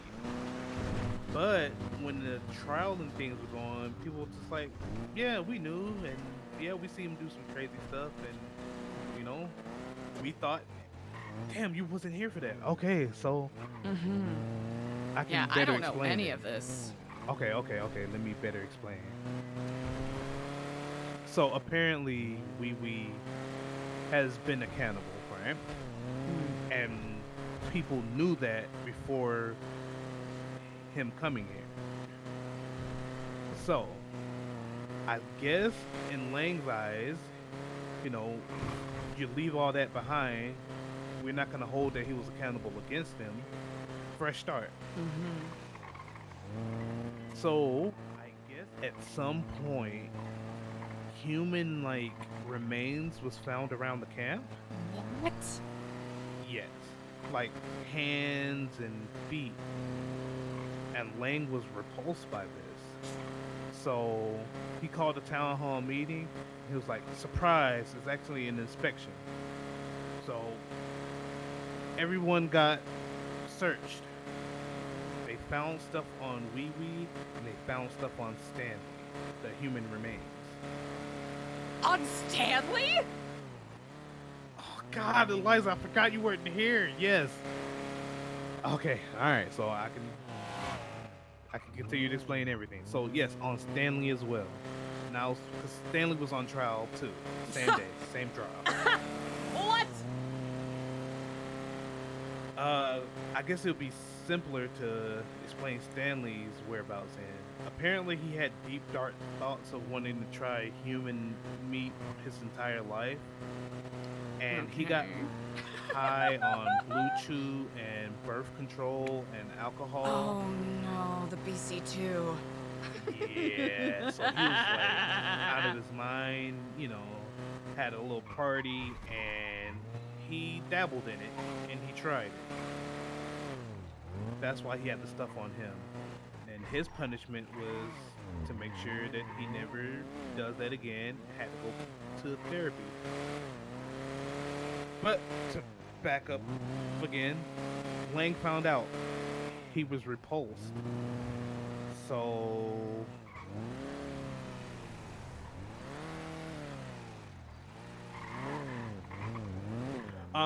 he was repulsed. So he was like, why the fuck did nobody say anything? You know what I mean? Like, this man is Yeah. a cannibal and he's like actively still eating people. And he was almost disgusted to the point where he was just like, you know what, fuck it. If he kills one of us and eat it, then we'll deal with it. Eat us, then, you know, he'll deal with it. But Seba stood up and it was like, no, he must take accountability. So the trial date was set. During the trial and most of the testimony, it was a long, boring trial. Most of the testimony was like, hey, you know, we was like scouting and a hiker got like attacked by a murder kitty and we might have like harvested that person.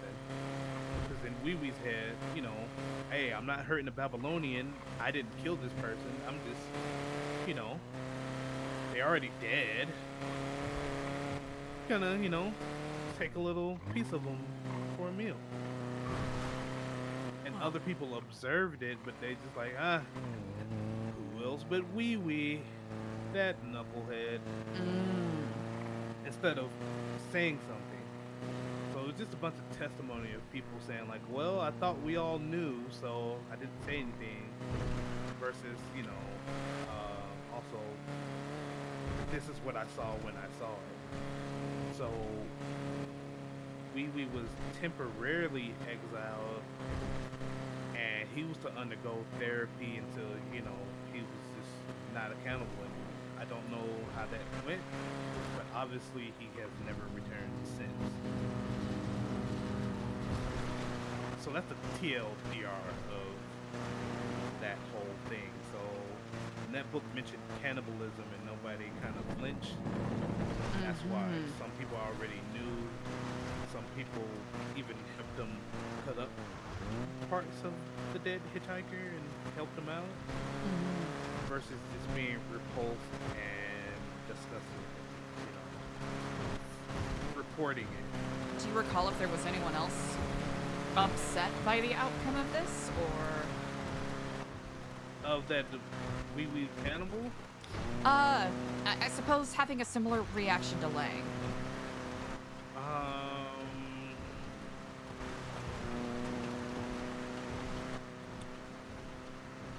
I'm sure there was,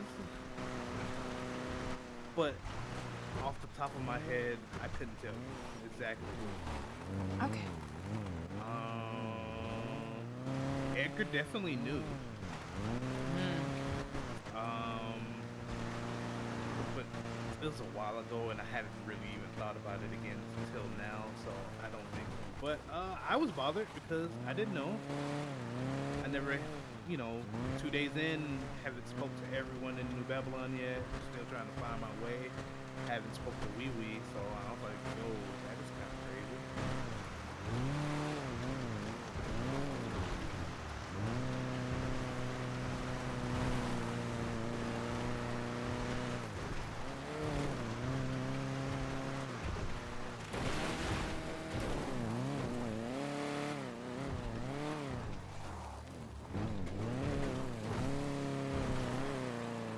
So whoever this is thinks that I'm taking a wild guess based off of the context of what was in that book.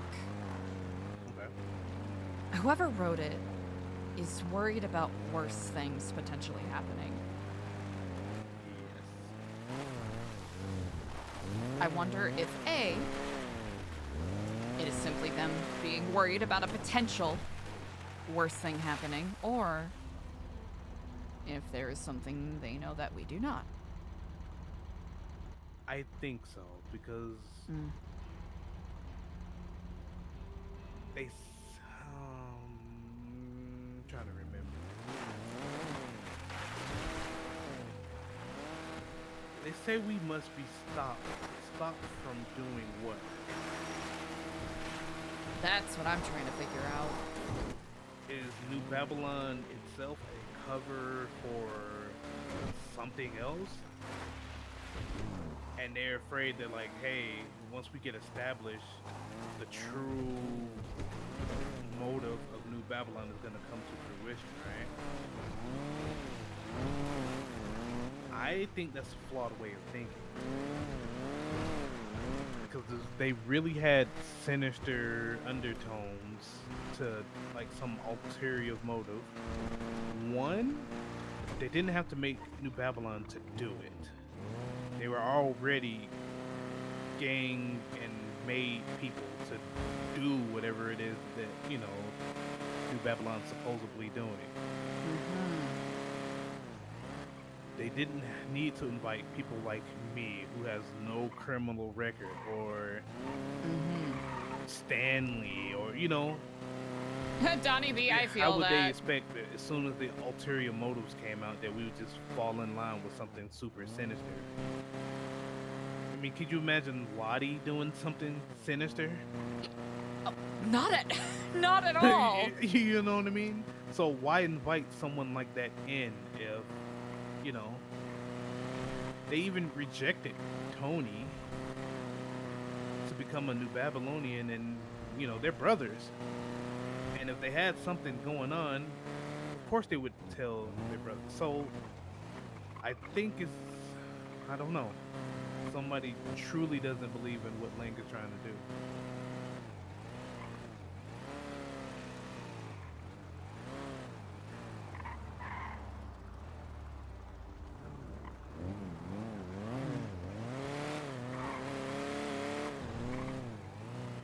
Maybe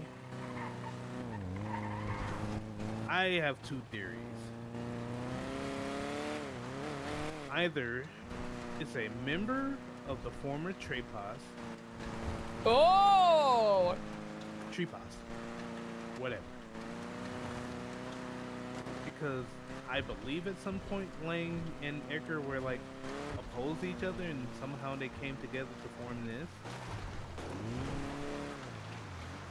Or a member of Cyprus that knows possibly what Lang is capable of and is afraid of him doing something extra.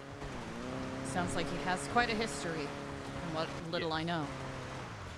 Yeah.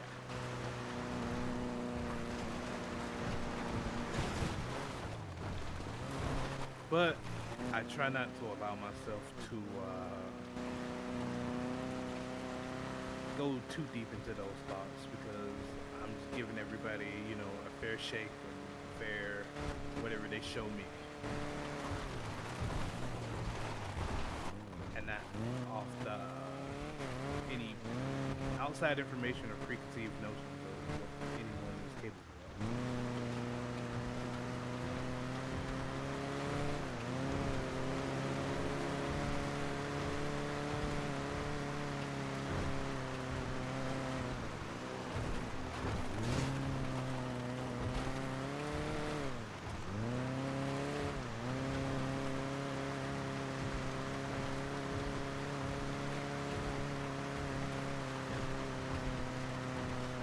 I think Trepas, all those people, they wear their heart and their emotions more on their sleeves, versus the Cypress people were a little more coy, a little more gangsterish with their thoughts, never showing their true motive. I think that's something, you know, they just can't shake. It's a part of them. Maybe it's for good reason, maybe it's not. But as you've seen the reactions, media's like, hey, full-on war against these rats, versus, you know, Edgar, hard on his sleeve. This is bullshit, we shouldn't be going against each other. This could be a trick. It's kind of crazy. Definitely a lot to think about.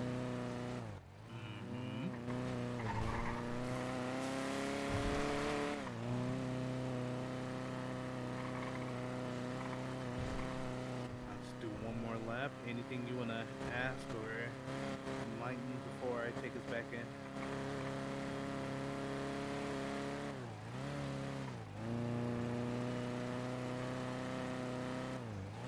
Not at the moment. Thank you for sharing your thoughts. I think it was a heavy day today. Uncertain future, but we'll persevere, regardless. I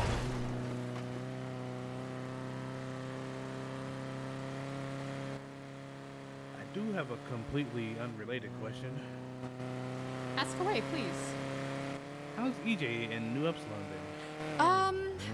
That's a really good question. I know that there are a couple of volunteers kind of doing plushy stuff still. EJ's been on a sabbatical in Mexico, so she might be back at some point this week.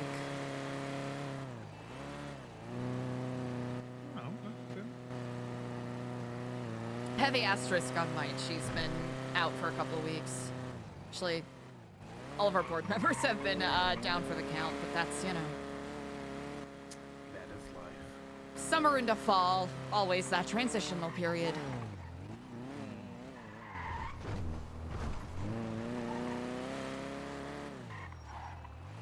Oh, were those pictures good enough to do whatever y'all needed to Oh, do the with pictures them? are excellent.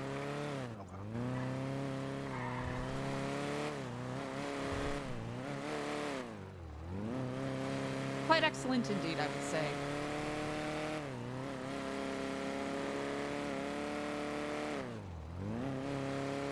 Hopefully this will...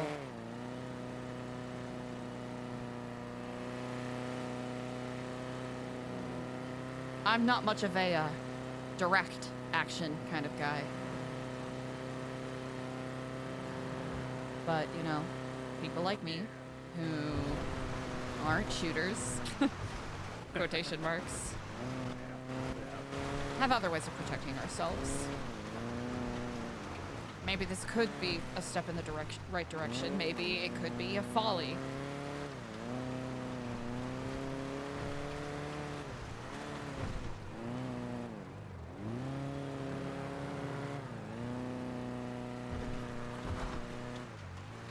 Damn, the flames are still going.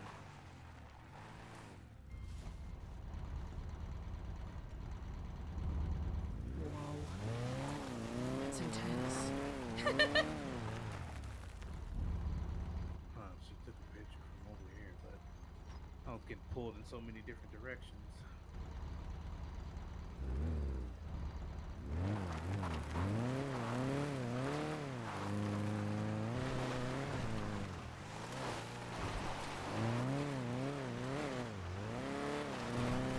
But you know what? Like you said, there's still a lot of good New Babylon. A lot of good.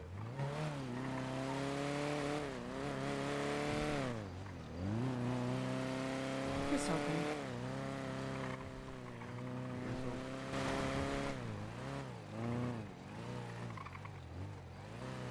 However it shakes out, I'll be right there on the front lines.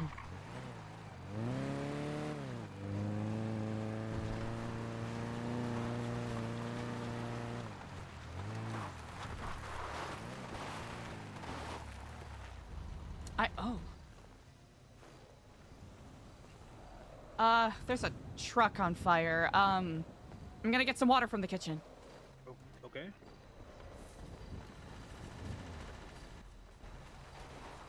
Hey, there's a truck on fire back there. Like literally anywhere on the mountain.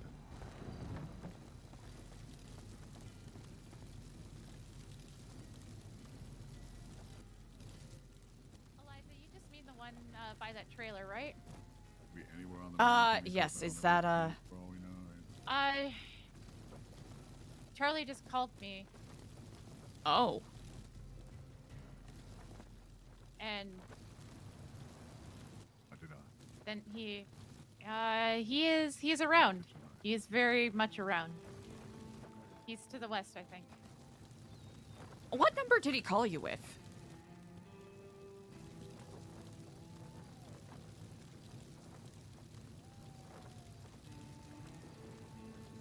420-6 647-8088. Don't say that. Okay. He called you. Yeah. You didn't pick up? My phone was muted. Okay. Well, I was having a conversation with AC. that's fair.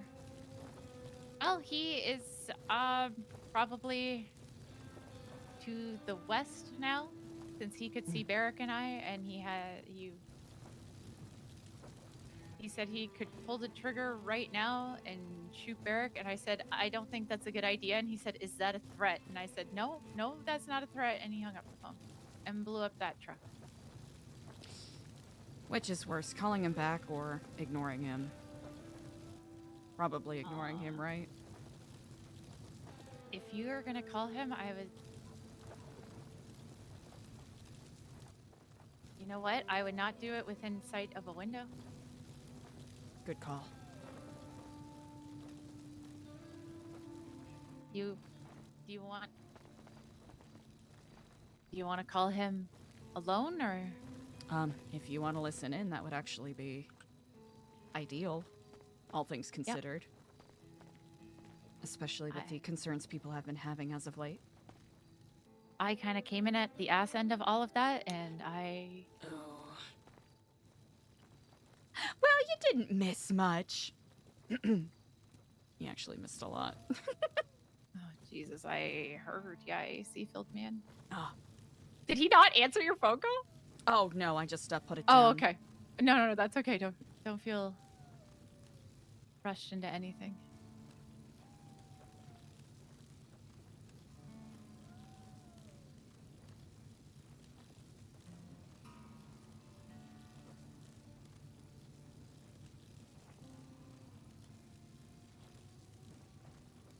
I don't think he's gonna pick up.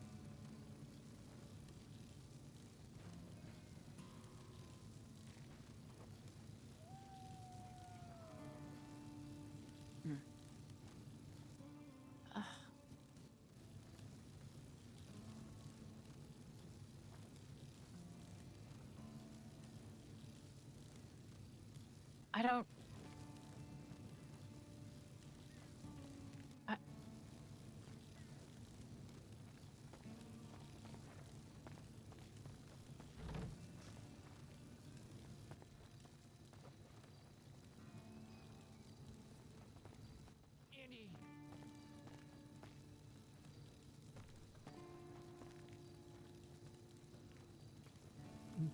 So he called you basically to...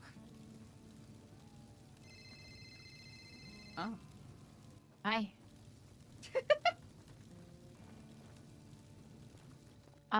You guys, Stanley, Barrick, Skipper, and me. That's all I know.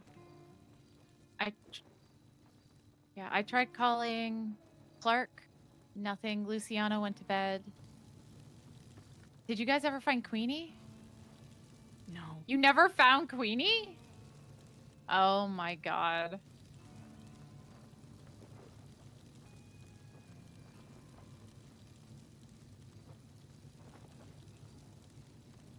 Okay. Well, we need the Eagles, really, but...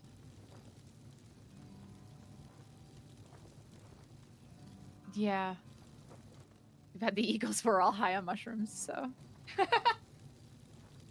That's comforting.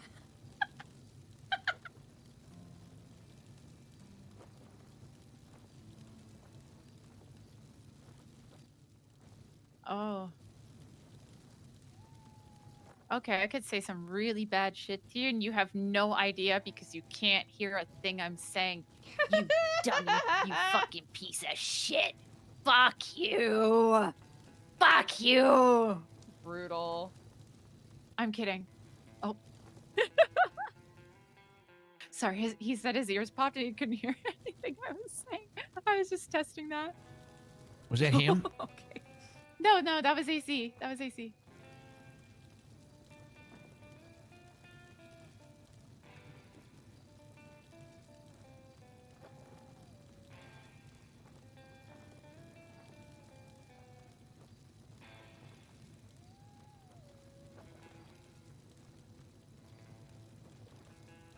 formidable challenges ahead of us. That much is for sure. Gotta lure him out and just shoot him in the face. He's not gonna come out. We just have to have something that he wants. I hate to say it, but it's gotta be Andy's tush. Oh my god. I mean, he won't stop calling her. He's basically in love with her. He's obsessed. You gotta call him, and tell him that you're willing to go on a date with him. No! If he just comes down here. Trust me, I don't like it any more than you. I'm not doing that, Stanley. But when he comes down, that's when we pounce. And we cut his freaking face off and wear it. Wear it? Interesting. If we want, it's an option. No bad ideas, no bad ideas. Okay, yeah, no bad ideas. We're just spitballing here, yeah. Yeah. But you call him and you tell him that you've been thinking about it and that you actually do want to go on a date with him. And you think his stupid mask and his stupid voice are cool and all. And you just gotta calm down and then go on a spaghetti dinner date. No. Andy. No. Andy, wake up! Wake up, Andy! I'm awake. I've been awake this whole time. He's madly in love with you and we can use that against him. Spot! I did not know that you knew each other like that. No, we've only met that one time. I mean, he does seem like a passionate kind of gentleman, so I suppose people express their affections in different ways.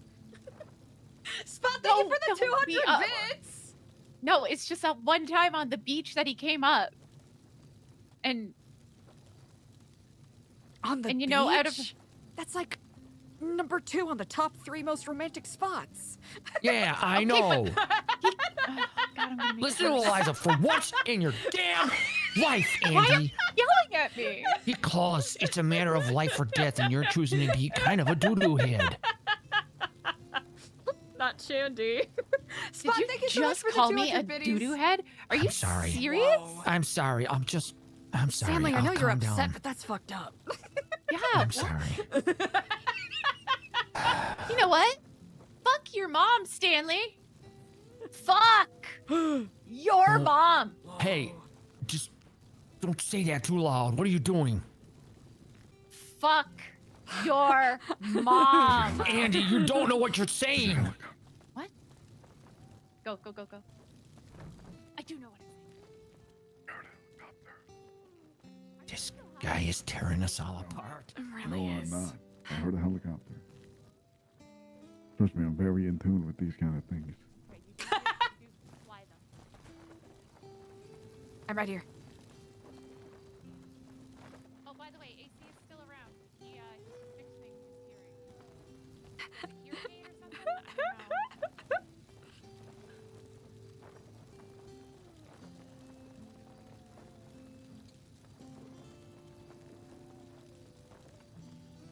I'm just gonna try to grab that without being seen. Oh, do you need food? Oh, yeah, that's okay. I'm just gonna grab some real quick here. Okay.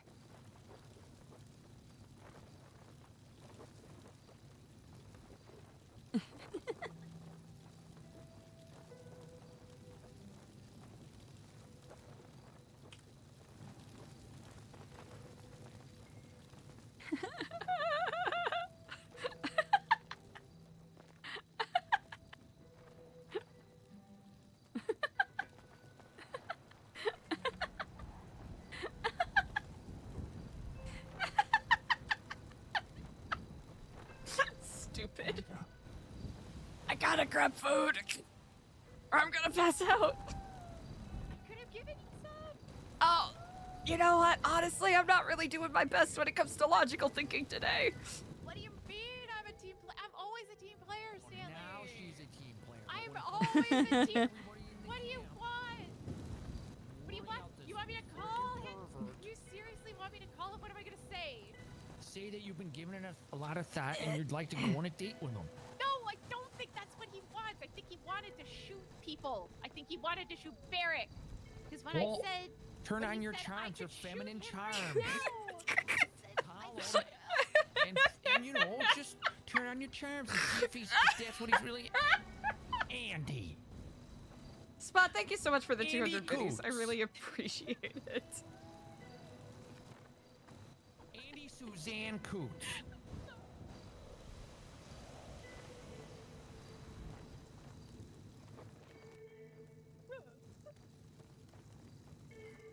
Don't you think you're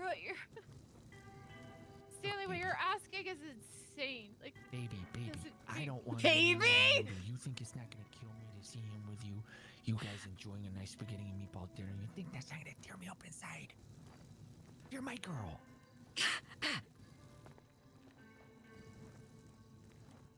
But this guy's been pestering us for what? Upwards of an entire week. That's like a million years. Today's stream is killing me, dude. It's too fucking funny. He's not gonna work. That's not what because it's not what he wants. He wants everybody dead. He wants You really Barrett. don't understand men, do you? I think I understand men pretty well. Okay. Aaron, you like a girl, right? Let's just say. What's the first thing you do when you like a girl? Yeah, and? Okay, and? Threaten them with violence and shoot at them until they understand that you mean business, right? What? Exactly. Barrick, What's up? say you like a girl. Sure. Okay, what do? How do you get Not her to talk to know her. that you really, really like her? Wait for the perfect opportunity. The perfect moment.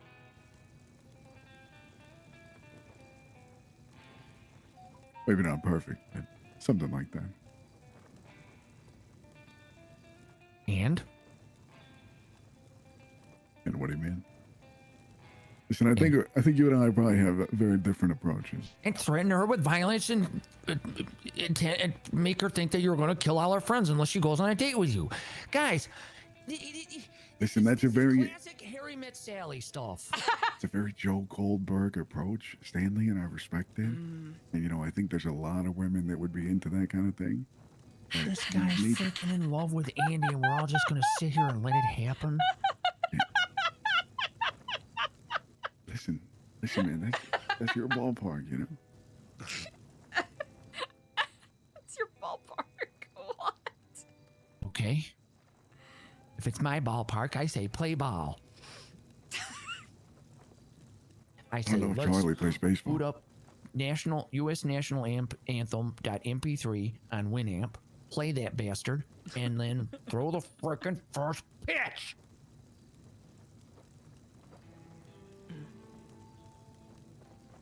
Why? You know how insane that is? That's just. Okay, I've said Are it we enough all times. this around right now? Yeah, I think so. I think so. Oh, okay. What do we think so? We the only ones that's awake right now. Well, Aaron, I mean, you Skipper, talk as if you are a delicate, sweet gnome. Skipper You wasn't have to speak up. Okay, I have to do that because I don't want to get all southern on everybody. I have to watch my words because some words I want to use and I use in my everyday life that I can't use. Why can't you use them, big dog? You're one of the coolest guys in the world. Yeah, you know, sometimes it may or may not make people feel uncomfortable. Oh, oh, okay. Yeah. So I talk, you know, really low and, you know, but sorry, I'll speak up for you, brother. It's okay. Oh, do whatever makes you feel comfortable. I'm sorry. I don't. No, I no, love you. no. I love you, my brother. I love you too, Stan.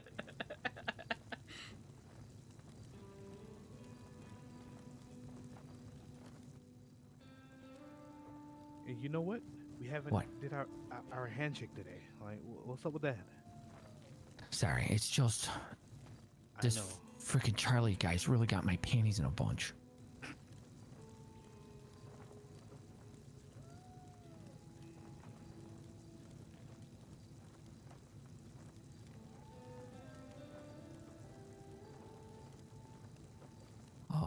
Oh, this is not what I meant by what?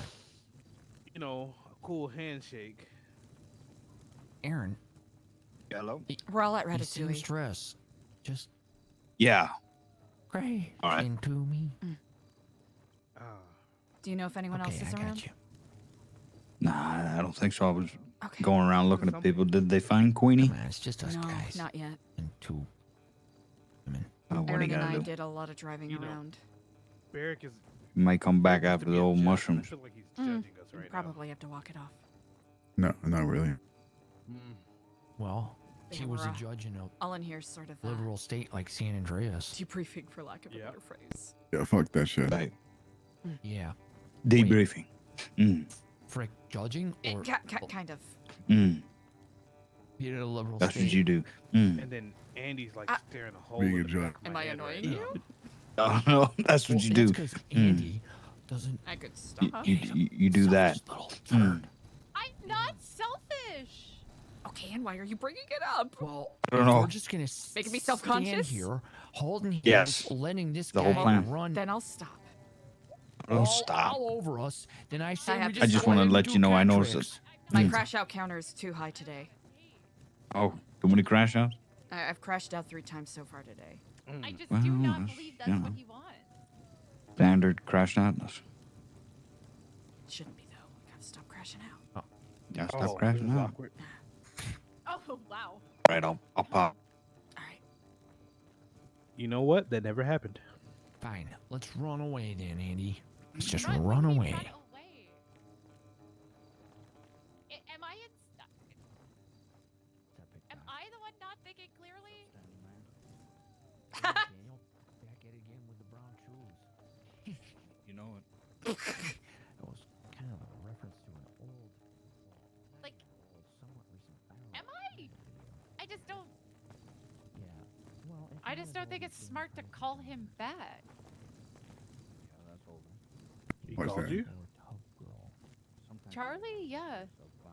No, that's I agree with you. in this It's situation. because do you not want to call him back because it'll look bad for Stanley, or do you not want to call him back just because you think it's a bad idea to call him back? In all honesty, I think it's a bad idea, but I can't say I'm not tempted. But all I could think is like, all Oh, I this could is hear not is good. This is not good. I mean, for Stanley, this is not. Anyway, continue. no, Sean. not like that, not like that, not like that. The temptation is there. The temptation is there. Not for that reason.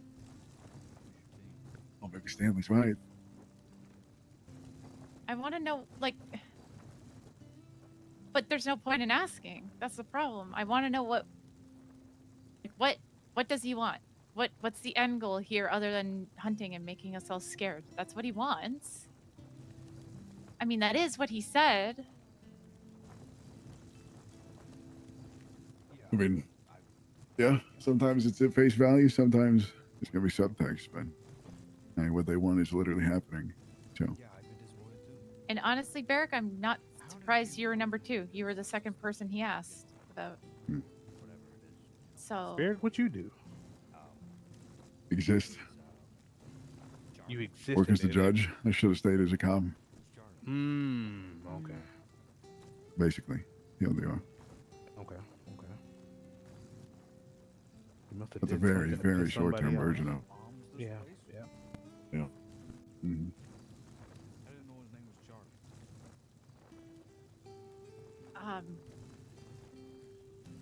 I don't know.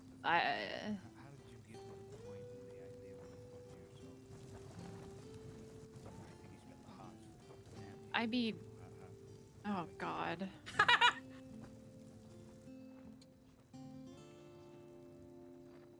That's kind of perfectly framed, huh? Like he does no. I think Stanley is wrong. About? I don't think he I don't think he wants me in that way. I think he wants to use me as bait. To bait whom? No, Everybody else. Listen.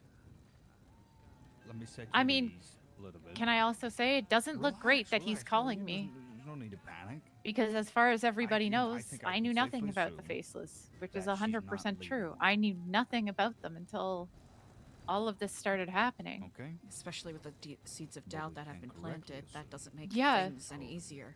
It's not making it any better. That somebody that Sorry, people want to tell you, but I'm don't know that much about, really, at the end of the day, is getting phone calls from this guy. lasso Fucking on that thing, actual that horse is gonna visits run, from him. Okay.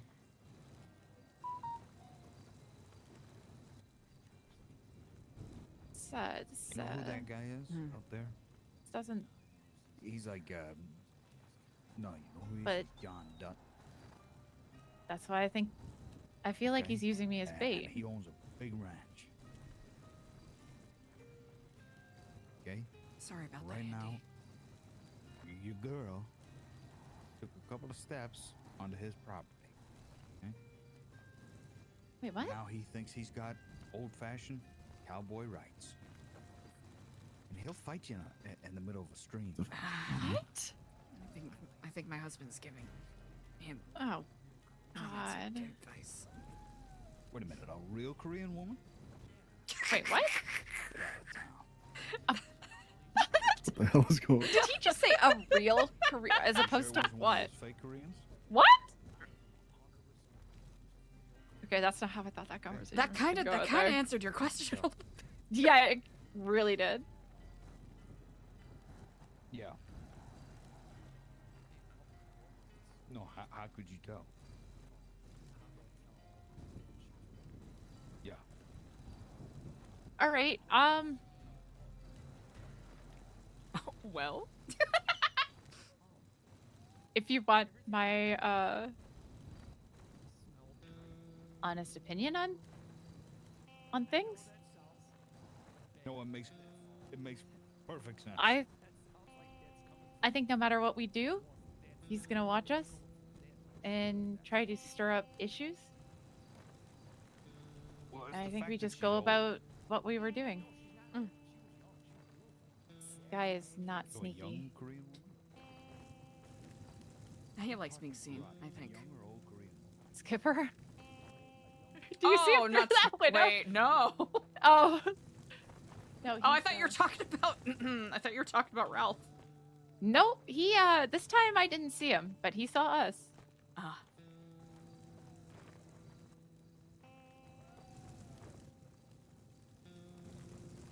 I don't know. We could just go about life as normal. Do contracts. Yeah. Suppose there's nothing else to do. Because simply worrying will only continue to foment and ferment. Didn't see any cowboys up there with lassos or sniper rifles or bombs. No, I can't say I did. Are you okay, Barrick? You didn't see anybody with a Yeah, I'm fine. I'm unfortunately very accustomed to chaos. Ah.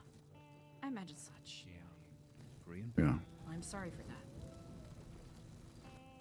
Oh, it's all- As this place should be. I Preferably believe. old. No, we don't need it. I just say this man came up here to get away from it all, and this first day we getting blown up and hasn't stopped. I mean, I'm This is I'm true. covering all This bases, is very guys. true. It's true. Retirement Don't get sucks. on my ass.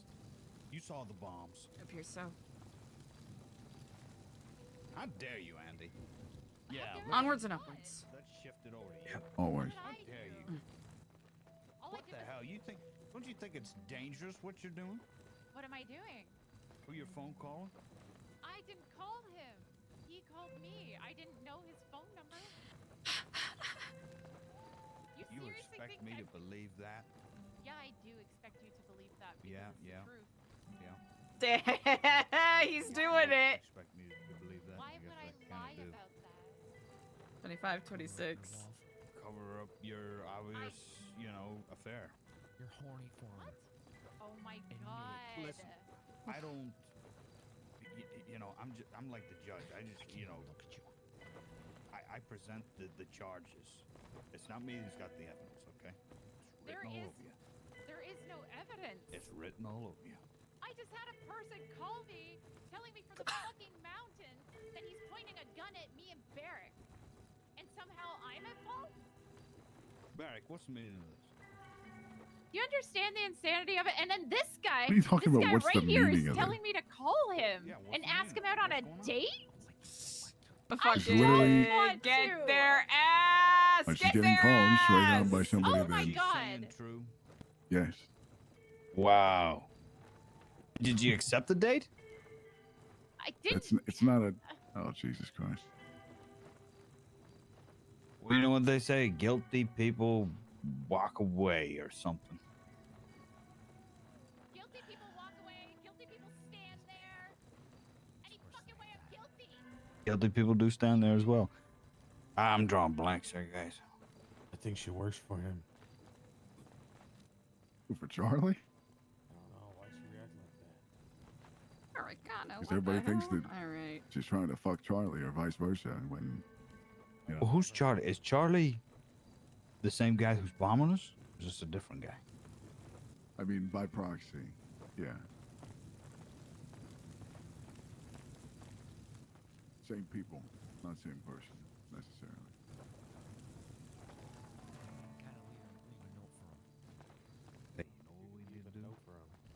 Yeah, I bet. You know. I what don't we think they should- have we should like do? an email. We should do that double date. You know, remember? The double Never date? got around- What if never I got fight him around to atop that. the up the highest peak? I don't think you're gonna You're gonna fight. have Like to he has apologize, military grade weaponry, Stanley. I He's gotta gonna kill you. apologize? Yeah, you gotta apologize. That's why Also, No, I don't he know. accepts my She challenge, insinuated man that to she man, wanted to fist date fight. the man that's No pants, Yeah, I mean- sniper murdering no us. shoes, no He's shirt. not gonna atop She not get the Mount phone call? Chiliad. He's like a deadly trained killer. Yeah, She's you not gotta a go phone there and call. fucking That's fight. not her One fault lesson that in she's being Taekwondo. You targeted. think I'm not Okay, I'm not gonna be trained too? I mad think you're at you, deadly. okay? I Maybe get not a you killer, gotta but you're have your definitely girls deadly. back, okay? I gotta have my boys Listen, back. motherfucker, you gonna go Okay? out there and fight John she's Wick? not Is that what you egging it wanna on. He was just calling her. I'm not scared of John Wick. How does he even know her Okay, name? I'm not You know, scared you gotta of have Johnny some sort of Silverhands, intimacy. and I'm you not know, scared if you're of Johnny exchanging Utah. names. Exchanging names? None of the Keanu Johns. Okay, then. Well, given his okay, I anonymity- don't know, Stanley Skipper, Aaron Barrick. No, I don't know. given Am I his intimate with them? anonymity, you would think there's some sort of rapport and relationship there. Don't put this on me. Well, I don't know. I know his name too. I even have his number. Am I dating Charlie too? Yeah. I'm going atop Mount Chiliad. We'll see if he comes. You know his name? Yeah, of course I know his You're name. gonna go to Mount Chiliad, This and you don't even know if racist. he'll be there. Well, I know this You're just guy's wasting your specific time, name. Stanley. His name is Charlie. Yeah, he's reached out to me. Daniel, he's the Why one the that was hell have doing- we been why have we been calling him faces? He's fucking goddamn No, Charlie in the there's chocolate more factory. than one. There's more than one. Hey, Charlie, your chocolate factory. There's more He's got than a name one. like Charlie. There's more than one. There's more than one. He's just one of them.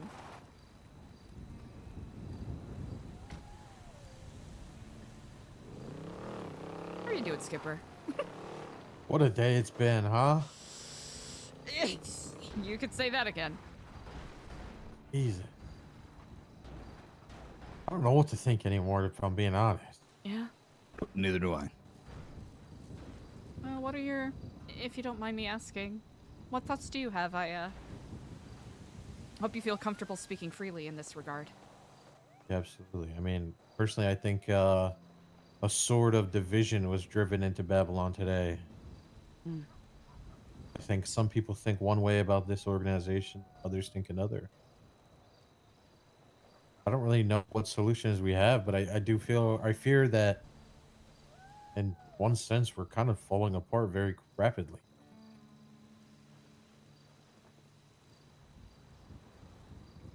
Do you think there's an opportunity to repair those bonds of broken trust, or is it irreparable at this point? I think there's a chance. Mm. But like I said, division will be our kryptonite. I mean, at the end of the day, we're in no place to be on the offense against these people. Mm. But at the same time, we need to be making strides to at least protect ourselves. I very much agree with that. I mean, look how easily the island got blown up today. It's crazy. There's just nothing we can even do to stop it. Come on, Skip. Don't think like that, man. There's plenty we can do. Yeah, shoot our sewer pistols and muskets at it? It's a start. That's a start. Yeah, it's a start, but like I said, we're just not at a point to actually defend from these people. Certainly felt a bit we're relentless. working on a harpoon. Need to work on like anti-air rockets. So that's it. You know, it's a harpoon. We'll shoot it into the sky, you know, and we'll pull down. A harpoon? Yeah, it's a harpoon. Why not something that launches like an explosive of some type? Jeff has worked on his. Well, that's just impractical. How is Molotov that cocktails. impractical?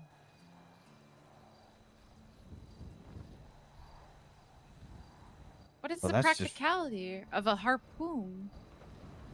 Just we can bring it down. I mean, if you set the bitch on fire, she's gonna come down. What happened to all the chemicals we found early on? Oh? We found a bunch of shit that we could use. Yeah, that crate. Yeah, where the fuck did that go? I have no idea. I think it's over by Chrome. Oh, that's a great spot for it. Yeah, but it, By fire and explosions. I mean, that's just all around us.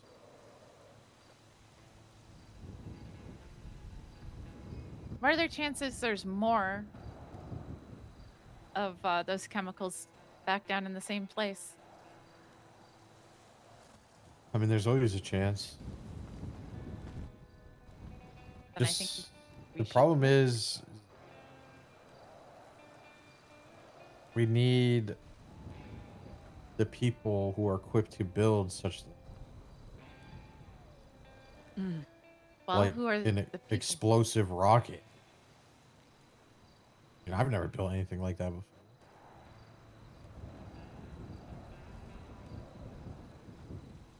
Do you think you could build something that... Well, I mean, Speedy's building guns. Yeah, muskets.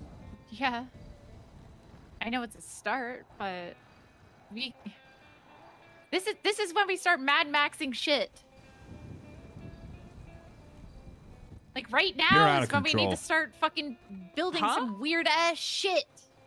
It's time. Weird-ass I shit? mean, she has a We just point. gotta do it. She has a We- point. We can't just Like sit with what? our fucking thumbs up our asses anymore. Are you kidding? This is fucking insane. What are we Say gonna it, say it. evacuate? Are we gonna evacuate again? Yeah, I tell you evacuation what. round You 12, think let's do it. evacuating is helping us? They know where we go every time. These fuckers know. It's not helping.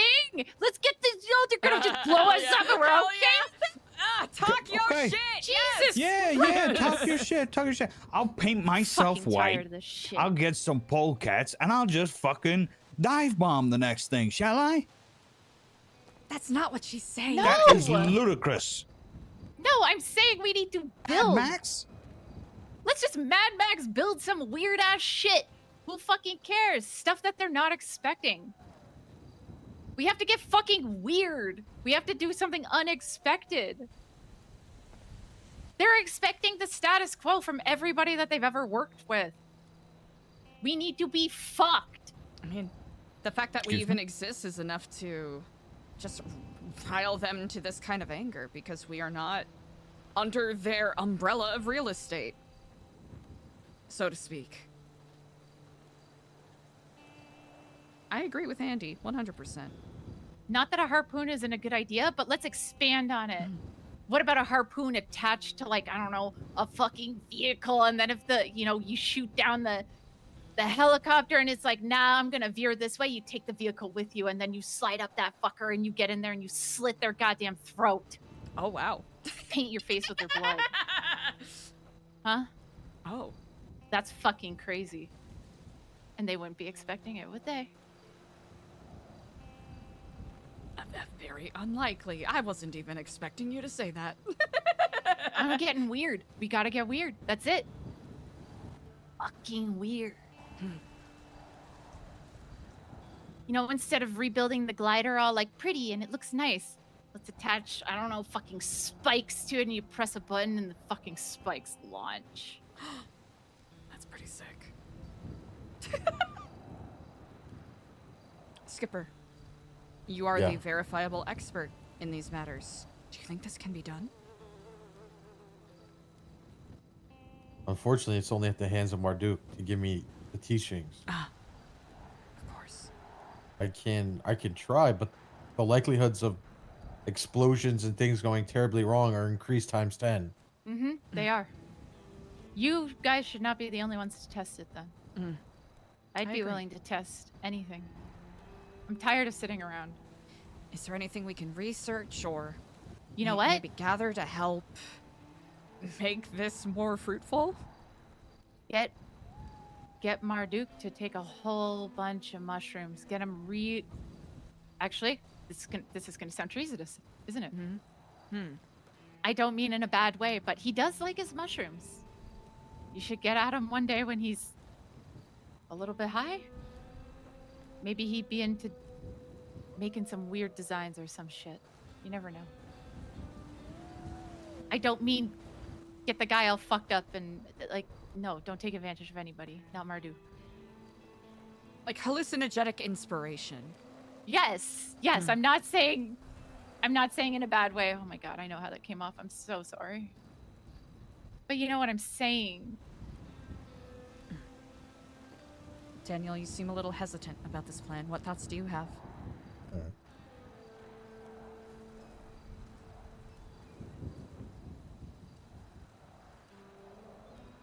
Very insightful.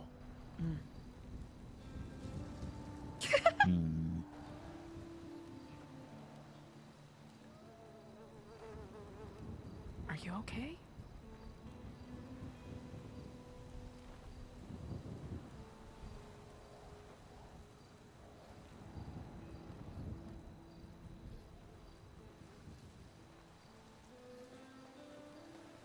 What do you do, Andy, Oh shit! Fuck yeah! Hell yeah! Let's go. in Babylon? let's fucking. What do eat. I do in Babylon? We're about to eat. Yes. Get your popcorn. I mean, you're the one that's lurking around watching. What do I do? Ah, Well, what's the job? I'm the therapist. I'm here to listen to people and try to help them with any issues that they have. I think you quit that job. I think you should quit that job. Join the construction on the island. I think these ideas that you got, you need to start writing up schematics. Spending your time not listening to people's thoughts and feelings. Building structures.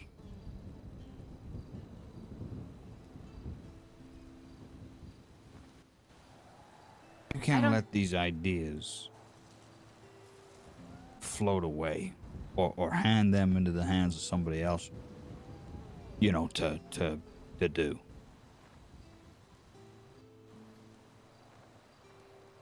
I mean, I could do it. I could do both. Because in all fairness, I'm pretty good at listening to people and talking to them. I can vouch for that.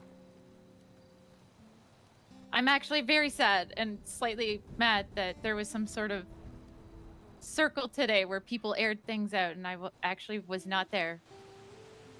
I'm remiss that you weren't there. Yes, Wednesdays are bad days for me. Keep that in mind for the future. Because you know what?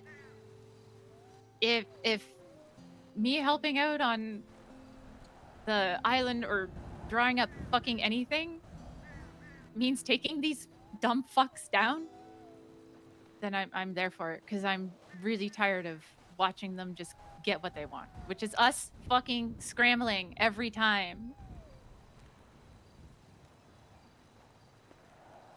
We are so predictable, and we yell it out to them. We yell out fucking levels. They know. They can hear it. They hear everything. Bring up a very good point. I mean, of course they do. We yell it on a fucking microphone. I woke up and I was like on the island and I could hear the screaming.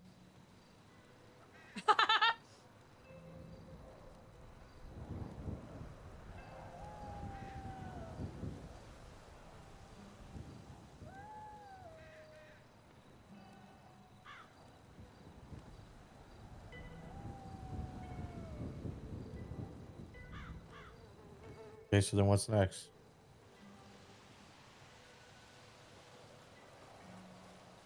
Are you asking me? Yeah. What do you mean? Like, what's our next move? Well, what ideas do Well- you have that you want to? I don't know. I just started spitballing shit right now. Yeah, but like you just said, we don't have time. We have to start now. Yeah, we do. I don't know. We have to make sure that we have materials to start. We probably need blueprints first. Absolutely. We need to draw something up. What kind of weird shit would you want to see, Skip? What do you want to see? I want to see your vehicle just like fucking Batmobile. But not that, not that sleek, because that's not the vibe, You press a button and like, I don't know, something shits out the back. Dude, Andy Coots is such a great character. I don't know, we have to just start coming up with insane ideas.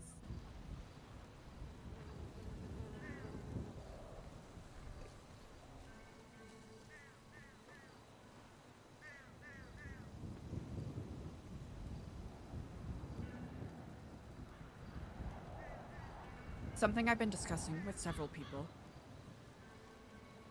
are the different ways that we can approach the challenges that we are facing. And I think having a multi-pronged approach might be the best way to go about it. Especially if it speaks to different people's areas of skill or interest. Especially if they are emboldened. I think finding ways to make ourselves more defense ready is very smart. I don't want to be pessimistic here, but realistically, we're probably a ways out from being, in any way, offensively capable of facing off with them. That is not a commentary on anyone's skills, it's just simply where we're at currently. Yeah, fair enough. Let's get a nail gun and fucking take it apart, figure out how to make it shoot even faster. Even There we further. go. And to wit, there's also more subverted tactics, which is part of what I have been charged with. Propaganda, if you will. Now the question is, you can put information out there, you can paint things in a way to move people, but it really depends on whether or not the people wish to be moved. Which will be a challenge within itself. Because I think we all here can agree that, as much as I'm remiss to say it, PD are probably not going to do anything, and let's be honest, a fair number of them are already sympathetic to whatever the Faceless are doing. Well, they're also assets for him, so. Exactly. Yeah. Same with the mayors, both of them. Yeah. Okay, so that explains why Junior was hanging out here after the after we got bombed yesterday. He brought Bella Lux or something with an egg and was asking us what to do with it, and I was like, is this guy fucking serious? That's incredibly obvious. He is the mayor of Blaine County, where Neon Circus is located. Oh my I'm a no! little Oh my remiss. I used to work really closely with him, but both Junior and Michael Rosell worked really close with Nino Chavez, who, I'm showing my hand a bit here, I sincerely do believe has been an asset actively assisting with arms trade. Wait, Nino? Yeah.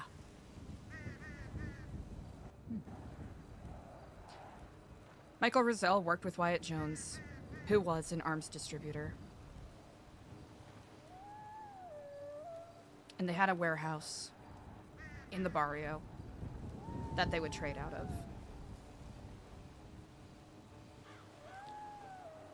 Holy shit, okay.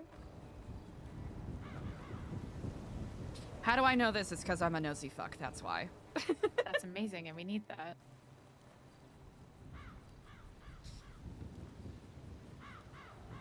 So there are multiple layers of why we have a unique kind of pressure. And simply walking away from New Babylon or trying to go somewhere else to hide isn't going to erase it, frankly, because they're everywhere. Well, I think that's the difficulty we're going to run into is, yeah, we have this organization, but I think also the bigger piece is all these gangs and people that work for them who will come and swing a bat for them. Mm-hmm. Because they will not hesitate at all to squish us. The Moscow rules assume everyone is an asset, and in this case, as paranoid as it sounds, just about everyone is. True.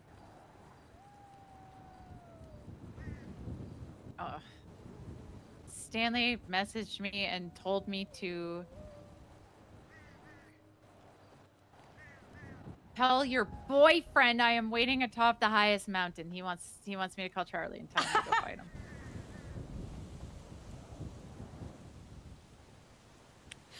You know what? Maybe that'll fix everything. Who knows? Yeah, you think Stanley will save us all? He's a fucking avatar. He disappeared for a week. The avatar was gone for a whole 100 years. He had to go on his shonen protagonist training arc, that's why. Exactly. And then he went out of be very He becomes a master of 4 elements when he came back, though. Yep, that's true. You think Stanley's gonna master all 4 elements this quickly? No. Yeah, no. He's got to be tested first, I suppose. Well, I guess everyone has to have their one big battle that they lose that spurs them forward. But... Oh my god, I am not calling Charlie.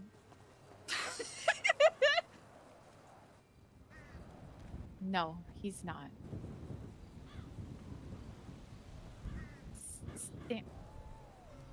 Stanley, I won't lie to you, I'm not calling him, okay? Come on. Just please come back to New Babylon.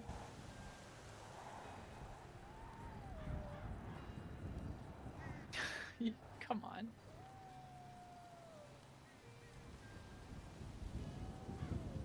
You... Oh my god! Stanley, you can't! You can't take him!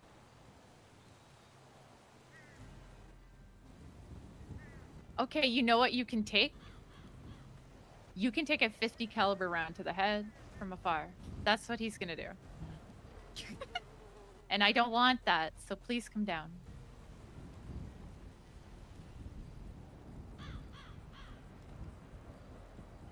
He's not gonna agree to any rules. He plays by his own rules. He doesn't give a fuck. I am not!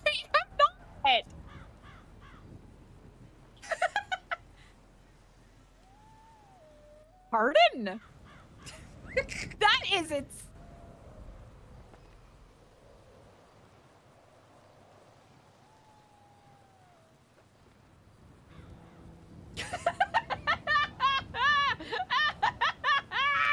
Barrick is with Stanley and AC. Mm-hmm.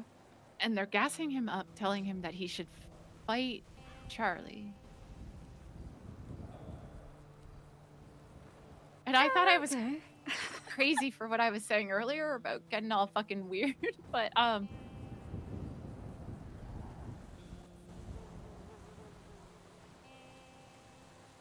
I don't. Do we? No, it's a dumb idea.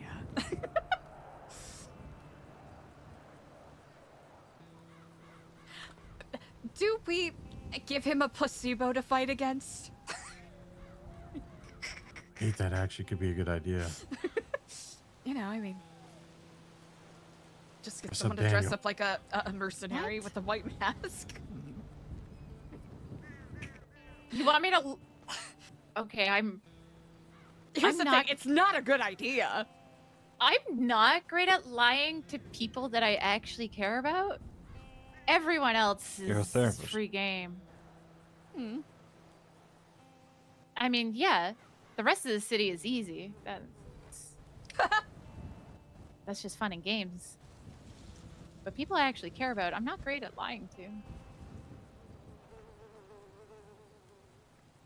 Would it stop him from potentially making a deadly mistake? Maybe. Is it misleading? Yes. Could it egg other things on and have unintended consequences? Also, yes.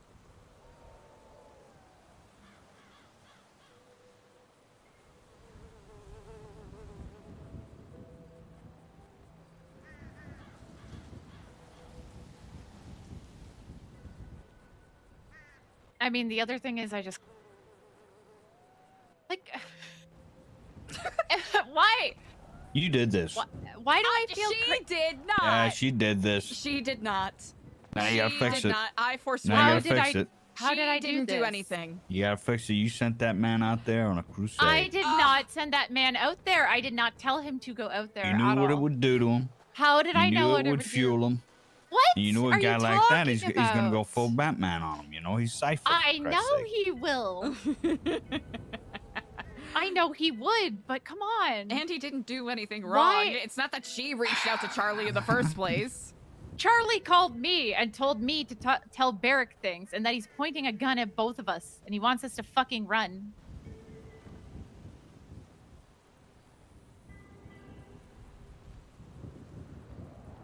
You know what I didn't do? I didn't run. Fucking stood there. How is this on me?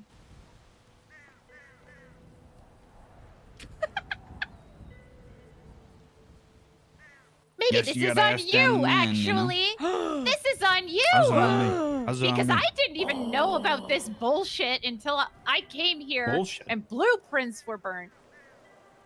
This is on every other How's that on me? motherfucker. Because didn't you know them before? Know Know who? about them? Faceless? Never heard of him. Never heard of him. I don't even know who they are.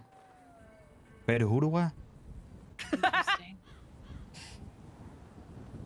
You know, I'm not even going point fingers because I don't give a fuck.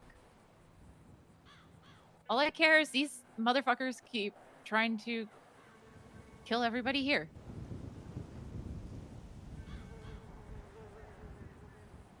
And I want to make some really weird fucking shit to get back at them.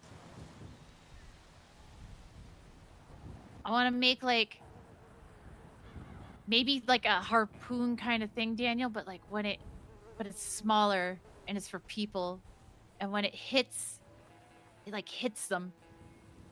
Something on the inside of that harpoon shoots inside of them and explodes them from the inside. It's a great idea. It's a great idea. You should also make a crutch. And 'Cause maybe, You can't sew Maybe a mush sling. back together. your boy's gonna come back battered to all hell. That's what I'm 'Cause saying. you I sent him don't. out there to be a gladiator. I didn't send him anywhere. Maybe you should craft one of those medic cots that the two guys carry on each side, each end. Be a wheelchair. That'll be the first thing we craft. I'll have to say, Andi is not at fault here.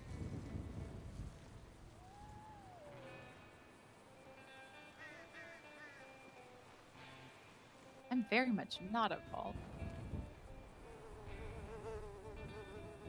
Stanley seems perfectly capable of making his own decisions, however misled they may be. And it isn't Andi's fault that this guy is using her as a scapegoat of sorts. Did you know them before, Andy? No, I didn't know about Faceless at all. They know about you. They know about everybody. Don't know about me. They definitely know about you. They don't know about me. If they knew about me, they know about you. How do they Because know I about am me? not. Because They're I'm not not calling worth me. knowing about. And I'm not worth knowing about, but yet they're calling You me. sound like you've done more than I have. I haven't done nothing. Everybody's done something. Nope. Hmm. I'm a ghost. I kept my anonymity. Right.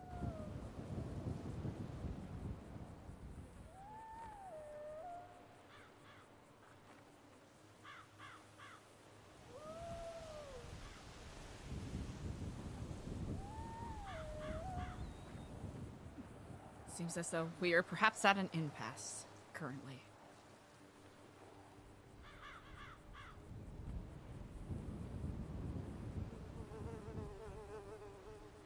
I'm not.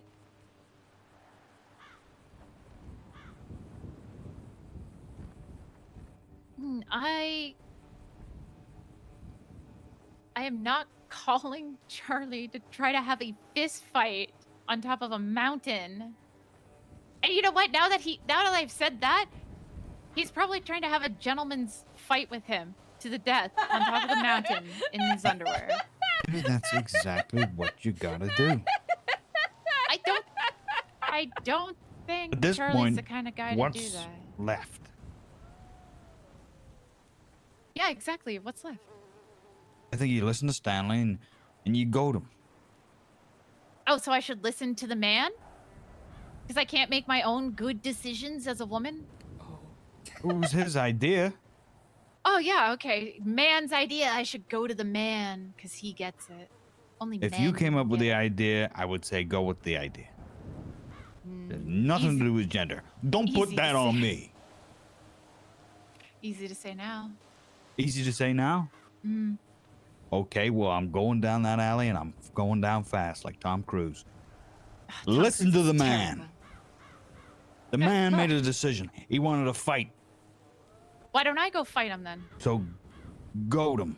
Okay, Right. maybe that's a strategy. There we go.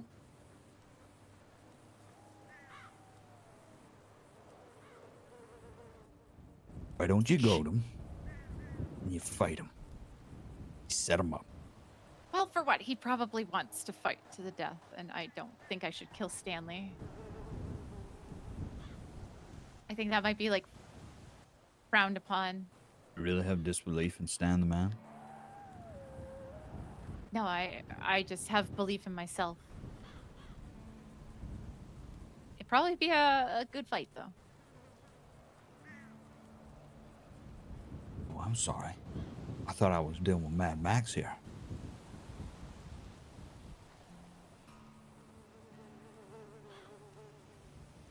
And I thought I was dealing with an elder who has Alzheimer's. Can't remember shit. What? Huh?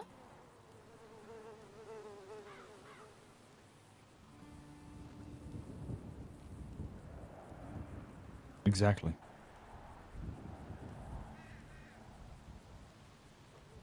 Very true.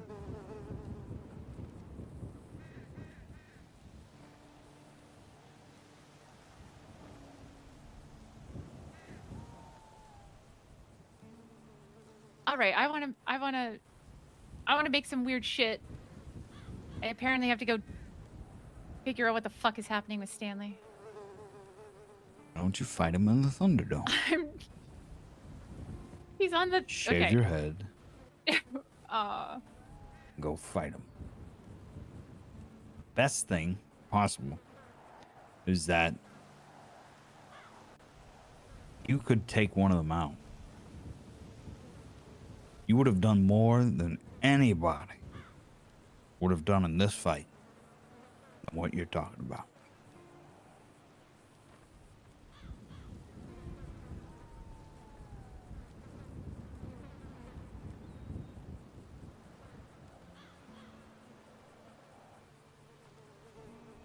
oh God.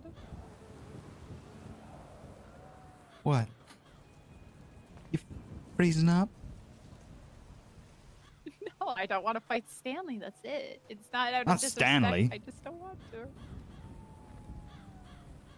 Oh, fight Charlie? Yes. Why is this even a thing being proposed right now? I'm sorry, I thought I'm dealing with Charlie Theron over here. Wants to go full Mad Max. Well, why don't you rip their heads off?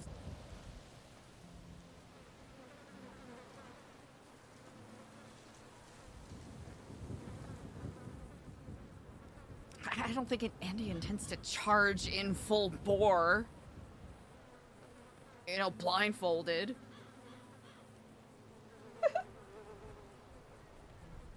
No, I haven't completely lost my fucking mind. Completely. Solo Wanderer, that's so nice. I appreciate it. Not yet. I hope it wasn't too Bummersville for people.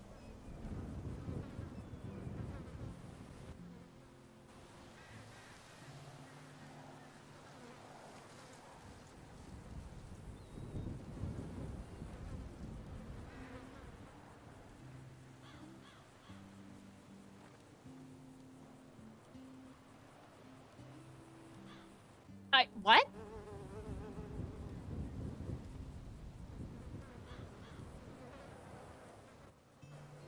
I hope you can excuse me a moment. Well, they're not looking to fight anymore. 1 second, chat.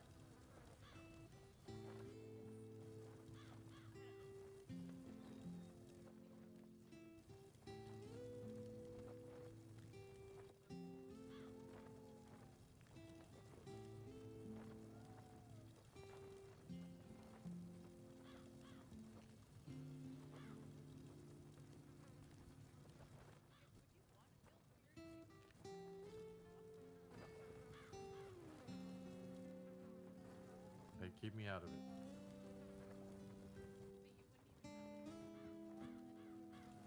I gotta stay focused on what I'm learning.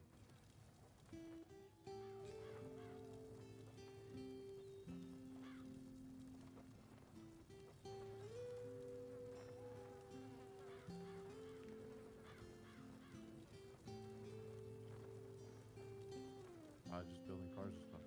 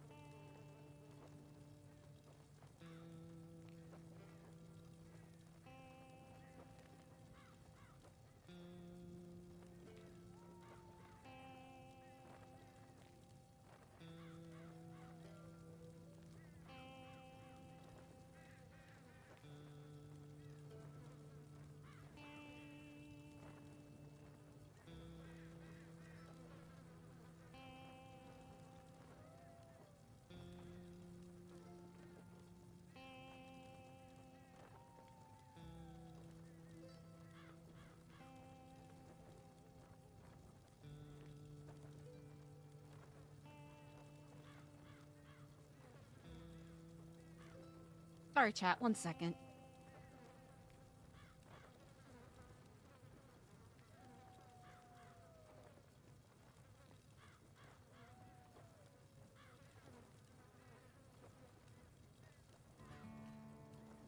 All right, chat. What did I miss? Everything? Thank you so much for your patience. Nothing quite like Eliza just standing here, staring at a pig carcass. Yeehaw.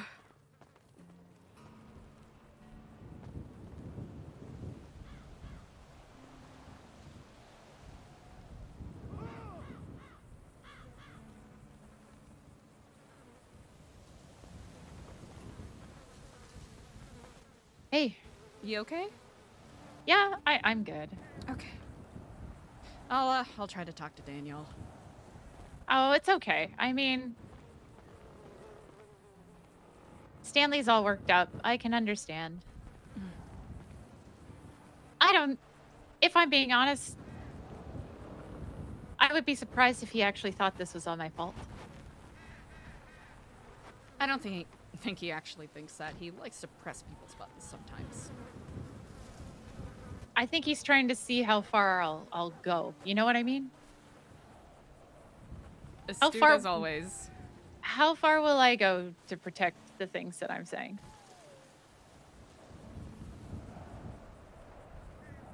But I could be wrong. No, I agree with your assessment. Yeah, you probably know him better than I do. I'll say you've got a good read. Okay, well that's good. And he's not doing it out of malice, at least from his perspective, so I hope you don't take it as such. No, I don't. I'm still gonna talk to him. I think at the end of the day, we all just want the same thing. Mm-hmm. Yeah, if anything, the conversations from earlier in the day with the meeting and with the moment at the church, a lot of people are sort of at their tipping point in a way, and I think these are going to be hard but important disagreements we'll have to face. I think the hard part is too, this is exactly what they want. Exactly what they want. And if they're listening right now, I mean, it's not like it was super hard to figure that one out anyways. No, not particularly. Considering he straight up told me that's what he likes, so... Well, I hope they're having their fun with their tea and their chismosas. Mm-hmm. Now I kind of feel like it's just one of those sleepover in the late 90s, early 2000s three-way calls. Yeah, where somebody's being very quiet on the other end, trying not to mouth breathe. Like, ask her about Dylan. Do you like him, yes or no? Exactly. Oh, God. Oh, no. I'm sorry that they're giving you a hard time. It's not an enviable position, I will say. Nah, it's okay. I think maybe this is just a wake-up call that we all need. I think so. Because things are probably just not working the way they are. It's okay. I mean, here to change. Not working, but you know. You know, always good to pivot ever so slightly. Mm-hmm. Might be time. But Either I that or don't we get can to sit decide. idly by, like you said, and wait for evacuation Mhm. number 12. That'll fix it. Yep, to a place that they already know. That'll make everything better. I'm just gonna start digging. I'm just gonna start digging down. Just start digging a hole. Yeah. Just gonna start digging That's a fair. hole. That's the very opposite fair. of shame. What is the opposite of shame? Confidence? Yeah. All right, I'm gonna start digging the confidence cavern. Hell yeah. Pride? Ooh. Oh, Pride Pit's Pride pretty Pit. good. Mm. We really That's do what need we a do. Pride Pit. Mm. Yep. Hell yes. Incredible. Well, I will leave you to your ministrations. We got this. Yeah, we'll get there. I believe such. Thank you, Andi. No problem. Thank you. Let's speak soon. Bye. Okay. Bye. Yay! Friendship cone Andi.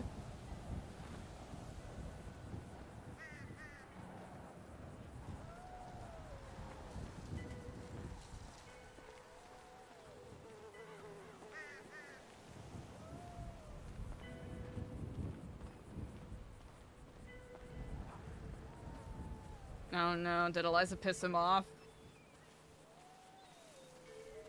Divorce arc incoming.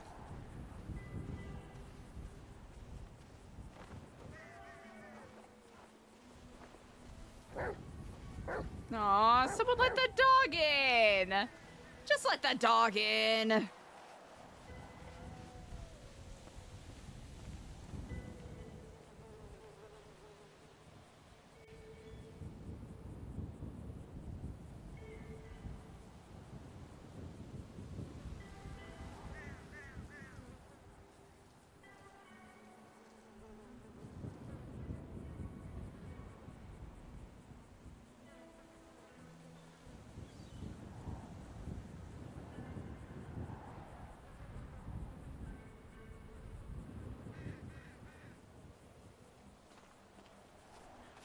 Oh, chat.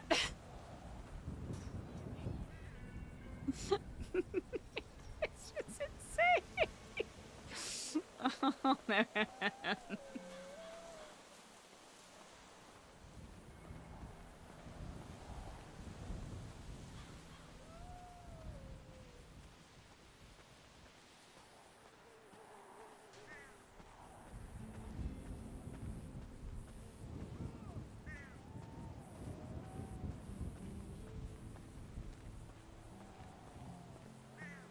Chat, where? Oh my gosh, 6 hours? That flew by, but also felt like so much happened.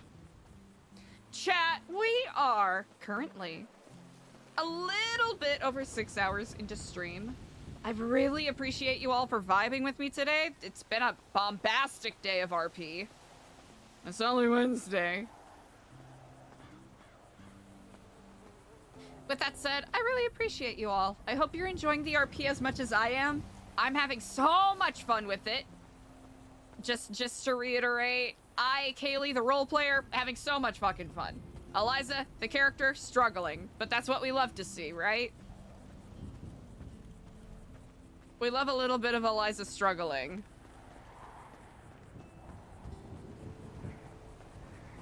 And I think she's kind of starting to find her footing. Whether or not her speaking out like that has any lasting consequences will remain to be seen. Tad, you have called me at an interesting time. I'm sorry. It's quite all right. Are you busy? Too busy to talk? Actually, or- you called me at a perfect time. I was just wrapping a couple things up so that I could be a little more available for conversations. Sure. I'm glad you're alive. I saw bombs falling down around Yeah. where you are. So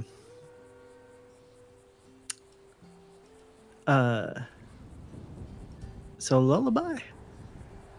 Yeah.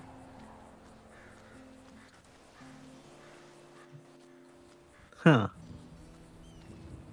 My approach is I knew nothing about him, and what better way to keep an eye on what he's doing. Sure.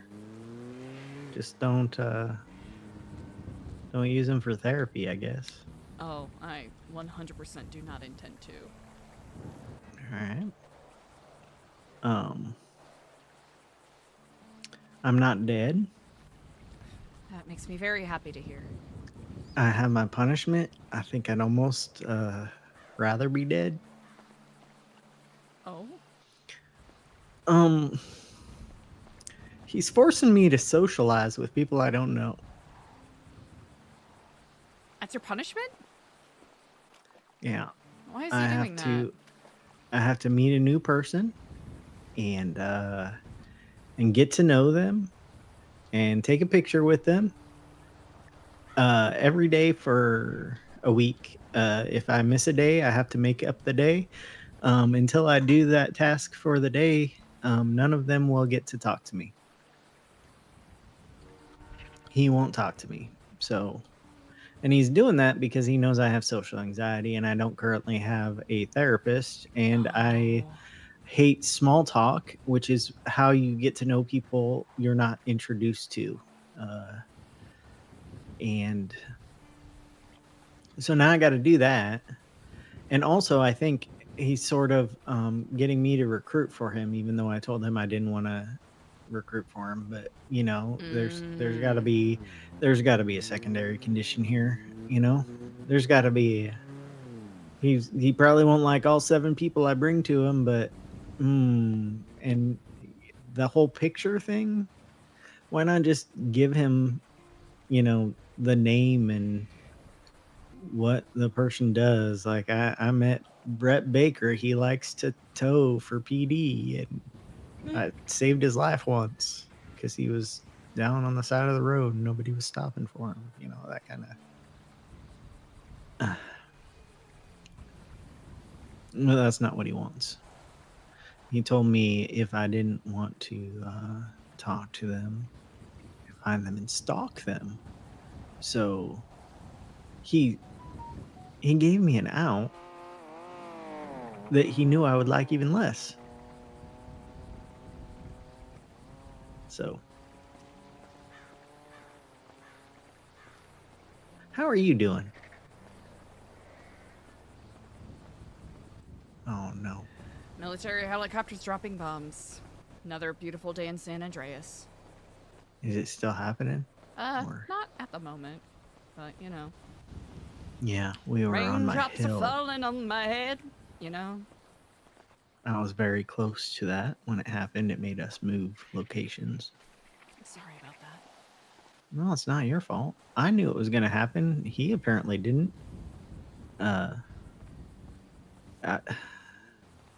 You guys have been going through it for a while because I go up on my hill and then a cop is running from New Babylon instead of running toward it, and they're saying there are gunshots over there. What are you doing up here? Blah blah blah. So then I had to leave.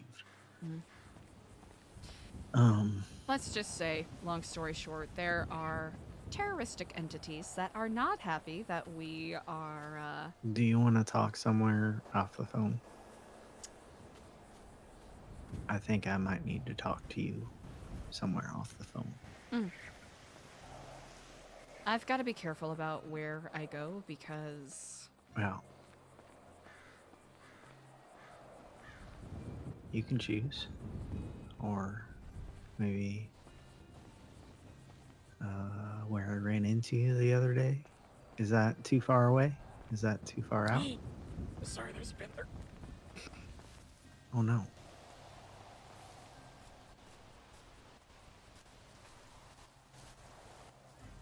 Okay, I'll be fine. Got Trying away? to think of a good spot. That was on the creek, yes? It was up by the railroad tracks. Over there. I don't know if that's too close or too far. That It's is, like near the silos. Not So. a safe space for me to be right now, I don't think. Okay. Simply by virtue of, Too close? Or not too too far? close, simply Or just wrong place. directions from which problems are coming from. Ah. If it's not airborne, So- it's landborne. If you catch my drift. All right. How about the you know when we were chased off the hill by something going down beneath it? Is that too far, and is that still, cuz it's still land? Like that rock we stood on? The creek that's kind of south of Yeah. New Babylon? Yeah. We can meet near the along Smiley there. Shack. Oh wait, Okay. Smiley Sack. The Smiley Shack. Oh wait, It's Smiley all Shack right. is by there. Yeah, it's all right though, because it's all right because we're Oh. not going to be at the shack. We'll be at the creek. I'll go down there. Which side do you want? The north side of the creek or the south side of the creek? North is easier for you, right? 'Cause- Yeah, north is a little easier. All right. I can give you a ping if you like. Sure. All right. My number is 954. 954. Nine. Got it. 9 minus 5 equals 4. Easy enough. 954. All right, I'll speak to you shortly. Yes.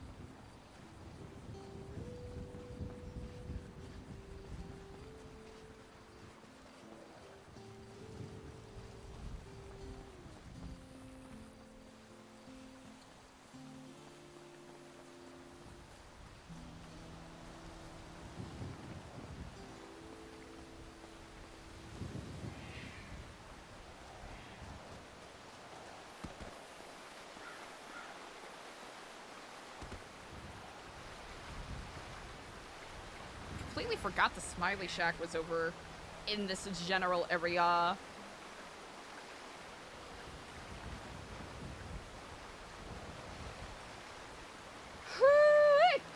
Chat.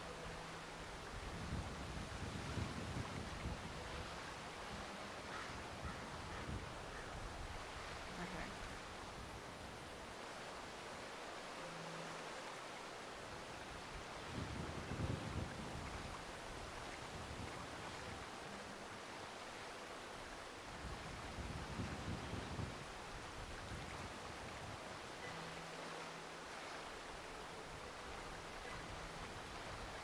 Well, chat, what do we think? Is New Babylon gonna still be around tomorrow? Solo Wanderer, yep, that was one of the first things Tad brought up on the phone call. He was immediately like, so, Lucian Lullaby?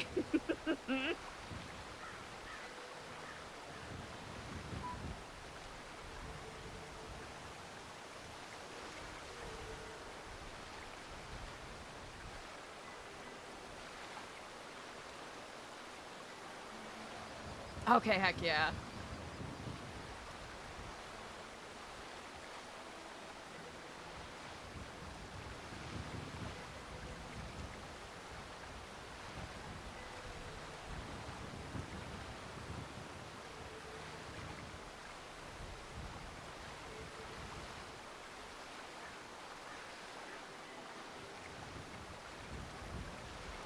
Oh man, this is so spicy! I've been talking about it the past couple of days, but there really is no way to know what is gonna happen.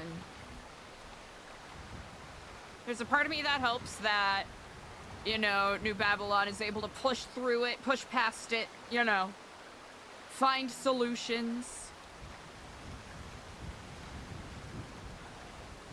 But if it ends up falling apart, you know, that's a part of RP, right?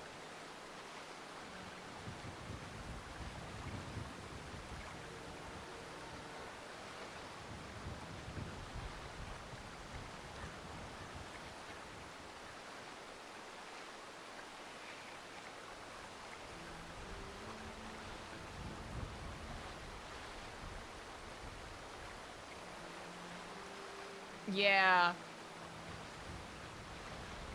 And I think it's one of those necessary growing pains things, too. Like I mentioned earlier, it's always good to lob a little bit of, you know, spice and conflict in there. But I'm hoping to at least, with whatever my character contributes, it's not so much that it makes it, like, not fun to play. You know what I mean? It's a tenuous balance to find sometimes. But I think it's really good spice, especially since, like, if it hasn't been explicitly said already, Eliza recognizing that this seems to be the only viable opposition to the Faceless is what has Eliza locked in. Because she feels very much out of her depth in that regard. And is hoping with these, you know, unlikely allies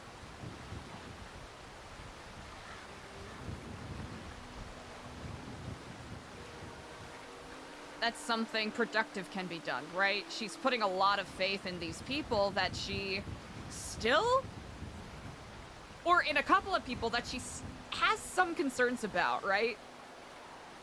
Which she aired out a little bit during the quotation mark sermon.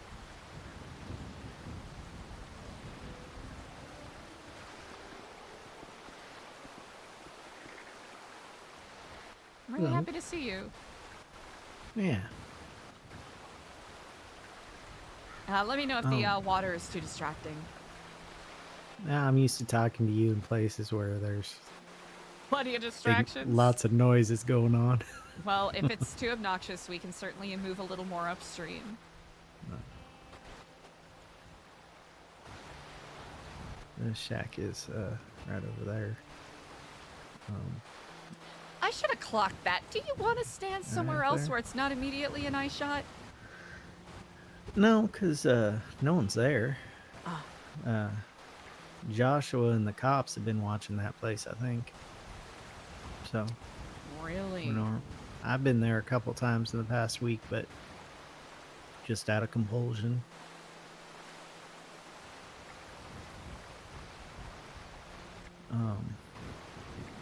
The Faceless, right?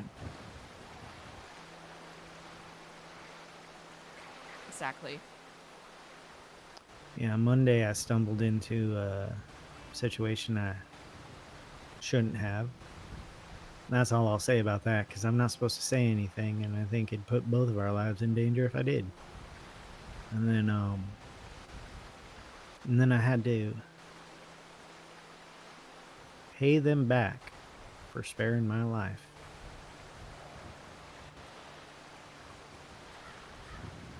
But it was kind of a trap. I had to make a delivery,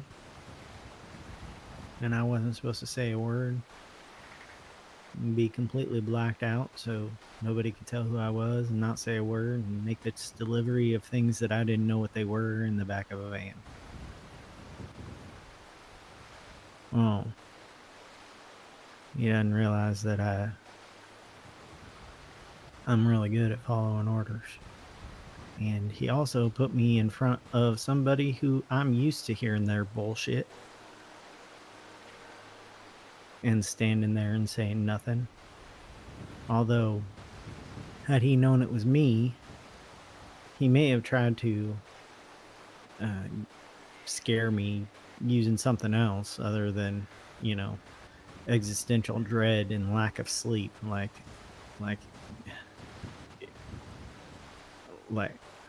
I just can't sleep at night, man. It's not about life and death for me. I appreciate that, Rupert. I just Thank can't sleep. you. So, they maybe picked the wrong person to try to stir up this mule, but I did it. And as I was walking away, he had me call. He is in one of the Faceless guys, not the guy that I delivered things to. Had me call a code on my phone, and it blew up the van that I had been in. Just a little show of force, you know. Looky, I could have killed you anytime. So I suppose I'm gonna have to do another task for him sparing my life again. That's how they work, right? For the people like me who have no power. I followed orders. Well, he hasn't contacted me again yet, so. They are very much a take their time and call you when needed. Could be 5 minutes Sure. from now, could be months from now. Yeah. I'm really sorry, Dad. I won't ask Well, about you the know. circumstances that led you to this, but I'm really sorry. Maybe someday I'll be able to tell you, but right now I think it's best that the only people talking are the people who are allowed to talk in that situation. They didn't tell me anything about not talking about the delivery, but that's a loophole. I know it is. I'm not supposed to talk about that either. I know I'm not. For the past 9, 10 months now, both unwittingly and, as of more recently, wittingly, have been looking into how to confront, as obnoxious and as naive as that might sound, confront or stop what feels like this inevitable specter that keeps pulling people in to the cycle of chaos and violence. Yeah. It's partially why I'm doing what I am doing.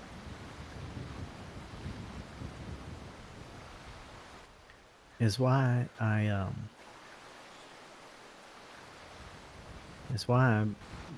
I broke Ken's conditions. Because I was suddenly, through the act of giving into a compulsion to make myself feel a little bit better, even though I knew I'd feel worse later about it, I went to a location and I interrupted a meeting. And my life was automatically in danger just because I was trying to be a little closer to the people I think of as a family. Now, I left the family, but they're still my family. It's like two different definitions of the word, you know? I understand. It's something Ken and I are going to need to talk about more because he still doesn't understand me when I say I've left them, but I still want them in my life. I don't even necessarily understand it. It just makes sense to me in my head, you know? It's hard to explain, but all I could think is I'm going to die because I was doing something stupid to feel closer to them when they won't talk to me. And I'm not going to get to say goodbye.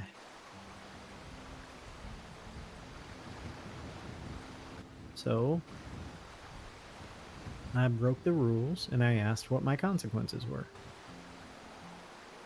And then the fucker asked me to be social.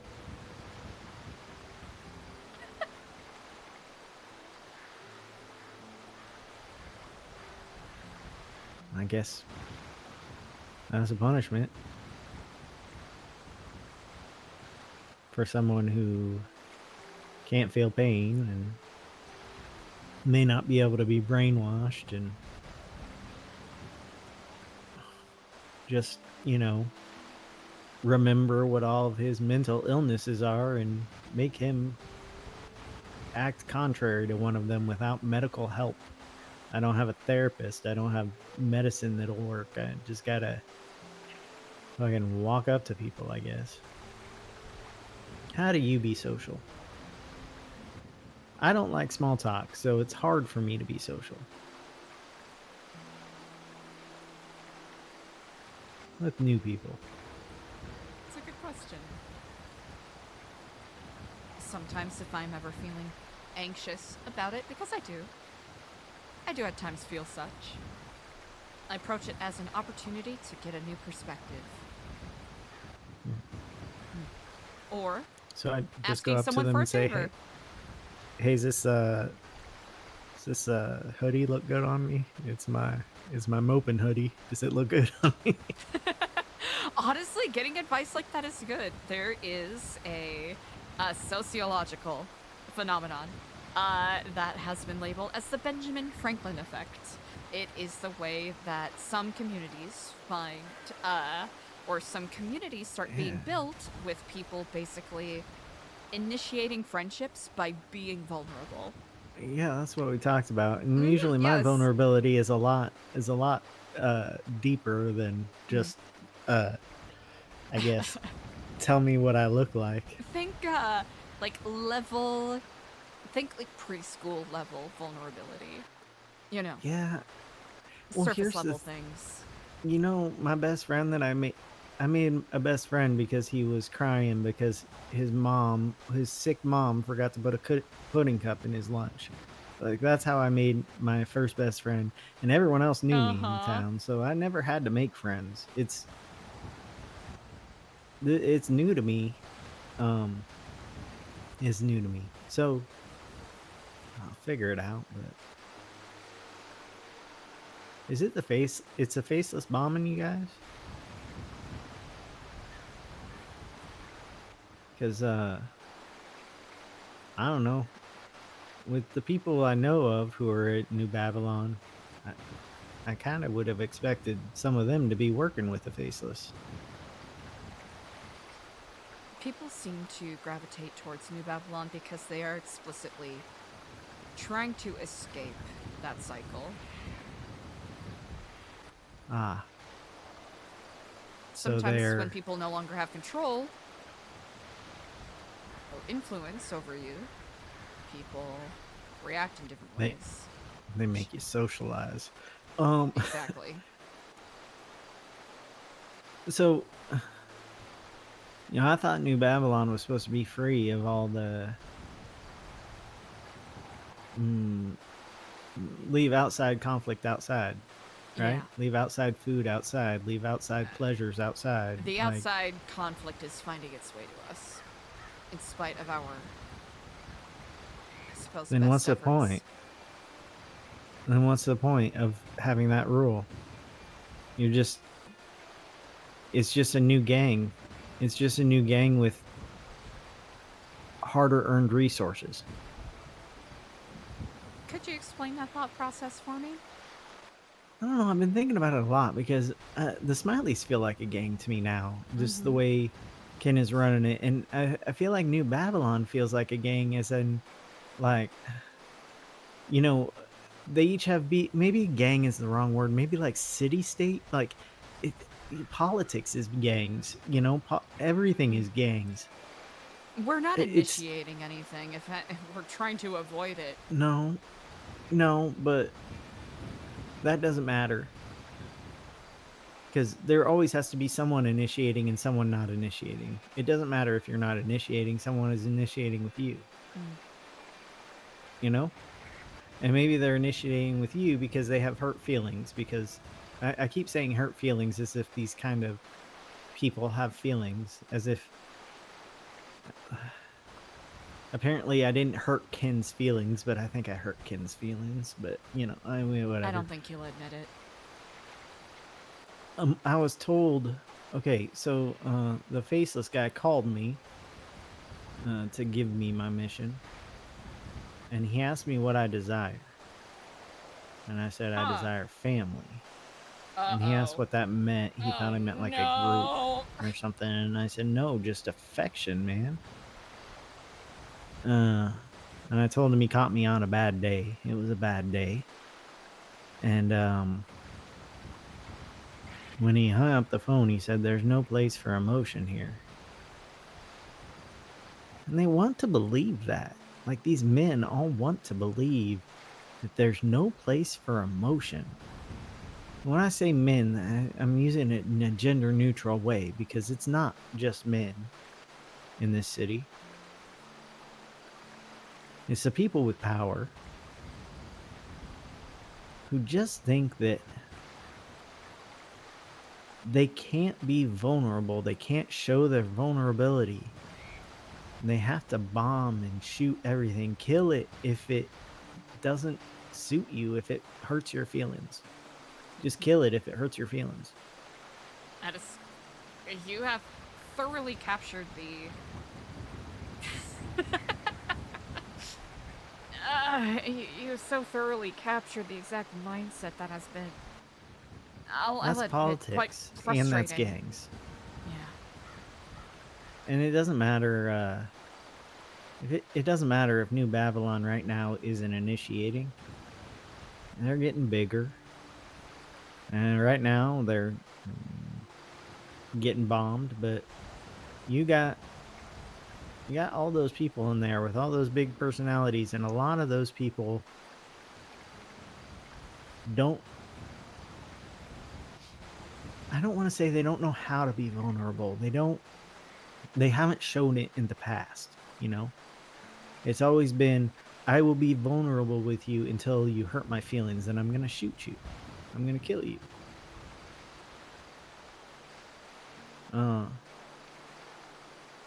They're like Ken. And I'm always going to bring it back to Ken. He's the one I know the best, you know? As I will be vulnerable with you, but people have stabbed me in the back before, so just waiting for you to stab me in the back. And then I'm going to shoot you. Or he has a soft spot for me, so he's going to make me socialize. I guess I haven't betrayed him yet.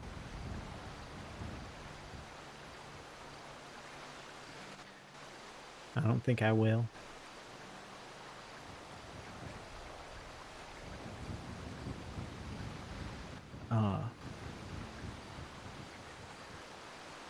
I just don't know.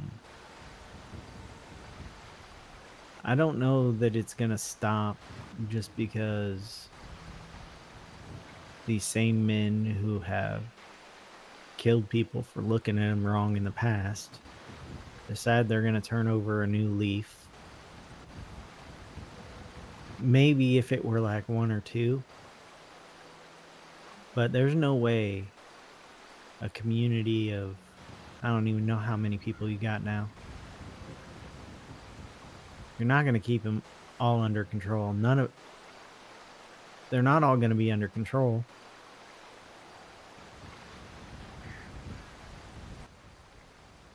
And in that, they're all going to disagree over who's in control at some point. They'll turn on each other. That's how gangs work too. That's why so many of them dissolve with big explosions or mass shootings. You know? Let's blood out everyone who's not joining us in New Babylon, who we're not inviting to New Babylon.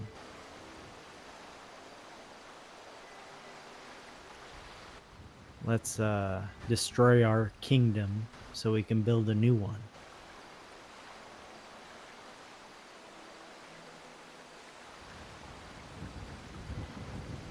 It's just building the same thing in a different way. That's all it is.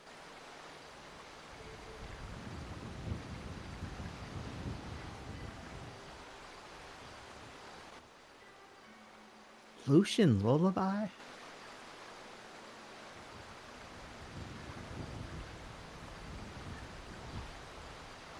My thought process. I initially balked at the idea when I saw his application. I thought about throwing it away.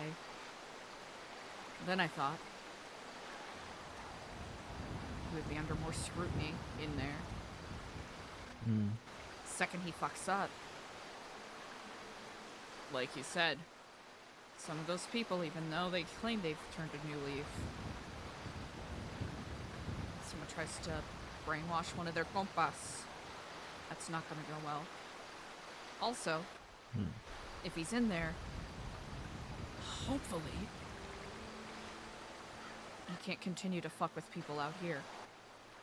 Oh, his form of brainwashing is different. There's more suggestion through therapy. I think he puts people in a hypnotic state. So,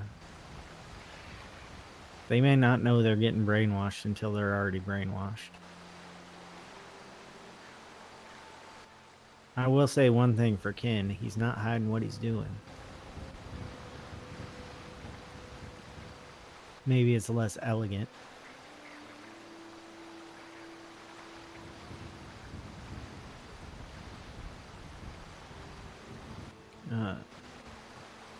My grandma brainwashed me a lot when I was sleeping.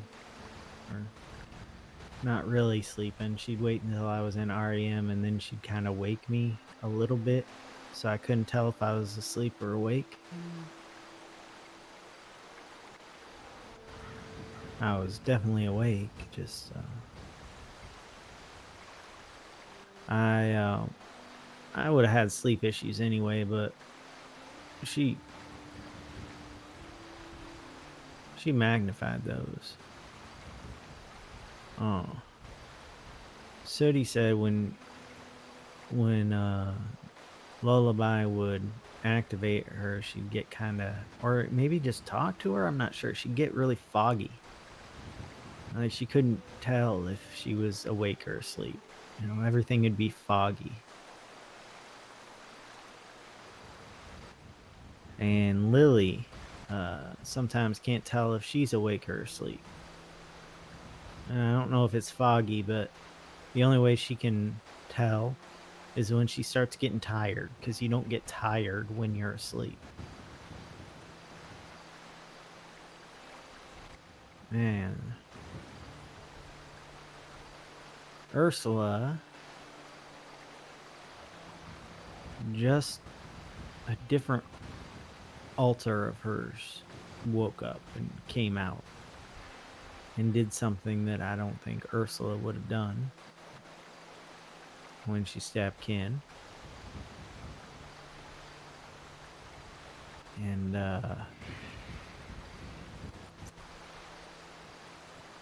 he calls it a contagion, and there are vectors, and as far as I know, Sooty was a vector, and I think what that means is just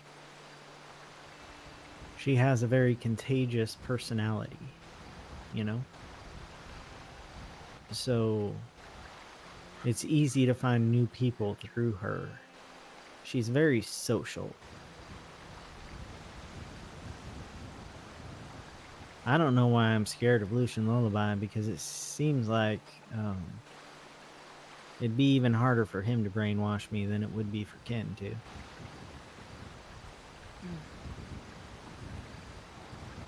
Although I guess I do, once I get to know someone, I'm very social. I won't stop talking. You barely said a word. I don't think that's such a bad thing. No. How am I supposed to talk to 7 new people? I asked him if I'm having a good day, if I can talk to more than one in a day, and he was okay with that. And then I was like, can I take a picture with all of us in one picture for that day? And he accused me of looking for loopholes. I'm just like trying to cut down on the amount of work I have to do to take pictures. Like, I think the selfies are going to be the most difficult part, I'll say. no, the approaching people is going to be the most difficult part. It actually, 3 people at once, that'd almost be a little bit easier, except you know me, I'm not a big group person. I don't like large groups, but that's not too big of a group, you know? People I don't know yet, and I guess it's probably a good thing I wasn't able to introduce myself to Frank. Yeah? And now I'll need someone new. Now you have an opportunity. He could be one of the new people. Call him up, ask him about the news. Yeah, it'll probably happen tomorrow. I'm not supposed to start till tomorrow. I guess I could lie about when I'm at. I'm not good at lying to He Ken. won't be around until tomorrow anyways. Oh. He's usually can't lie to taking Ken. his rest this time of day. I see. Well, we'll see if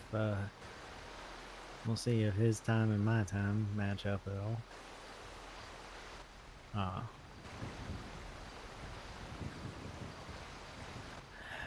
most of the people I meet, I have okay relationships with. There are a couple people who've, taken me hostage that I really don't like them and they really don't seem to like me. But for the most part, I'm able to make friends with people who take me hostage, but they're not going to want me to take a picture of them. So I'm going to have to approach people. Oh.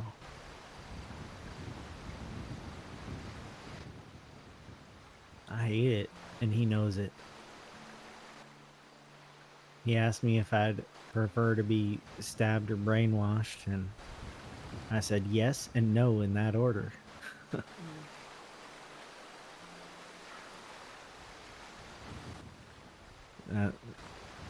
I feel like if I felt pain, I wouldn't have said yes to the stabbing. So, I know I could die, but I probably won't. We got great doctors here, you know? Always good to be risk averse in that realm. Yeah. I asked him how he'd feel if he hurt me and I died because of it.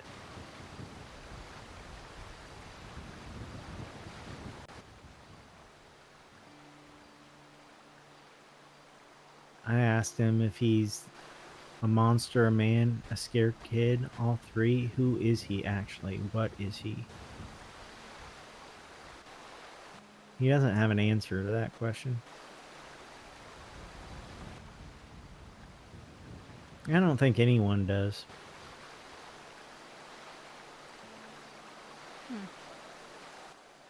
But I'm trying to get him to do the work to try to figure it out. The answer is always going to be, I don't know. But I think he's stood around too long thinking of himself in one way and not allowing himself to change how he needs to. He's changing, but he's also refusing to change. Does that make sense? Yeah. Hey, Kako, thank you for the follow. And then there are people who are trying their best to change things about themselves that don't need to be changed. Sound familiar? Steeply so.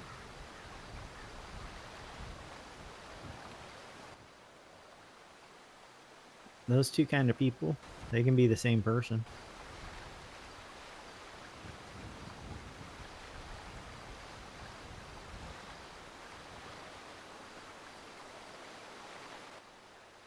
What have you learned about yourself? Here? Well,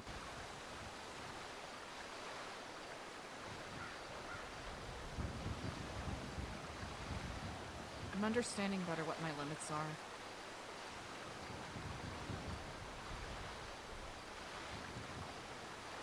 And I'm hoping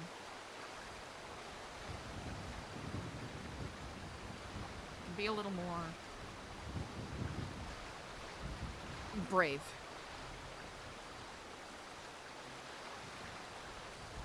For a long time, I've been very risk averse, and one could even go as far to say cowardly.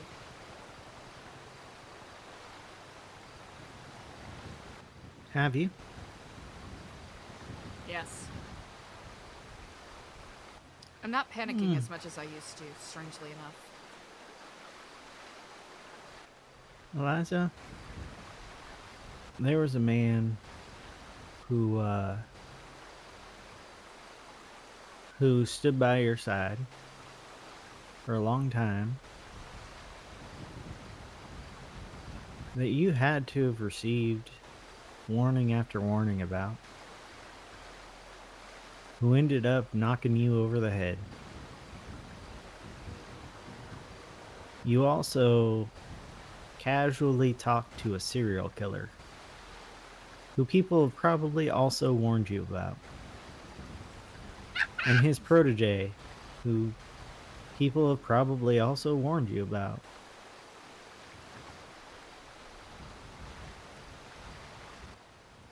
Is that risk adverse? Is that cowardly?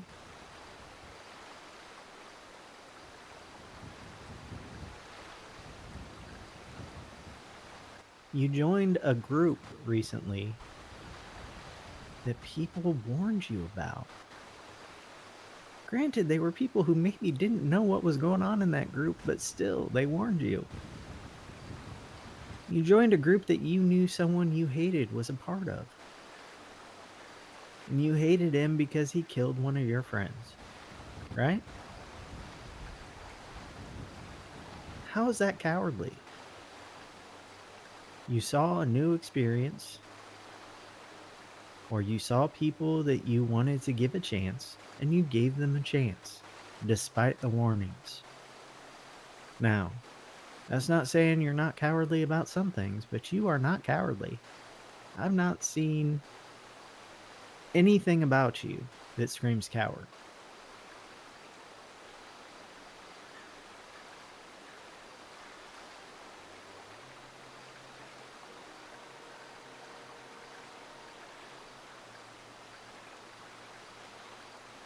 Now, I can't say I know you the best. I think you probably know you the best, but like I've said in other conversations, you're also going to be the hardest on yourself. So, I'm helping you give yourself a little grace there. But also, if you feel braver, then you're braver. I just don't want you talking bad about my friend. Now, I recently did something cowardly by writing a letter instead of talking with Kenneth face to face. But was that cowardly, or was that just making sure I wasn't cowardly later? Because as soon as I'd been face to face with him, I probably wouldn't have said anything. Because it's hard to look into the face of the person whose feelings you think you're going to hurt. Especially when you know that that person sometimes reacts to that kind of thing with a knife.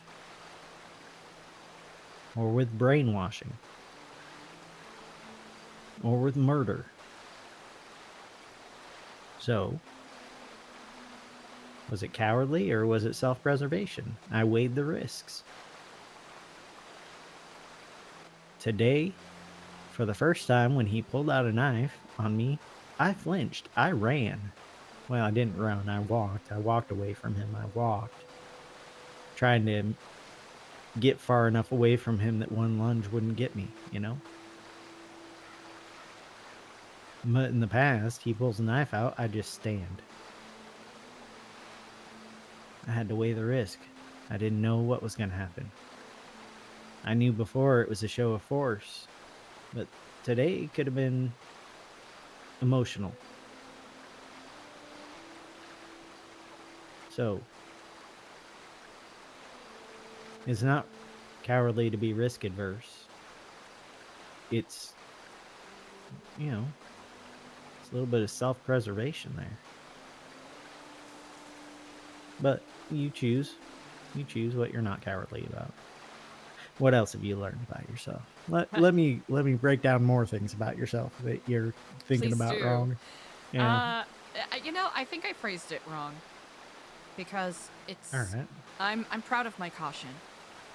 I think too many people are reckless at the risk of someone else having to pay the consequences.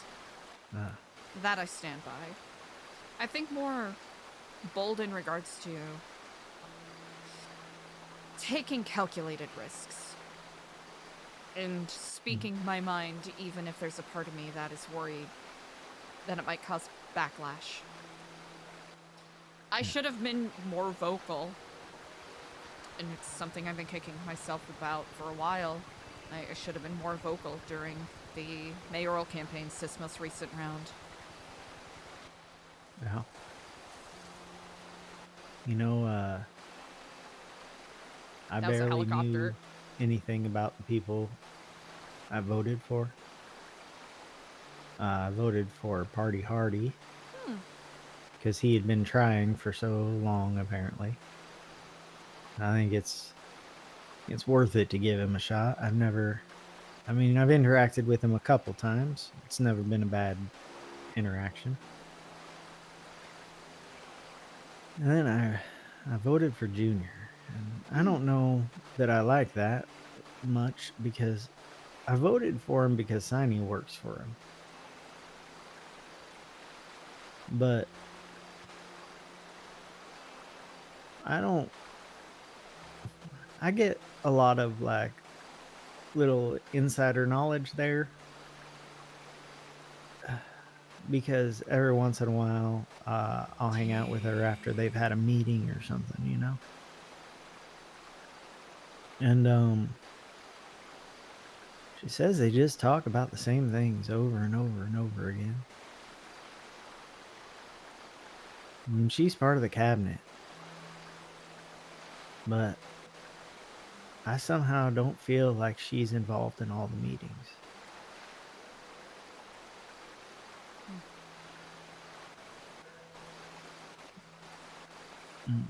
I helped Junior with his campaign. Yeah. And I,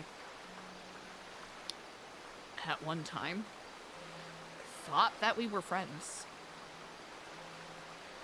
As trite as that might sound. I mean, we worked closely at Arcadia, so we would talk on the phone, ask each other how we were doing. Yeah. And the second he won that mayorship, the moment he won that mayorship, complete radio silence. Huh. Him and everyone else on that cabinet. I wasn't expecting a role on his cabinet or anything along those lines. It was something we briefly talked about, but I know, politics, right? Yeah. But the fact that he went completely radio silent after months of friendship, and everyone else in that realm, I don't know how to wrap my mind around it. And I'll be honest, that was slightly what influenced me to come here. Well, Because if I'm so disposable by other people, I might as well, do whatever the fuck I want, right? As I can't selfish as figure that out sounds. what he's doing because I don't know what it's like to be on a cabinet, but I know that there are lots of times when I can't contact Signy because she's too busy writing legislation. I feel like that's maybe not as much of her job as she thinks it is. Oh.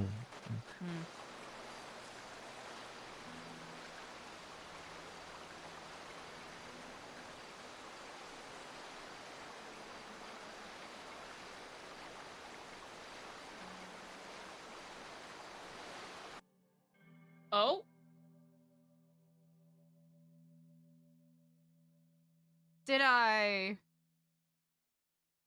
Did my internet shit the bed, or is it just... Uh-oh. RP detected! I can't believe that Faceless did this. Still streaming? Okay. Oh, server? Okay, cool. Sorry, chat. I have internet issue PTSD.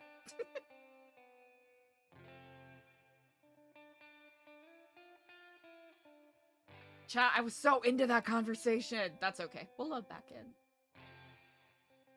Well, chat, I feel like now's a pretty solid time. We're almost 7 hours into stream, so take this as an opportunity to check in, make sure you're staying hydrated, grab a snack if you haven't had a snack in a hot second, and whether you're kicking it in chat or chilling and lurking, I really appreciate you all.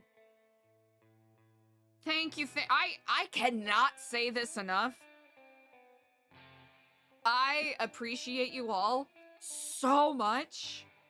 Thank you for being chill, even when the RP has been spicy or contentious or conflicting. I really want to say that I really appreciate you all for being good noodles, as it were.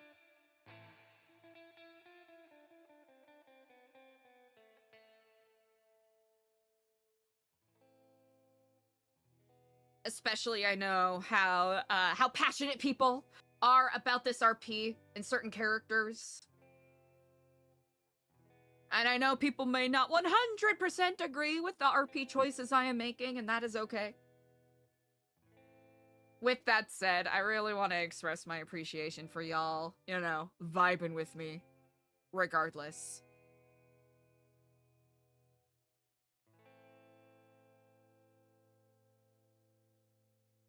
Holy chat! Oh, I have no idea where this RP is gonna go. That is what is so exciting.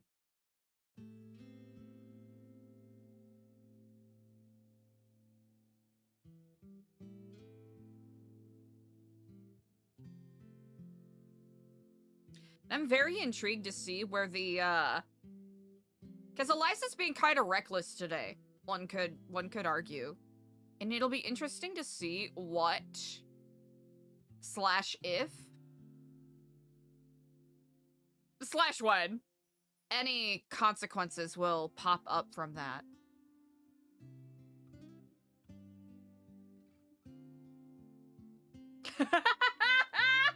Solo Wanderer, that is an excellent way to put it.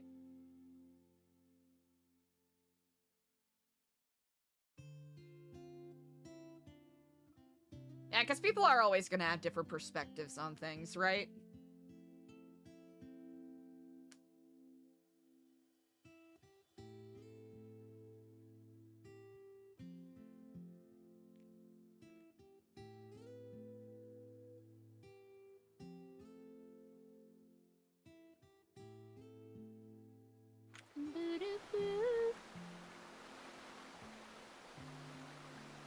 Ooh, okay.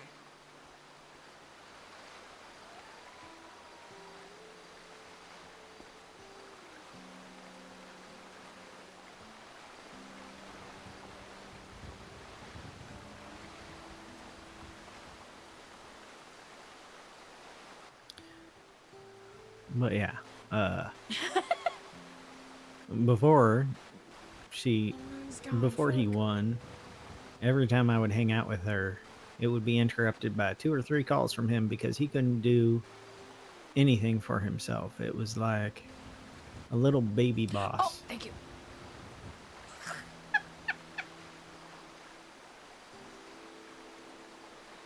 So I don't know why I voted for him. I knew she'd just end up doing a lot of the work.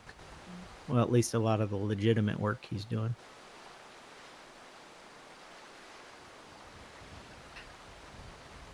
A lot of the stuff he built his campaign on, very promising. And it sounds like some of them are being achieved, but Yeah. I cannot speak fully on that by virtue of Yeah, maybe I just being have a unplugged. Maybe I'm just resentful of him because he's stealing my friend away. You know, that is reason enough. he doesn't have enough time for me anymore because of him. And he put Ethan on his cabinet too, so I can't even hang out with her boyfriend very often. Really?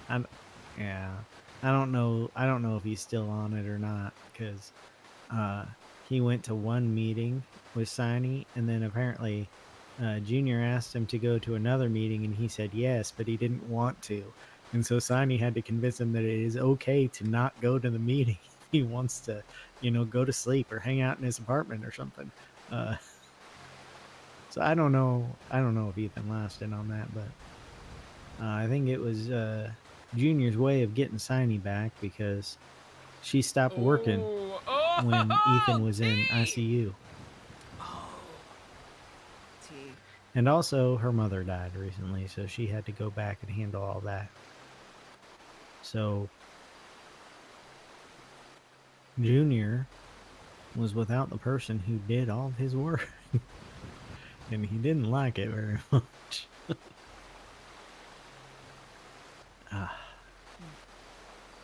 It's always I good to don't have know, people though. who are good at delegating, but Yeah, I don't know. I might be, like I said, I might be being a whiny baby whose friend was. It could be a mixture.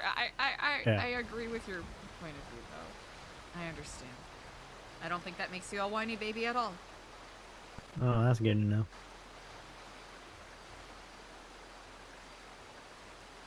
I think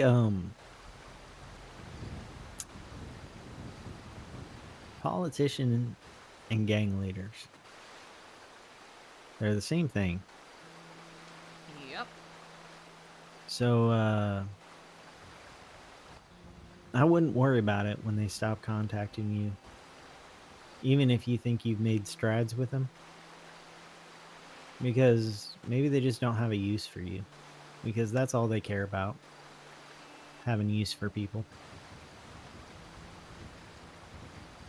And it's not bad to not be useful to a man like that.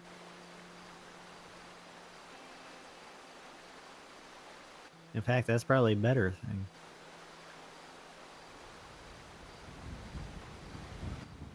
To be useful means that you will bend the knee and be used.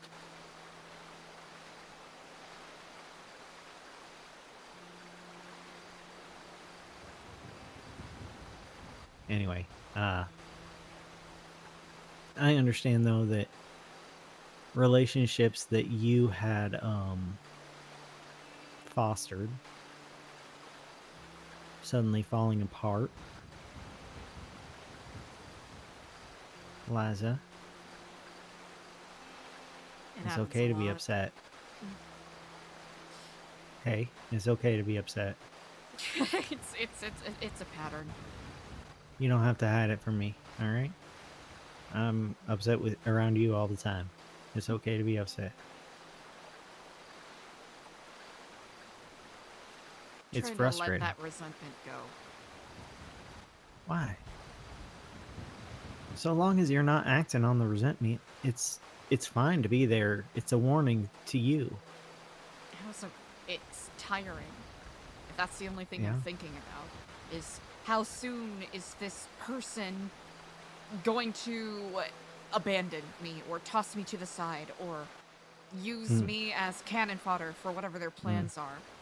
When I thought that we, I feel dumb saying this. I feel You thought you were friends. I feel yes, I did, and it happens more often than I care to even recognize. The people warn me about and say, oh, this person's a serial killer, this person's a murderer. They are more kind and deferential to me than the people that are apparently upstanding members of society. Have you called him? Which Since him? you won? Junior Huntley. I tried a couple times.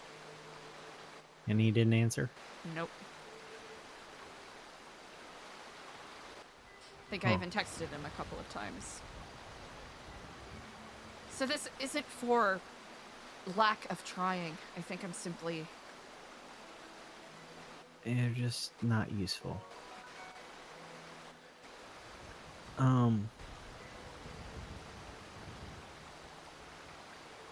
Junior Huntley doesn't deserve you, Eliza. He doesn't deserve Signy either. She'll be tossed aside as soon as he has no use for her. All he wants is power. Yeah. Because But he it shouldn't. has the capability of being a good person and helping people out. I'm not. Sure. I don't want to imply that him ghosting me essentially makes him a bad person. People lose connection all the time, but so suddenly, and not just him, but everyone in that sphere. Yeah. Especially since I don't know if it's because of what Diego did. That might Maybe. even be it. Because they know him better than they know me. They got what they wanted. You helped them get what they wanted. Once they have what they want, they don't need anyone. They don't need each other either. It's a repeating pattern, and I don't This is precisely the kind of thing I'm trying to fight against, and it's... That's If why I- I keep asking Ken, who is the real Ken? Is it an act? Is the kindness an act? Oh, obviously you can't ask everyone that you're trying to be friends with that. Yeah.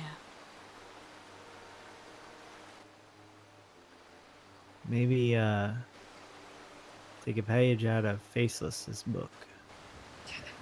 Ask people what they desire most. See how they answer. If it's just, you know, I want to be mayor, or I want to be sheriff, or I want to be whatever position has power, well, maybe that's the wrong kind of desire for your friends to have. That doesn't mean you can't be friendly with them. I have there are people I don't know. There are acquaintances. There are friendlies, and then there are friends. And the friendlies could eventually turn into friends. They're just people I'm feeling out, you know? I'm nice to them. They're nice to me. We seem like we're friends, but we're not really friends. I don't show them my vulnerable underbelly. We're friendlies. Maybe you just need more friendlies. I think you got plenty of friends, but I think a lot of people who maybe think of you as friendly, you think of as friend. Does that sound right? I'll be honest, I don't really consider many people friends. Well, then maybe I was wrong.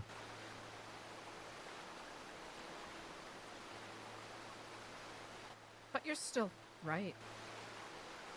Hmm. Could work on having more friendlies. Yeah.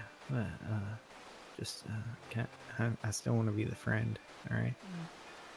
Yeah. I consider you as such. Alright. One of the reasons the first question I ask people usually is, or one of the first questions is, what's your passion? What are you passionate about? It's a little different from the question that you mentioned, but It works. you can learn a lot about a person. Yeah, you can. Find out what's important to them. And you'll find out if you can be important to them. Or if you're just another tool in their tool belt, you know? Yeah. And I know it hurts to think of yourself like that, and I could be wrong. It could just be that he's super busy right now and he doesn't have time to talk to you, and that sucks. But then maybe once he's not mayor, suddenly there he'll be again, you know? You're hard to get a hold of now, although I'm just very persistent. I certainly know I can do a better job with that. That is certain. Well, you're trying to give New Babylon a shot, maybe a longer, larger shot than I thought you were gonna, but Same here.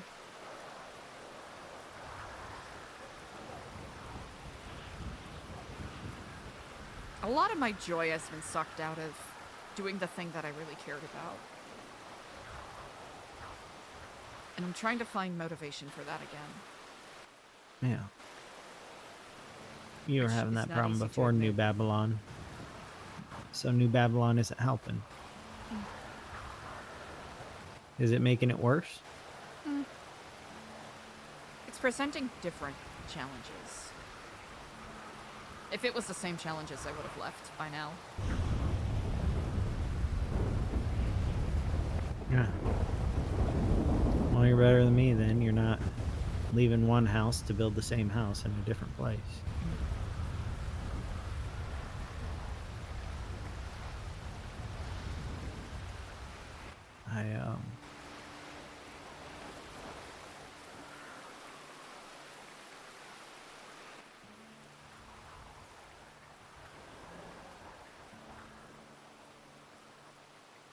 The storm coming.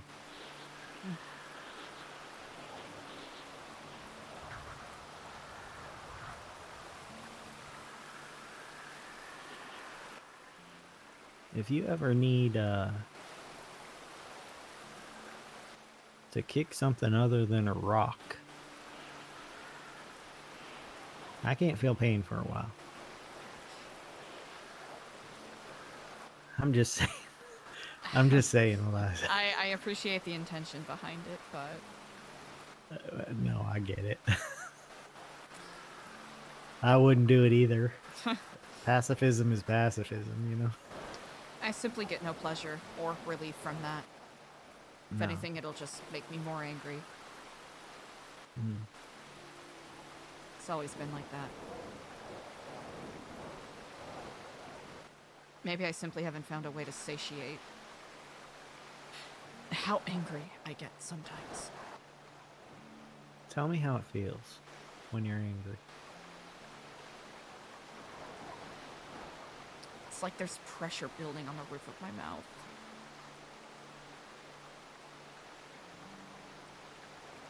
Like, if I could bark and split the entire world in half.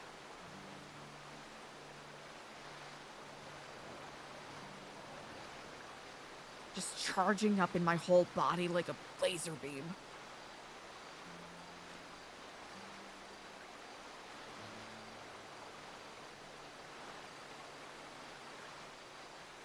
That's interesting. I'm gonna share a poem with you. Please do. Do you have a notebook? Yes, I do.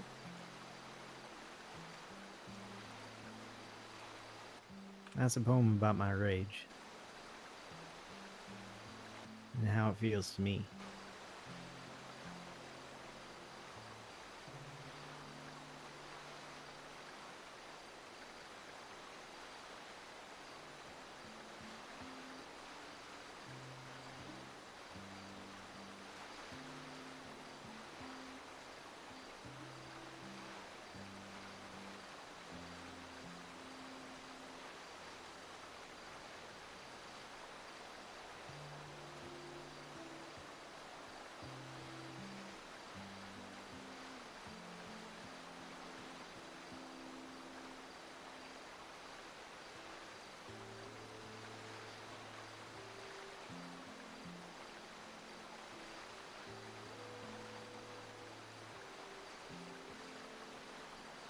So you find yourself motivated, then?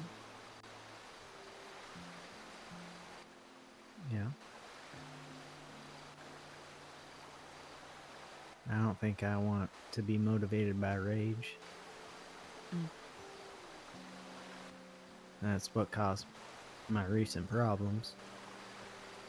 Was my allowing myself to be motivated by rage. And then when the rage dwindled and died down, all I was left with was regret.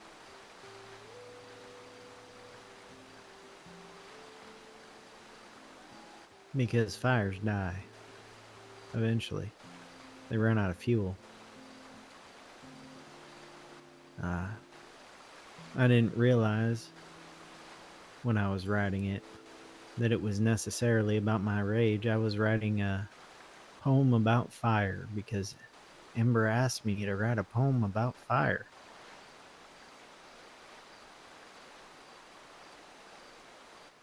But it definitely became about my rage. Because I was very angry when I wrote it.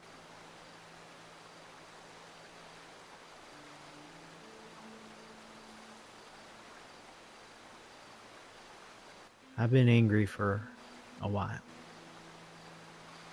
And I thought I was really enjoying experiencing an emotion that I didn't really get to enjoy growing up.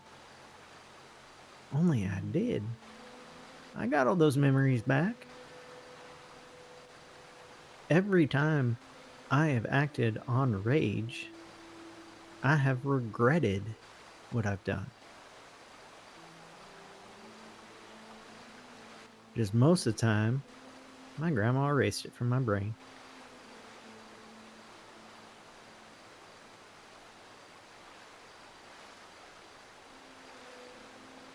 But every time I've expressed my rage without acting on it, I've been able to figure something out that needs to be done. There's a reason you're angry. And pushing the anger aside just means you're not going to be able to figure out what that reason is. You need the anger to show you what the problem is. Same thing with fear, same thing with sadness. They're difficult emotions, but they tell you something about the situation you're in. Yeah?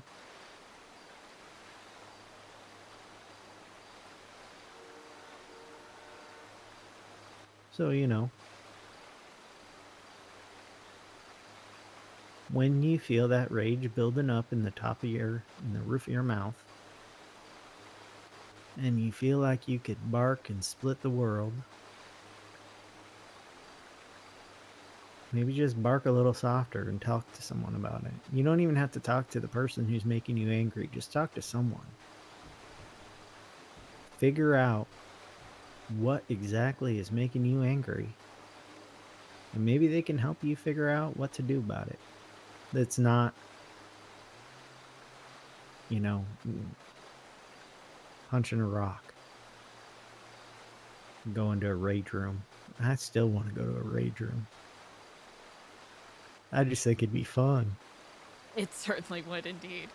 EJ and I joked about when we were renovating the center to potentially put that in at some time.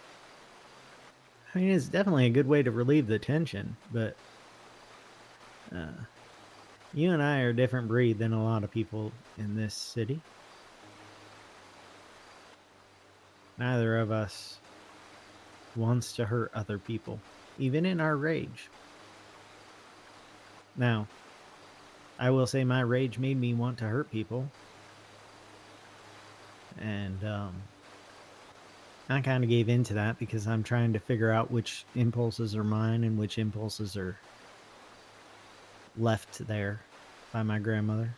But of course, I definitely figured out that that's not my impulse.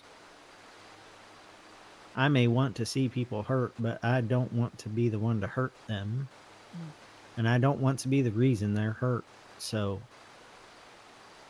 that's what I learned about me.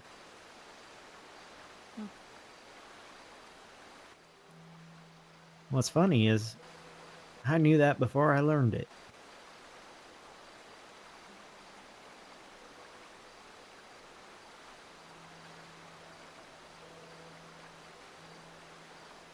You've had a rage problem your whole life. You told me that. Eliza, it's not a problem. You just made it one in your head. Because it's not socially acceptable to be so angry. That anger's teaching you something, though. Let it teach you. And then once you're done letting it teach you, you can toss it aside. Because emotions are things to be used. Unlike people.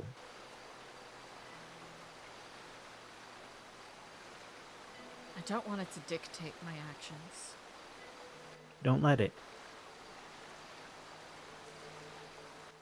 But do let it tell you what you need to know about what exactly is making you angry, because lots of times it's not the thing that you think it is on the surface. Look for patterns.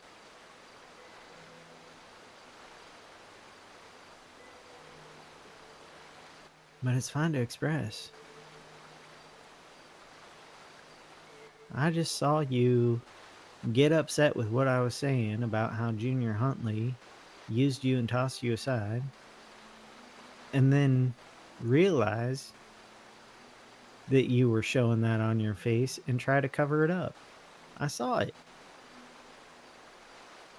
It's fine to feel that way. It's a shitty situation, man.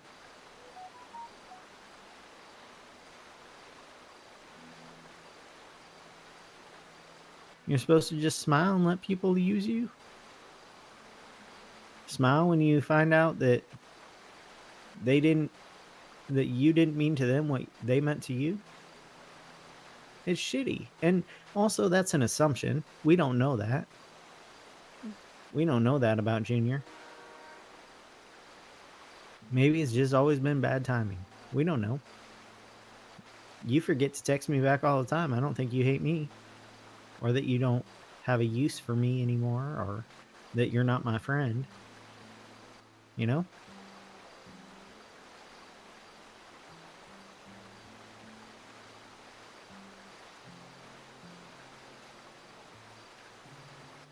It wasn't what you said that upset me. Okay. It's just thinking about the pattern of things is all.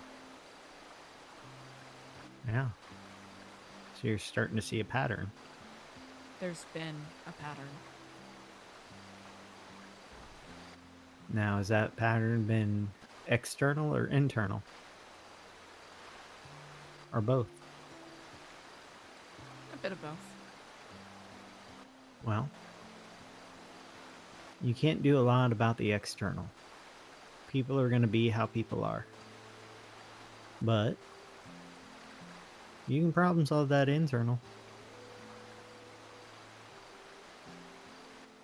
Figure out what you need. Figure out how you can affect the outcome. You know? I think that's the problem. You don't know how. Oh, well, I suppose I don't know how successfully, because a few times I have tried, people do what people around here do. Yeah. Well, You hurt their feelings, we all- or you push against them, and immediately Yeah. reach for the gun, or the knife, or the flashlight. we all fail until we succeed, and I would say that all of those things you just mentioned, those aren't your failure. That's their failure. Doesn't feel like it. I know. Because you get the consequences. You have to deal with the consequences of their failure.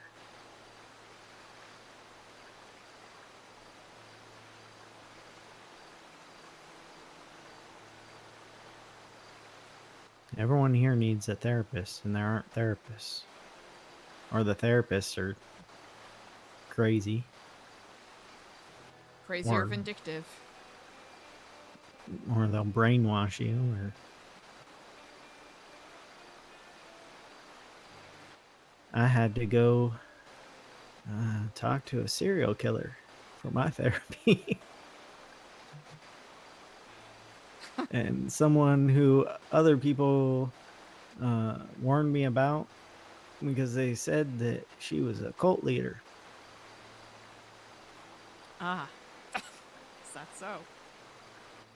And I would probably be brainwashed or indoctrinated by her. And then what would I do? Oh no, I'll do good deeds for the community. Shit. Fucking cults, right? Fucking cults.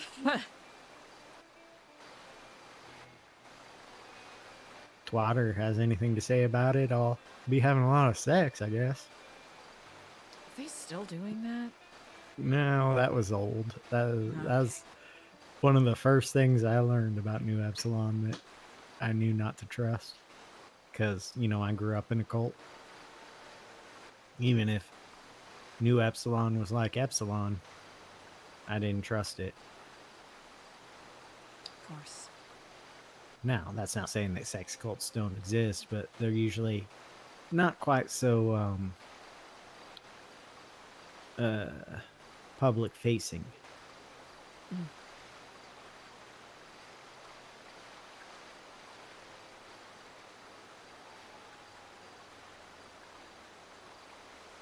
Yeah. We both did a lot of ignoring what other people said about each other, I think.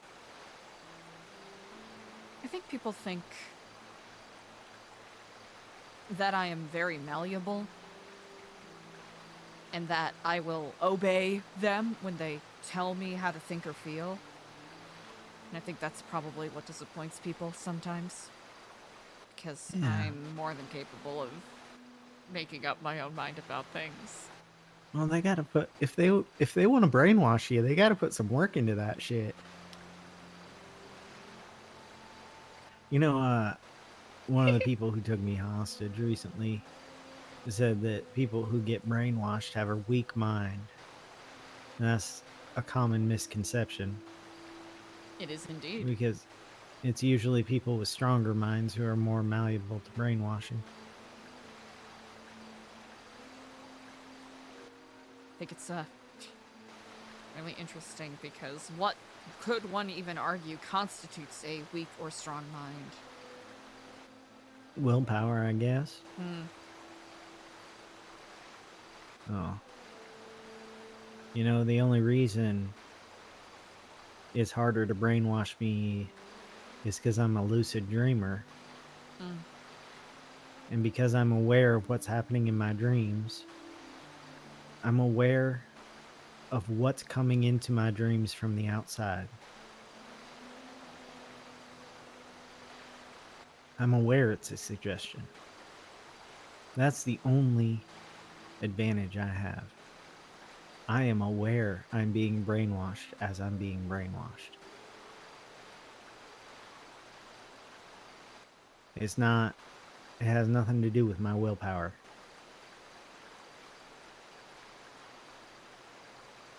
Because, if you get hypnotized, which is similar to brainwashing, and in fact, it's used a lot in brainwashing. It is. You know, you say you're going to a stage hypnotist, and they, do their little thing that make you focus on something, and, tell you you're getting sleepy, and, at first you're just like, this isn't going to work, but then you just kind of go with it, and you're like, okay, well, maybe I'll pretend like I'm getting sleepy. And then they give you a suggestion and they tell you to do it. And you're like, there's nothing stopping me from pretending like it worked. That's what brainwashing is. The way Ken does it, you're getting hurt a lot and you just want it to stop. So you pretend it works. And then it repeats over and over again until what you were pretending just becomes muscle memory. It's just what you do now. You obey.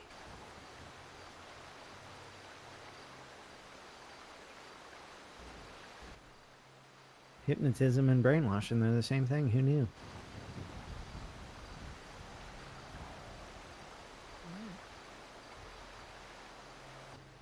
That's also what going to school is.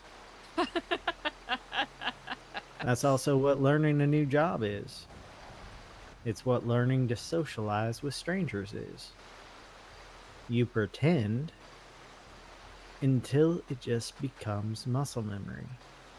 Until you just know. You just know the answer now. That's what reading is. That's what watching TV is. It's what listening to politicians is. They're just slower versions.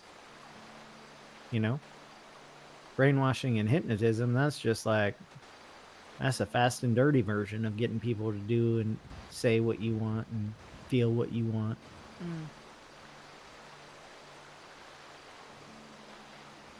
It's a way to grab control.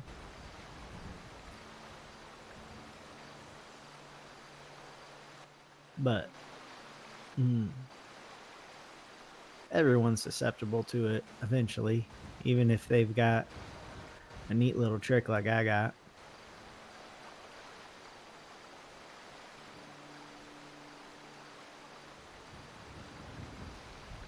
My grandmother surely had the patience to get it to work, didn't she? Suppose such.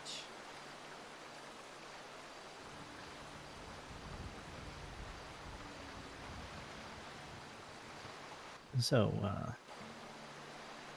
people think you're malleable. You're correct. They think that because you joined Epsilon.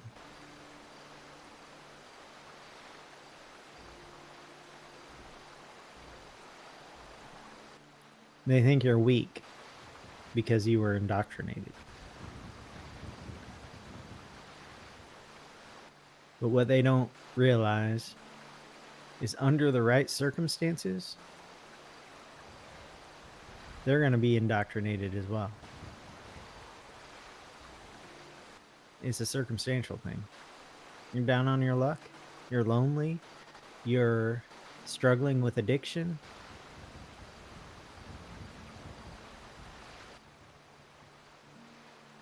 You can't keep a job.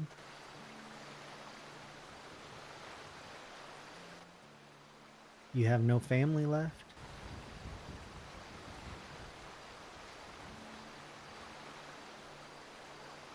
Nobody is in your corner. Well, hey, these people over here, they'll be in your corner. And they'll be good to you. They'll make you feel better. They'll help you grow.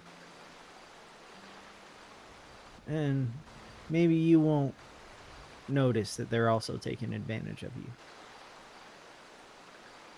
And most people notice. They just pretend they don't because they're still getting something out of it. That's all. That's how easy it is to fall into a cult. They offer you what you need. Nobody else is offering you that.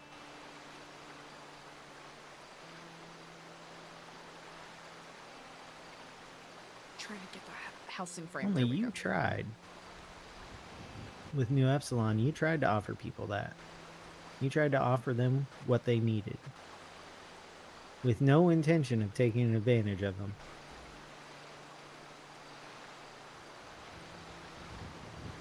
That makes you a good person. Even if, you know, you have your lapses. We all do.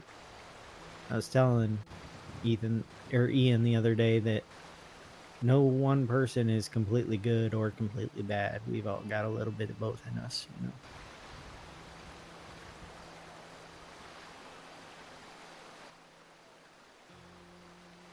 So, Eliza, you are easily manipulated. But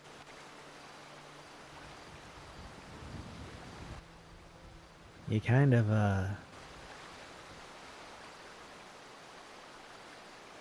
have the ability to choose what's going to manipulate you easiest. Is it manipulation if I am choosing to believe something?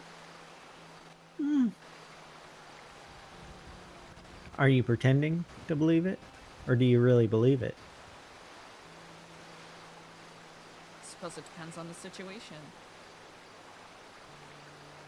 I think, I mean, indoctrination implies that there's no critical thought. yeah. I think critically. Yeah.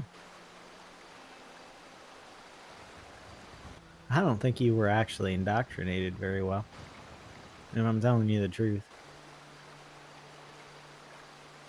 I think you definitely picked and choose what you wanted to take out of Epsilon's teachings.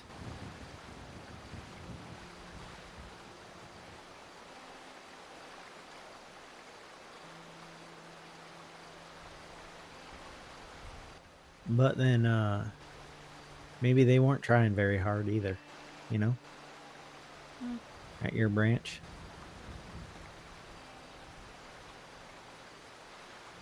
I try. Sometimes it's like that. Yeah? Yeah.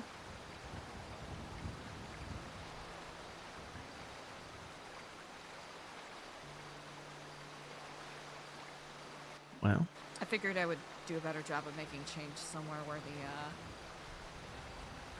slate is a little closer to blank. yeah, you know what your problem was, though, Eliza? What's that? You called it New Epsilon. Yeah. I said mostly blank. Yeah. That's the reason people automatically thought it was a cult. Hmm. Because the it was challenge in named it. after a cult. I've So got you this want a critique from people in You the want a past. challenge. You want a challenge. But then when people challenge you, what? You get frustrated? Of course, anyone would reasonably get frustrated. A You whole did it point to and yourself. purpose. Yeah, well, the whole point and purpose is to rehabilitate it. Yeah. I have a right to get frustrated when something I'm doing isn't working out. That's true. That's true. And I have a right to get frustrated if people are speaking to me in bad faith. Yeah. Yeah. Yeah, you have a right to get frustrated. Mm. Even angry. Yeah. Oh, fuck. Alright, I get it.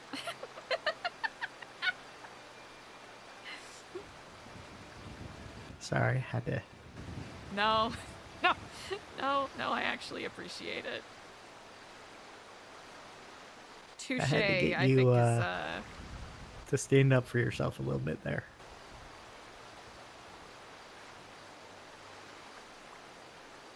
maybe that's something else I need to work on a bit more. Yeah. I mean, there's a difference between correcting people and getting defensive. Mm. You know? It's a very fine line, and not It everyone is going to see that line. They're going to think you're getting defensive and protesting too much and all that stuff. All that matters is that you know what you're doing. Are you correcting them, or are you getting defensive because you think they're right? Mm.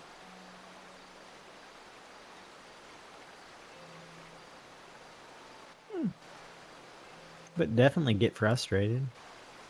Even get angry. Know when to act on it. Talk to people. Talk to people about your anger. Because they might have an experience that will help you with what you're currently going through. But they won't know unless you talk to them.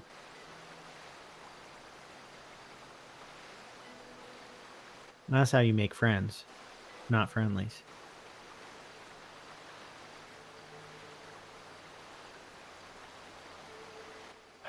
But small talk, man, with strangers. Fuck. I think you're actually better equipped than you probably give yourself credit for. No, I'm usually fine once I'm in the social situation. It's just, the entry point? oh. Also, the fact that I know that I'm trying to be accepted in my family with the definition of the word family that I want, instead of the definition of family that Kenneth wants. And doing his task is just, I'm just gonna have to try to talk to people that there's no way he would want in the Smileys. Let's see. Normie. Who No, else? Normie is an excellent choice, I think. Yeah, yeah. Except then I'll have Normie thinking we're friends. Instead of just friendlies. Just friendlies, Normie. Oh. Shit. Normie's a good one. I could rattle off a list of people of varying degrees of pleasantness that would be probably very averse to the idea of joining the Smileys. Well, here's the thing, though. The way that people join the Smileys is very rarely willingly. At least now. I had this whole conversation with Ken. He's tired of being backstabbed.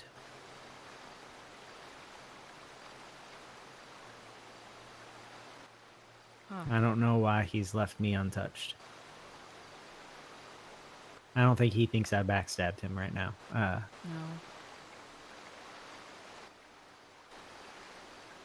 Setting boundaries isn't backstabbing, but you know, there's some people that'll take it that way.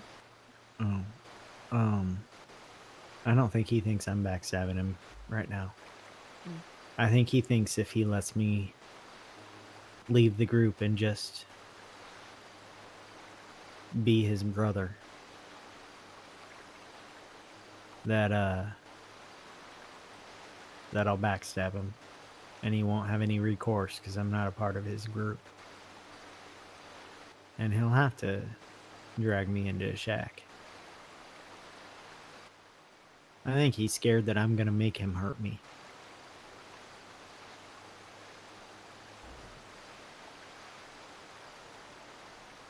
But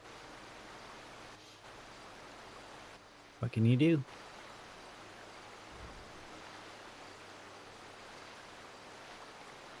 I'm not gonna turn my back on him just because I know what he could do to me.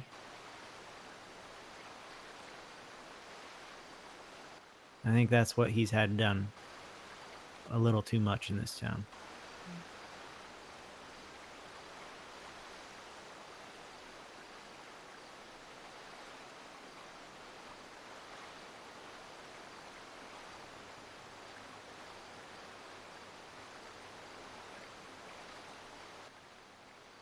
Boy, oh boy. Maybe you could brainwash him to be a pacifist. I've never brainwashed anyone. Well, it's always a first time. Ian asked me if I could use my grandmother's method to brainwash Ken. Oh. And I said no. I've been brainwashed. I don't want to do that to people, though. I don't want the control over people. That just doesn't sound fun to me. I don't want to question whether they're being nice to me because they have to, or because they actually just want to, you know. That just doesn't sound fun to me at all. And I agree. And you know, he was posing the question is, you know, can I brainwash Ken so he stops brainwashing people, so he lets people go, so he stops giving in to his worst urges, and that's still controlling him. At a certain point, it doesn't matter what your intentions are. I'd much rather him, you know, stop doing all that stuff on his own.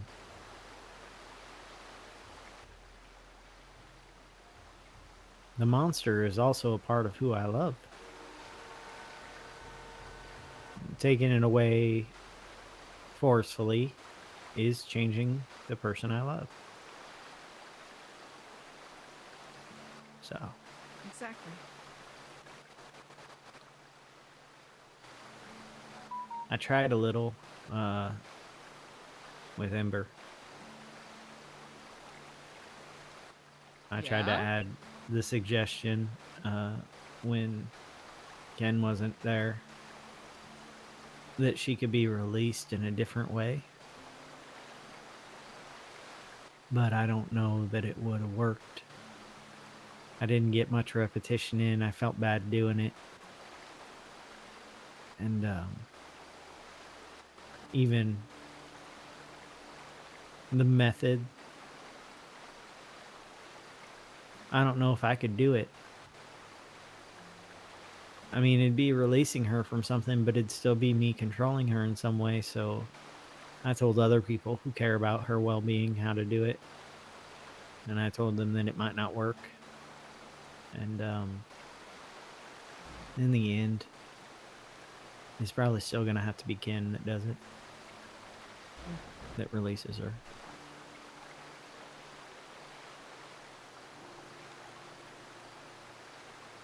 So, you know,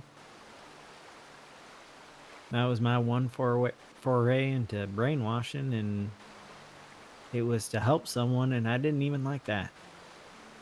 It felt bad.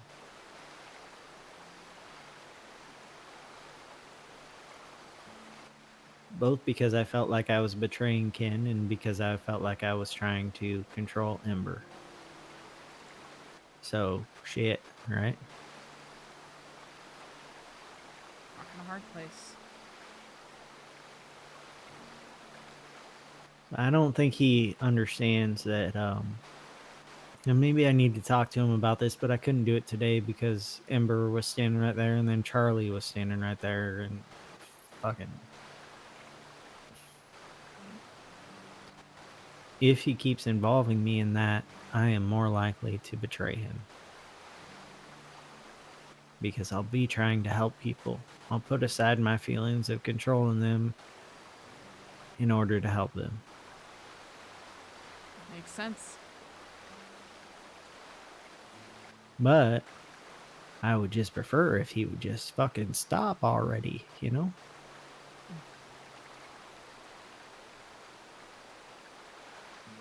I hope you can excuse me briefly. I'm going to meditate on what you just said. All right.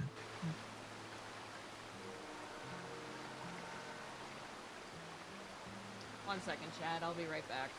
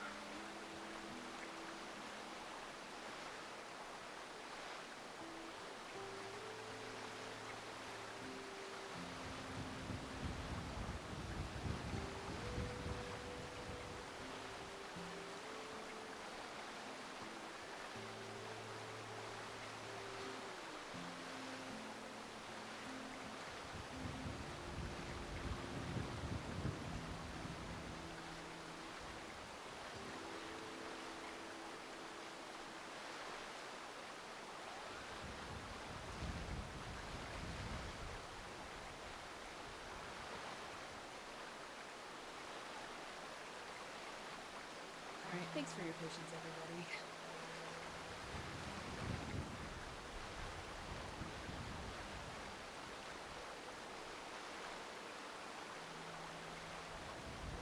Thank you for giving me the time to think. That's no problem. I wanted to weigh your I words. just sat here with my hallucinations. It's fine.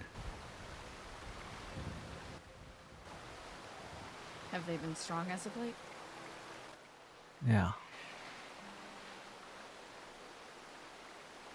I'm sorry to hear that.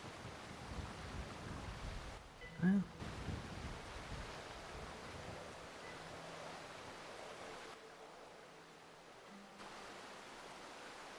Or do you find the company comforting? lately it's been a firestorm. Firestorm. It's coming at me. Usually when I'm near some sort of body of water, so. We can move away from the water. No, it's alright. I'm scared it's gonna come sometime when I'm not near a body of water. I'm not gonna have anywhere to hide. Oh. I know it's not real. Nobody I'm ever with reacts to it except me. I just look like a doofus going and sitting in water. More people should sit in water. More often. It's very soothing. I'm scared it's a warning. A warning? Yeah. Or intuition telling you something?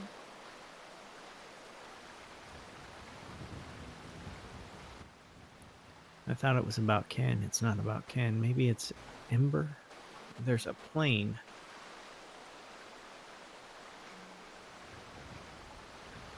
Alright. Might just be another hallucination. I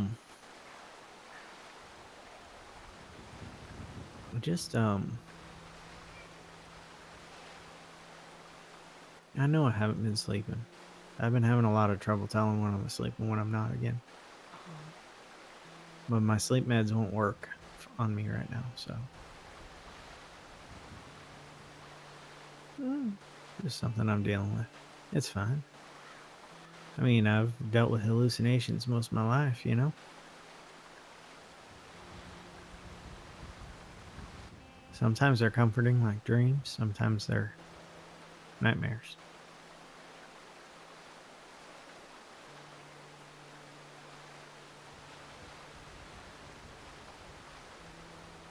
You ever have anything like that? Hallucinations? Yeah. Yeah.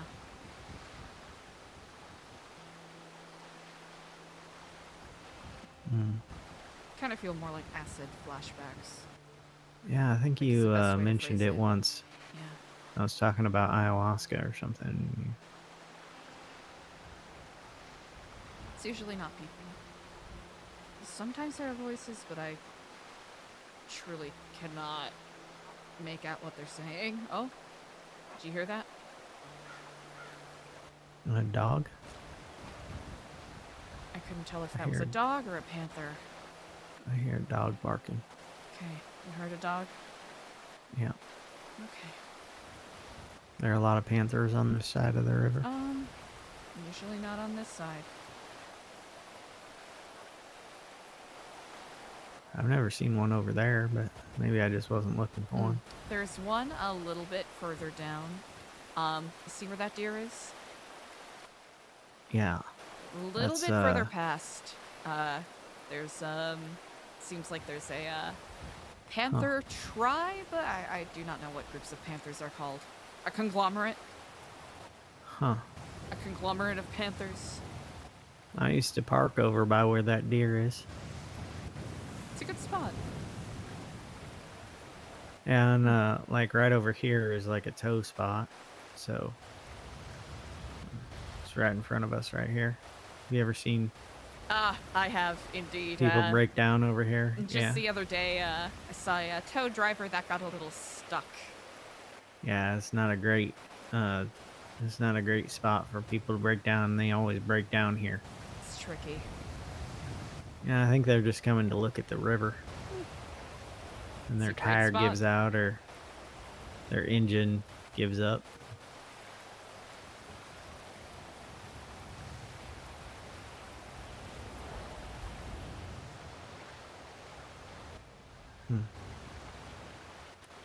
All right, well. What's up? No, nothing. It's not nothing.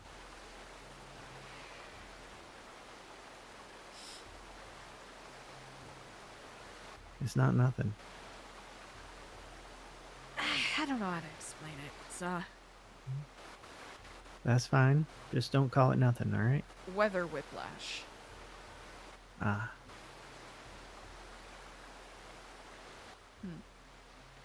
I see. Well, you explained it.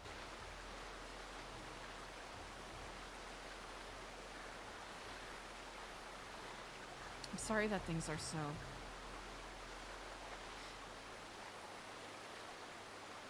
I'm sorry that you're facing so many trials right now.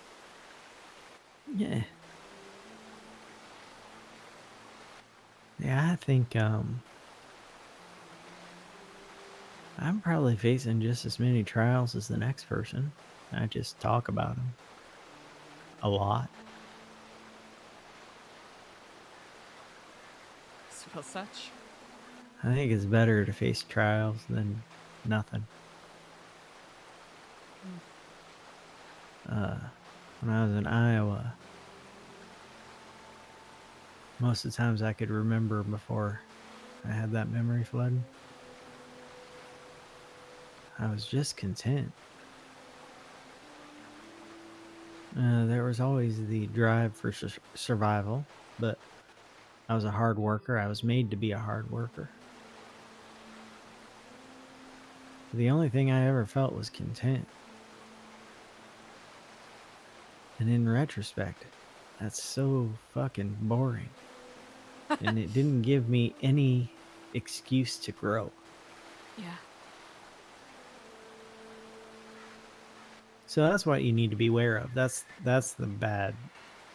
I think, people talk about good and bad emotions. I talk about simple and complicated emotions, but I think the bad emotion is contentment, and that's what so many people are trying to get. If you're content, what are you reaching for? What are you growing from?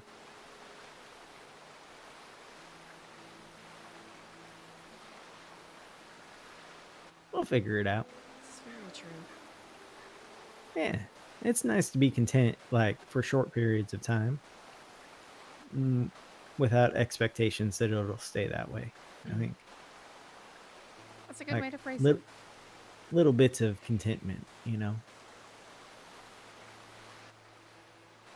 Maybe, you eat a bite of especially delicious food. Not quite enough to make you, like, gleeful or anything, but you're content with the moment. That's nice. But just being content all the time, that's nothing. I was just waiting for orders.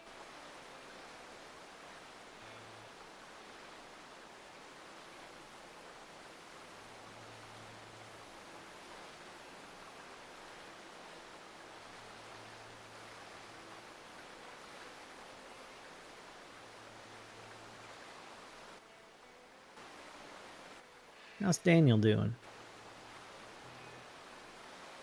Daniel is actually, he's doing really well. He's working on a couple of, prospective sailing projects that he seems pretty Ooh. passionate about. Yeah. Great. I'm glad he found something. Last time we talked about Daniel, he was having a rough time because he couldn't be a cop, which Yeah, he ended up going to he ended up getting the job, but he decided it wasn't for him. Well, good for him. He's a flexible sort, but at least he knows himself. He's willing to try things, but he also knows when to step away. Yeah, that would have been a commitment that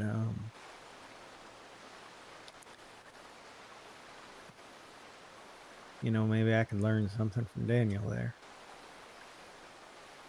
Would have been a commitment that was a little harder to walk away from. Have you met him? No. Hopefully I'll be I don't able to think so. introduce you to sometime. Maybe I can take a picture of him and send it to Ken. He's it. Yup, exactly. You saw where I was going with it. All right. Well. To it, I'm getting a little lightheaded, I'll have to be honest. Yeah. I think it's about time. I always have very long conversations with people. I always appreciate them. Yeah, it's mostly just me talking.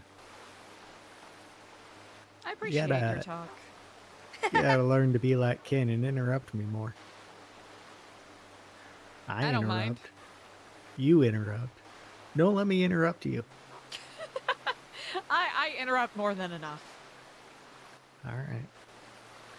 Oh. All right. Well, So wait, you drive safe. We'll speak soon. yeah. Watch out for those panthers. I'll try to keep an eye out.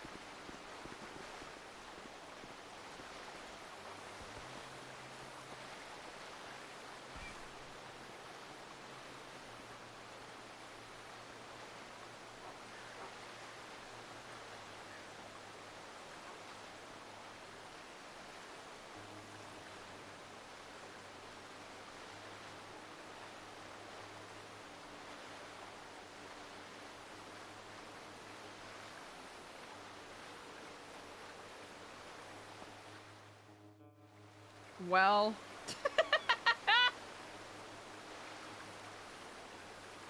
Yeah, maybe we should take care of the food first. Yeah, we'll take care of that first. Yeah, we'll take care of that first.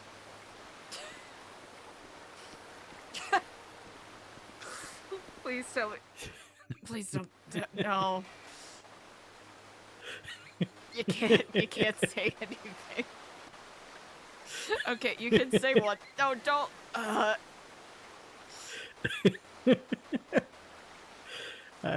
can't laugh too much. I don't have any food on me either. You just didn't make it very far. No, not really. Do I I'm need to getting take better you back? though. I or- was walking towards food. All right. Do you need help? Or I do you feel like you're just going to be needs able a to get up second. Yeah, after you need just a rest a little second. bit? Just All right. needs a second. Hold on. I'm just gonna use this rock here. All right. All right. You best hurry before something like that happens again. I will keep that in mind. Thank you for All checking right. on me. Yeah. All right. I'll get there safe.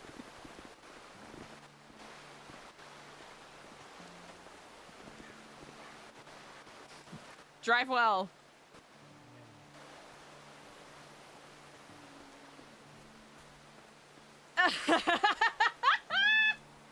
That just standing over her and laughing is so good. At least Eliza has the pity money that she got today, so there's that. With Eliza ranting during the sermon today, the last thing I wanted was for anyone to give Babylari for real, for real. Or I guess IC for real, for real.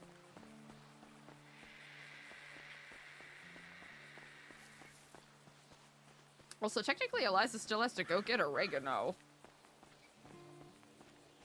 Oregano? What the hell?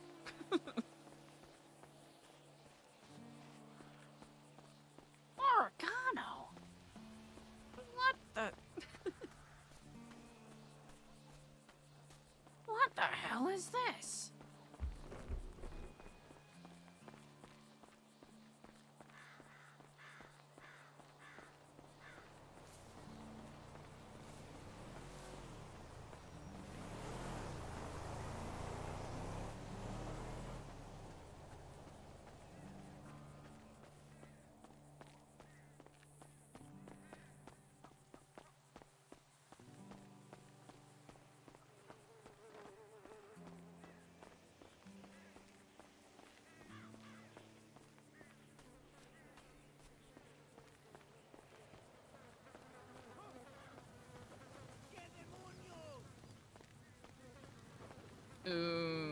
No food?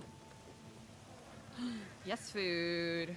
White perch. What are we gonna take? We'll take some of this, and we'll take one of these. Thank you very much. Thanking you, thanking me. Alright.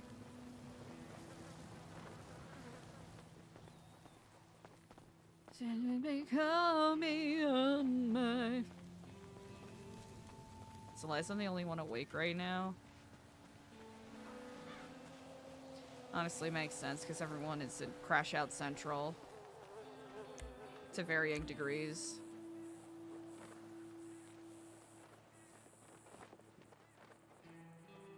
Is it 462? Yeah, it's 462.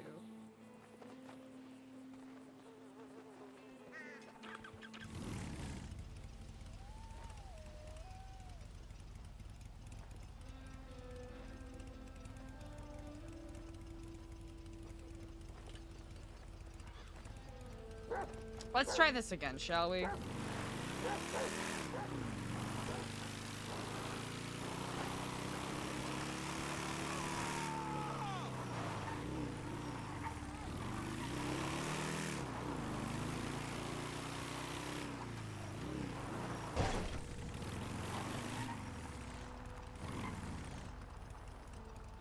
Can it kind of... You know what? I don't want to test it.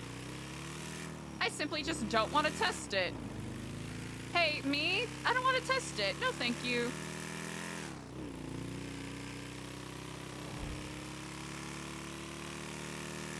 Chat, how lovely it is to be on a bike again.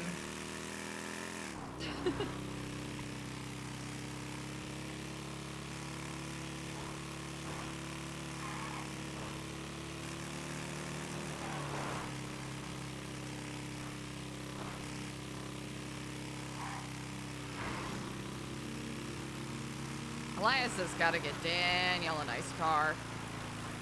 Or a nice truck. Something, you know? That timing was too funny. Chat, there's so much to soak in and digest about the RP today.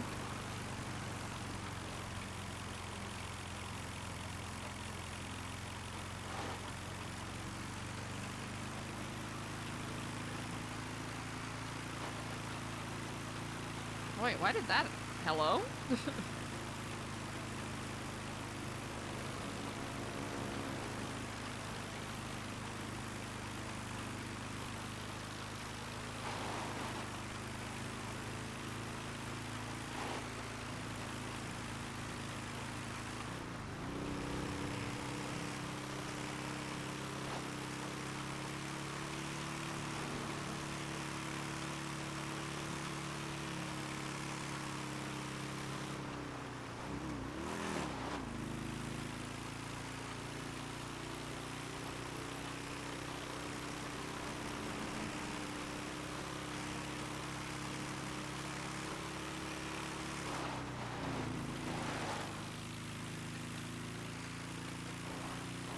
Also, chat, do we think Eliza's gonna get yelled at? Because I just remembered that they said that they were going to put people in the pit for going outside alone. Why am I... Hello? Why does it keep doing that?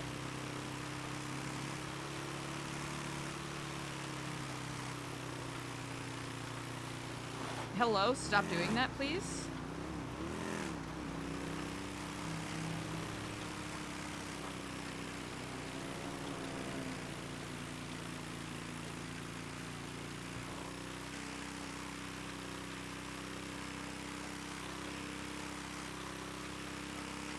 Oregano's like an herb. So we'll just look for where we feel like herbs are most likely to be. Fruit market, peaches, melons, apples, berries, nuts. Yeah, oregano ain't none of those.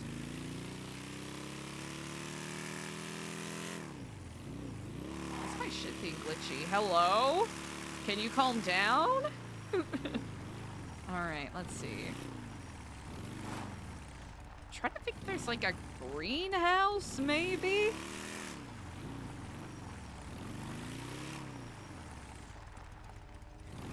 No, I guess those will be our closest approximation to some degree, huh? Yeah, sandy dirt. Ah, yes. Usahi, you read my mind. All right, let's. Sandy dirt. Stop doing that. Okay, I got some of these little bushy plants.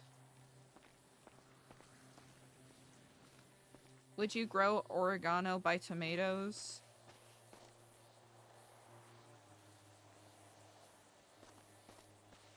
Let's see if there's any oregano. Maybe it's like corn and soybeans. They just switch out.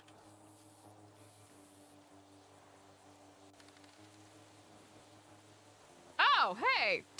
Looks like there's some oregano in here.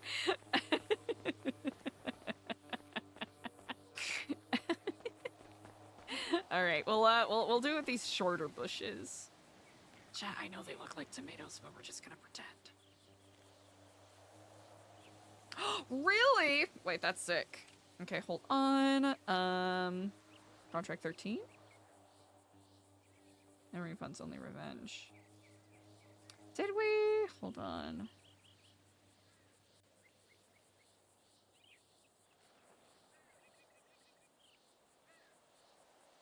Oh, 25. I guess we just skipped 25.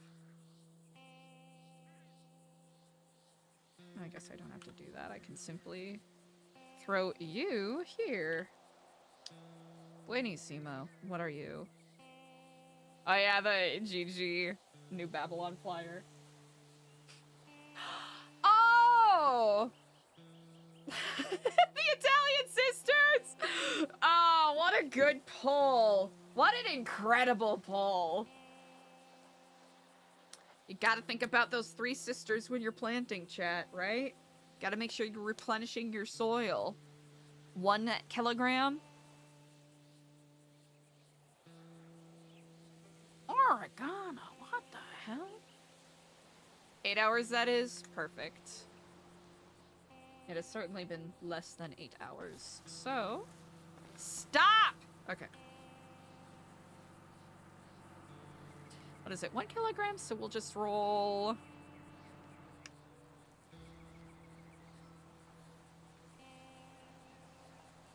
What are we gonna roll for this?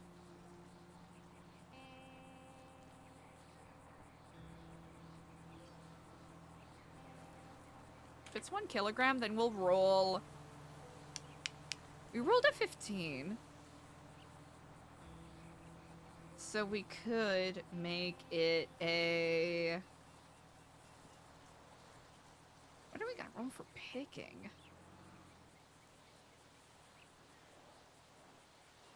Oh, you know what? We'll just roll out 100.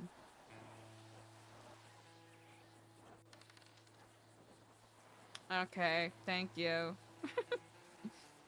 Thank you so much. So many. So many was picked. Wow. Truly remarkable.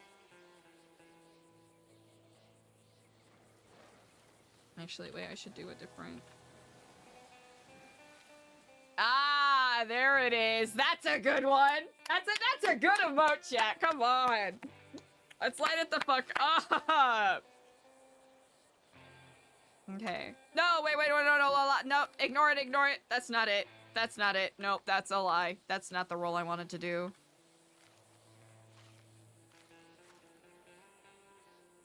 That's the one I wanted to do. You're right. Okay.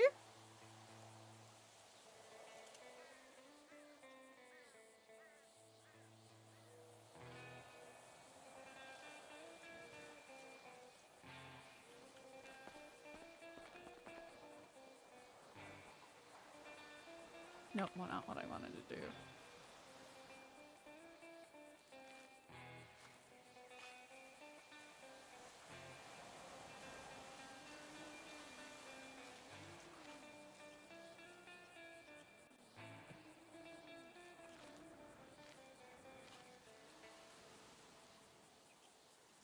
"42 out of 42! And 17 out of 42 ain't too bad. 17 out of 42. Not too shabby. Okay, wait. How many weeding emotes do we got? Do we got 4? Oh, hell yeah. Ew. No, don't be touching your mouth. No, that's supposed to be for the kitchen. No. Nasty ass. Chat, that's fucked up. Chat, we're gonna have to put that in our report. Eliza, stop touching your face. It's fucked up, dog.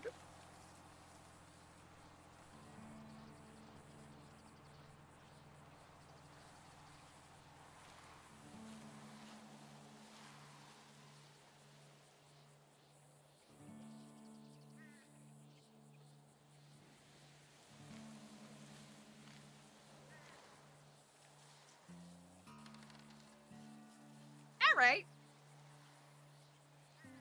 What direction are we going? We'll go here. Don't tell me there's a 5th weeding emote. Come on, is there a 5th weeding emote? Aw, man. Bummer. I think weeding 3 might be my favorite. No, look the correct way, bud. Thank you. Chat, you think I should pick some of these oregano berries to go with this?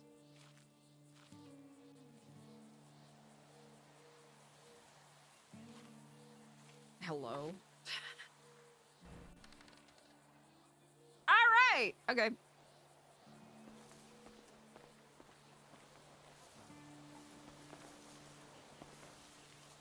Chill, bud.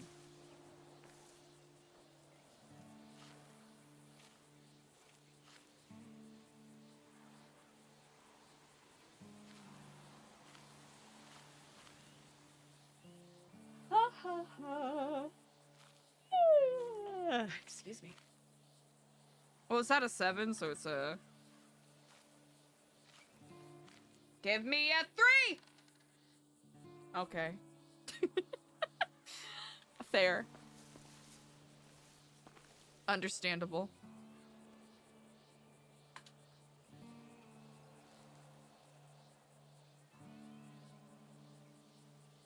Isahi, now I'm just thinking about the 3 sisters for different regional cuisines.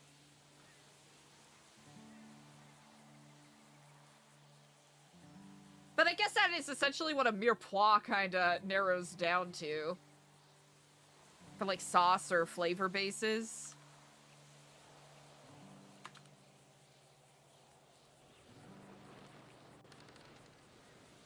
Yeah! We did it! Easy. There's a better emote than whatever the hell I'm doing right now, but we'll just roll with push for now. Got a beautiful sack. It's like a sack carrying emote?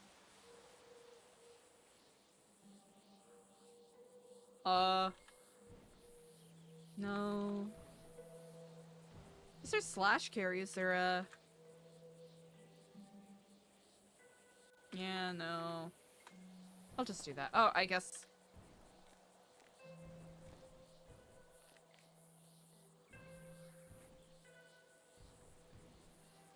I think waitress is close enough. Baka Baka Vinny. Incredible question. Very good question. I've kind of touched on it a couple of times, but for those of you who didn't hear me low-key ramble about this a little earlier, I've been having so much fun with the RP today. Today has been a bombastic day for RP. And I hope everyone else, viewers and other role players alike, are enjoying the RP. I know conflict RP can get a little hairy sometimes, but I, at least in an OOC sense, do hope that this leads to some fun stuff moving forward. Maybe consequences for Eliza, unintended or intended and otherwise. I'm hoping it's something I would try to keep in mind if I'm ever gonna have a character do something, like emotionally charged like that. The last thing I want to do is play it in a way that demotivates people. I think, is the best way I'll phrase it. Because sometimes if you're, you know, facing stuff that's super emotionally charged for long periods of time, it can be like, this is exhausting. I don't want to deal with it. So it'll be very interesting to see what it is exactly comes out of this, right? There's a part of me that hopes that, you know, New Babylon doesn't fall apart from all of the infighting, but it also kind of felt like it was a necessary thing that one of the characters had to bring up at some point. Those are my incredibly surface area opinions about the RP day. I love it when people stick to their guns.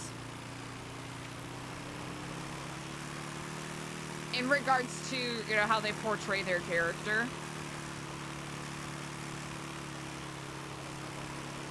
I think, it's one of those things where I want to make sure that my Kaylee opinion is separated from, you know, Eliza the character's opinion.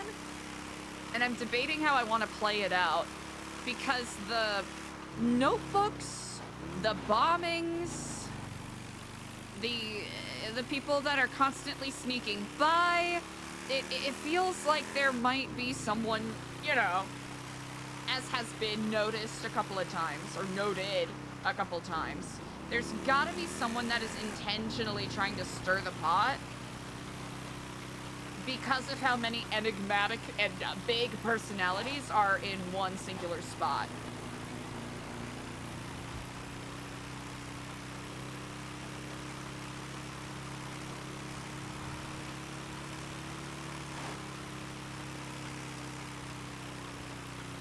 And I think, if anything, this specifically, at least for the time being, has locked Eliza all the way the fuck in on New Babylon, because she does currently believe that this is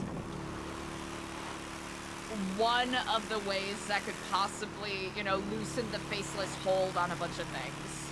Now, like I mentioned before, is that going to lead to some potentially big consequences for Eliza? Remains to be seen.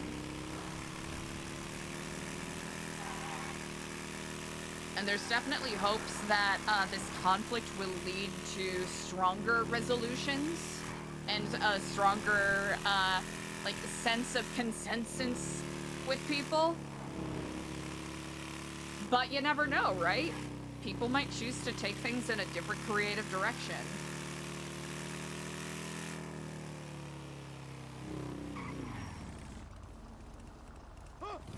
Goddamn maniac! Fuck me.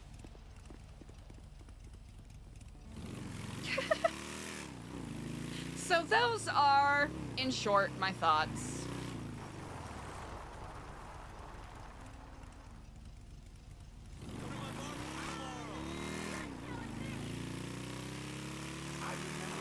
There's probably more that I can dive into, but that's simply what's at the top of my mind in the moment.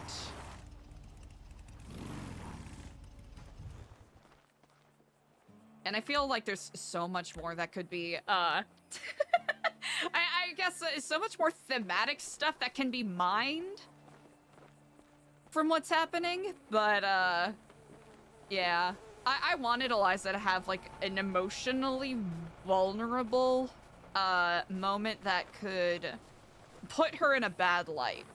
Especially with the way that she's been feeling the past week.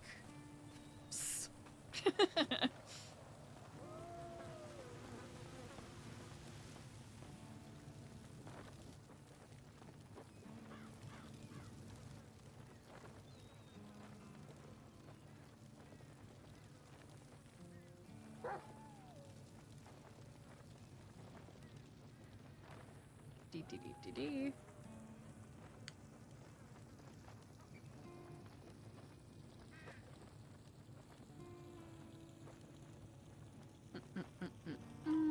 Hell yeah. Leaf. That's Oregon, no, right? Hell yeah. Baka Baka Vinny, yeah.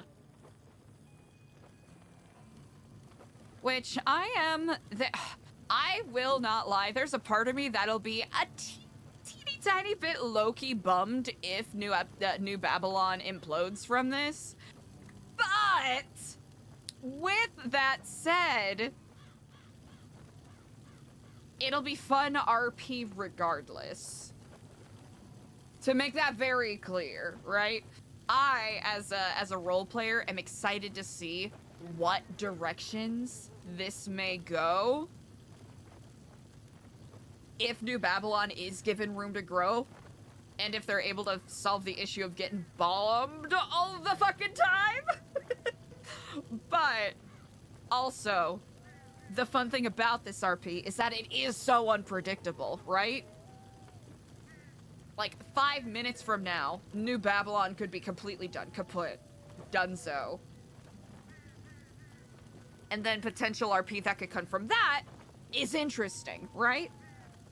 But especially with the amount of work that people have put into this arc, the amount of care and attention, all of that jazz that that people have put in is so impressive. And so, what else would I even call it? Rejuvenating, I think. Because I've been struggle busting with my RP a teeny bit in regards to finding good, like, emotional grounding stuff.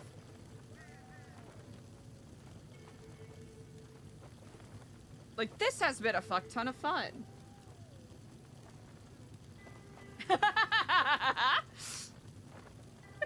Are you a faceless asset? Why not? I think technically, chat, I don't even know what it is anymore. Charlie could have been calling Eliza earlier to be like, it's on site, bitch. You fugly bitch. We gave you a house, and you do this to us?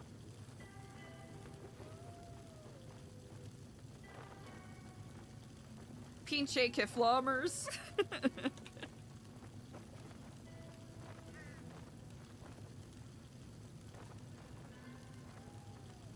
I'm lazy.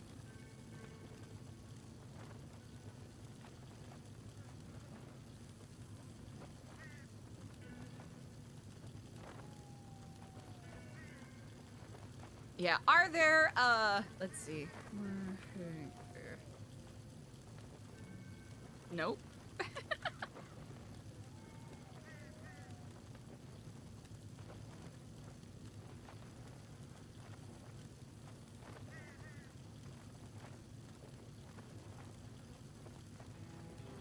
Oh, Senior Buns, that's so kind of you to share.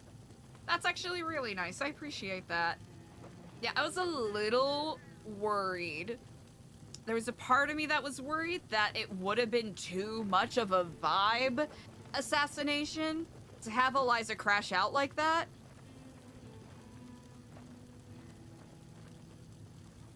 An orphan calling mom and dad?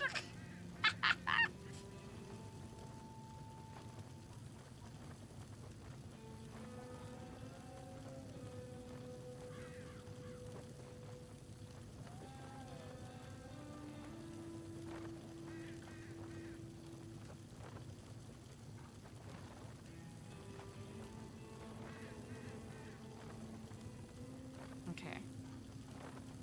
Easy. Pretty sure it's comfortable. I'll wait until the ad is done before I continue yapping. Because it feels correct. Will D.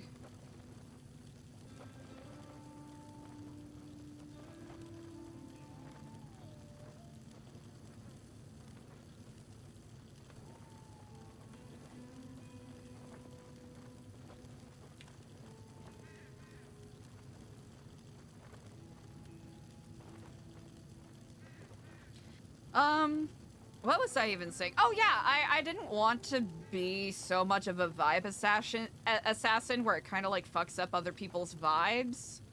with the RP, because I have been playing Eliza very dour, and, you know, very Bummersville 8000.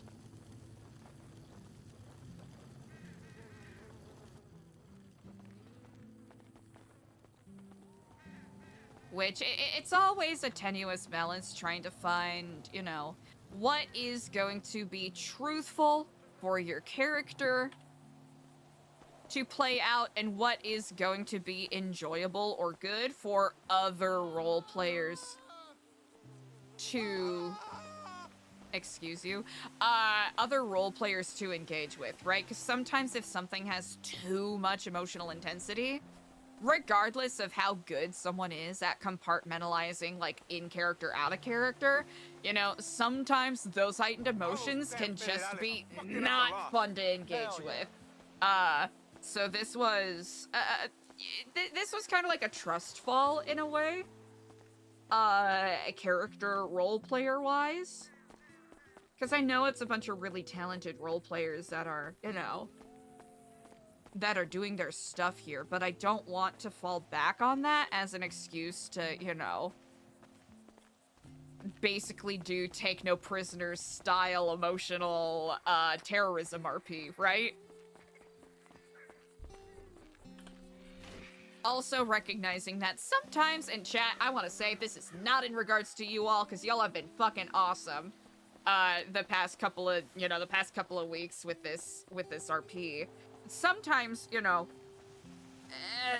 sometimes, believe it or not, fair viewers, fair VOD watchers, fair chatters, believe it or not, sometimes people have a difficult time differentiating between reality and roleplay.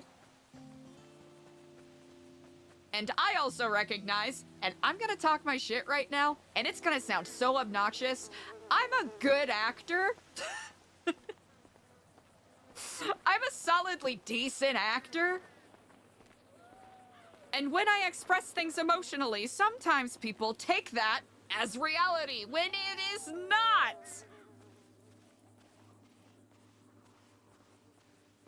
Tisn't. Couldn't be further from the truth.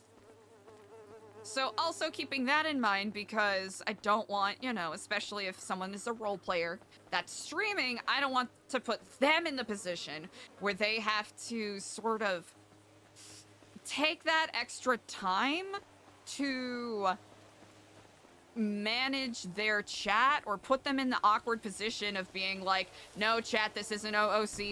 You know what I mean? It's something I'm trying to keep in mind. It's a weird balance to tap dance with. And I think that is still something I'm trying to find my footing with, and probably why I get a little too hesitant with making moves sometimes. Which isn't great. I don't take any pleasure in admitting that, but... Hey, I gotta make a toy run this weekend. Need to see my girl Tina first. So what? He's gonna see his girl Tina first, chat.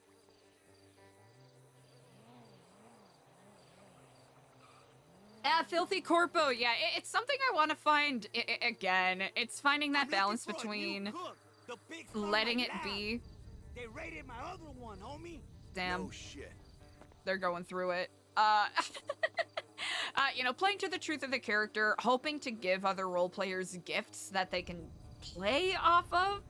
That's another big thing, right? If you're playing a character that's expressing big emotions, you don't want to make it so steamroll flavored or so intense that people are left, like, not knowing how to react. Which, sometimes, that is a valid reaction, right? In RP or in improv, right? Sometimes simply having a character that doesn't know how to react, perfectly valid choice. But...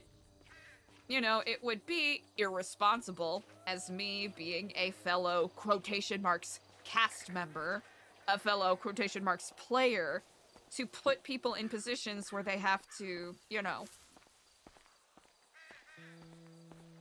have an awkward time having their character either connect to or relate to things that are maybe a little too emotionally intense.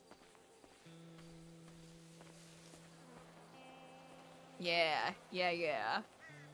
Which I'm not going to pretend to be an expert in that regard, but it is something that I am, actively working on and trying to make sure that I stay conscious of to some degree.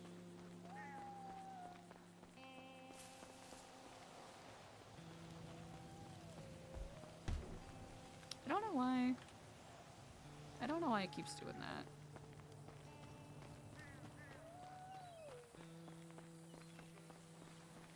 But yeah, with that said, I know a lot of what I'm saying, what I'm yapping about is they're pretty ephemeral concepts in a way, and it feels it's been a hot damn minute since I've done any like directing or improv coaching work, so I'm trying to make sure that I'm speaking in a way where it makes sense, because a lot of this feels like a hyper inside baseball.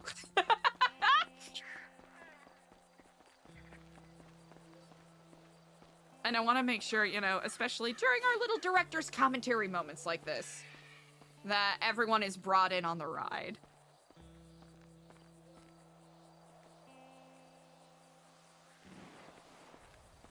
Ooh.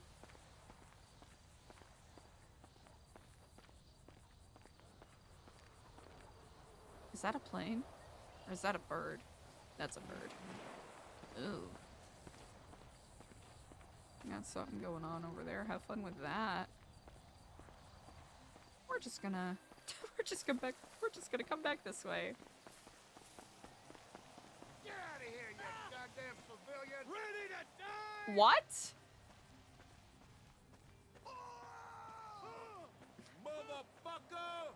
Oh no, what are they upset about? Oh, is it because of the gunshots over there? You're right. But, yeah, those are my current thoughts on it.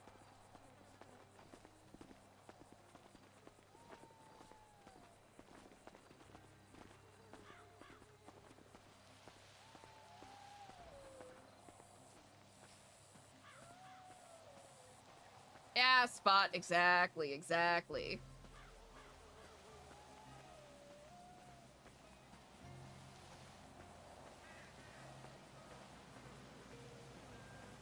I'm just hoping whenever I do have these moments where, like, if Eliza's showcasing bigger emotions during a scene, that other people are... Stop doing that. Other people are at least being given an improv gift that they can play with. Oh, no. Oh, wait, we can just go to the other side. I could be smarter.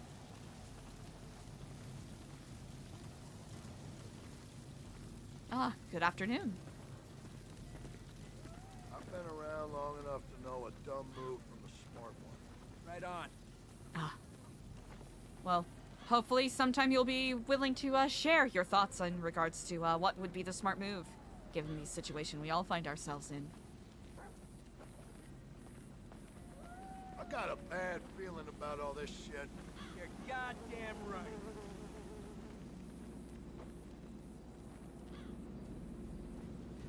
You and me both, brother. You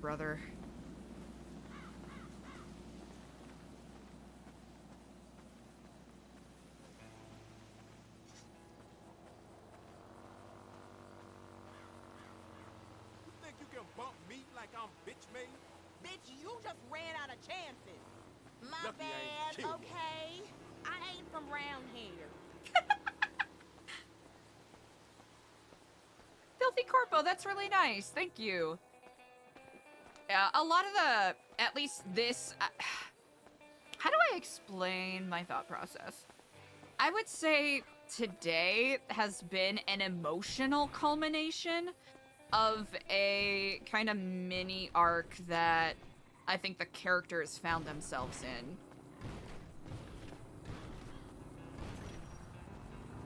To some degree. Oh. You stupid motherfucker! Shithead motherfucker!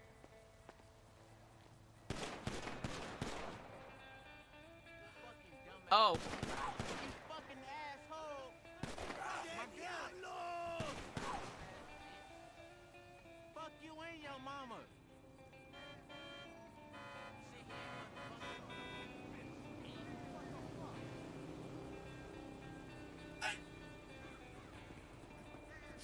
Gonna grab your bike, buddy?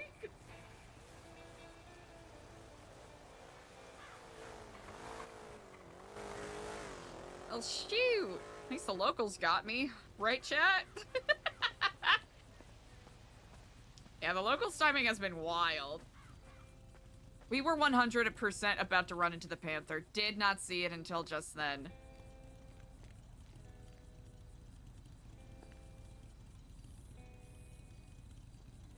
Wow. Yeah, I think it's because I don't think anyone is around right now. This is really quiet. Which the next couple of days will be interesting. For certain.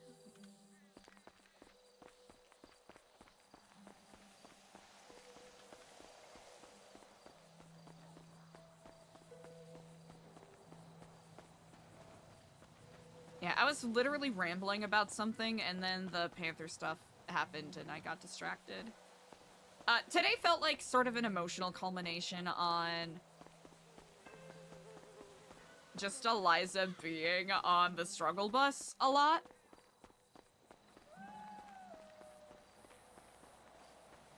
And I will say, ultimately, I think that sort of like confrontational meeting that happened,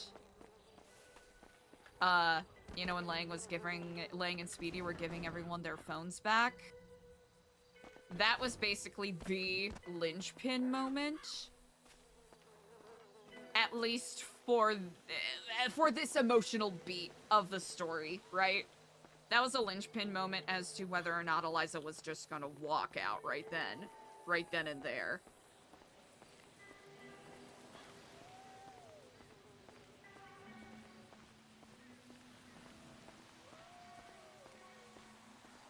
Also, a little bit of a test of like, okay, like, let's see how far we can push this. If Eliza makes it through this without a bullet in her head, hey, listen, let's lock in and go. I wish that crazy asshole Billy was still here. Fuck Johnny. Right on!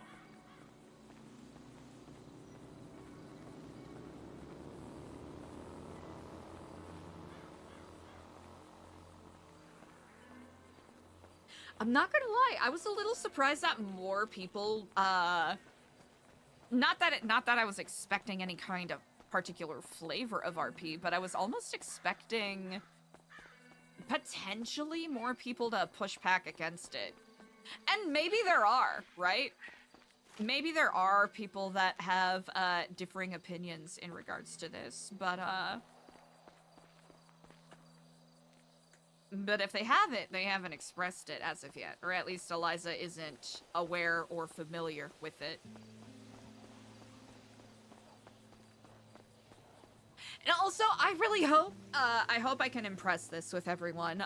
Anything that Eliza's complaining about in character is not how Kaylee feel.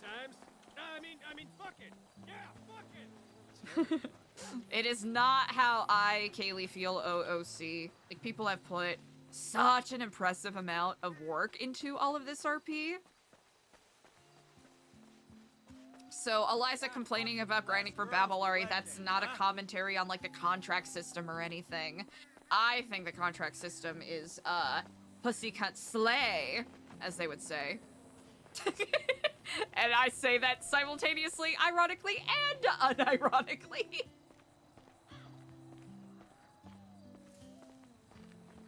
And we haven't really taken a look at what the new tea is with this.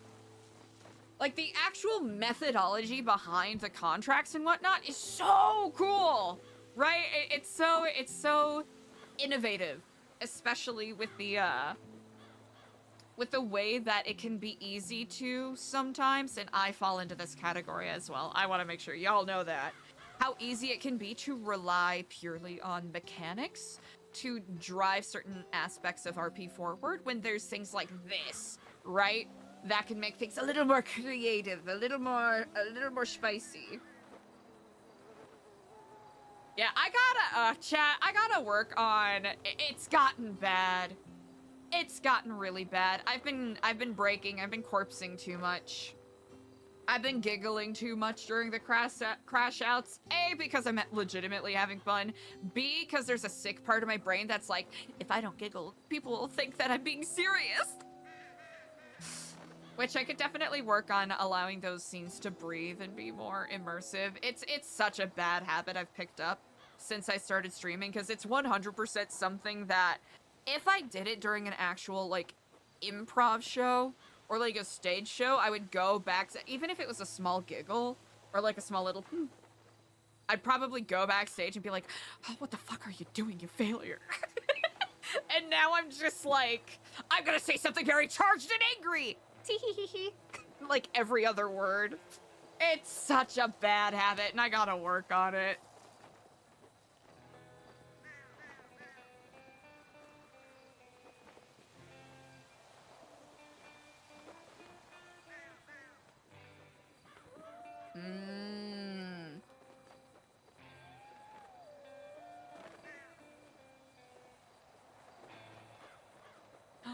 Large boat.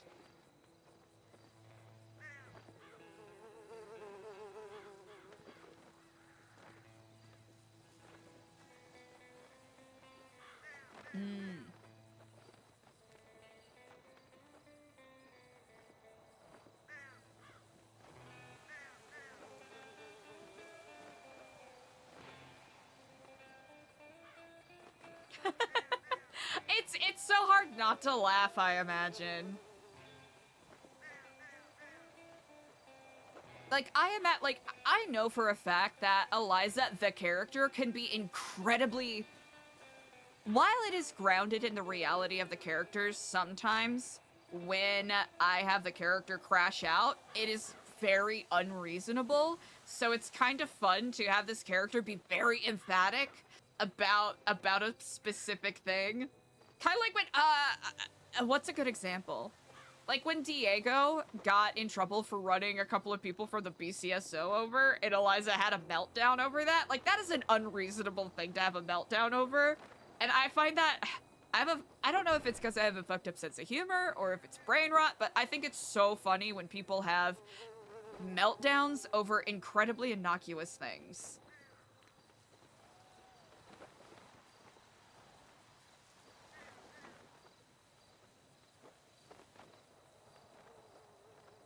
That's pretty cool.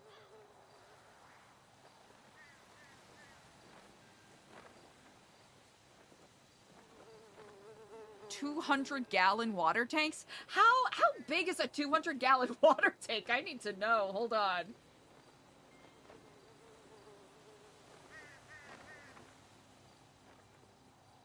Sorry, Chad. I need to take a look. Oh, one of them big boys. No, that's not. No. Okay, the image is kind of small, but... Chat, do you think we can fit 10 of those on the back of Eliza's bike? do we think we can... Oh, we can do that. Easily. We can do that.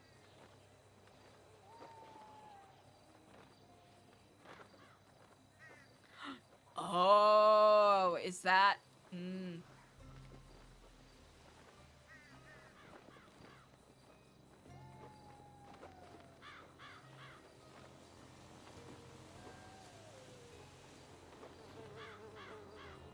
That's actually pretty cool.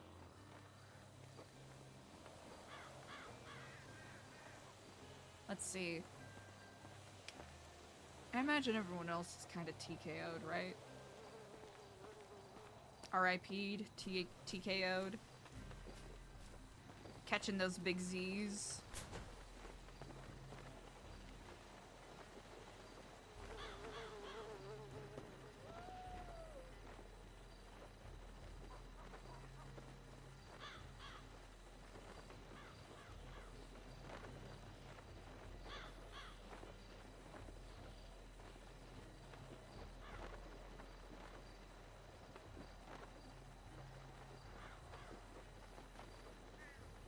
People of New Babylon.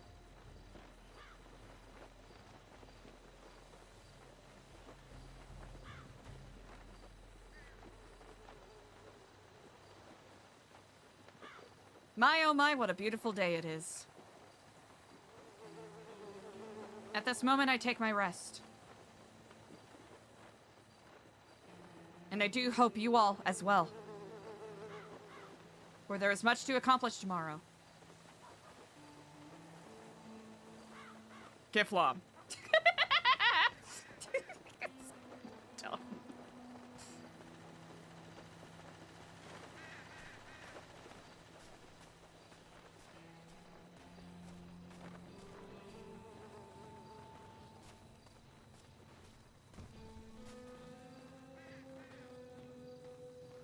Ooh, actually, for real.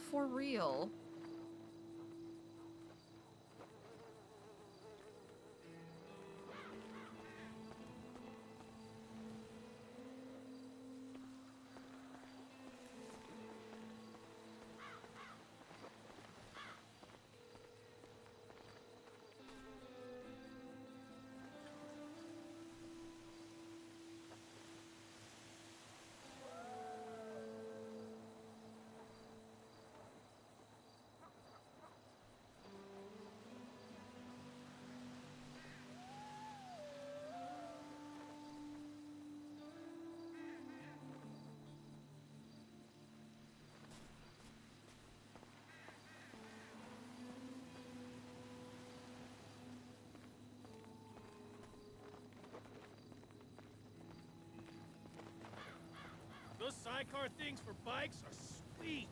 I heard that.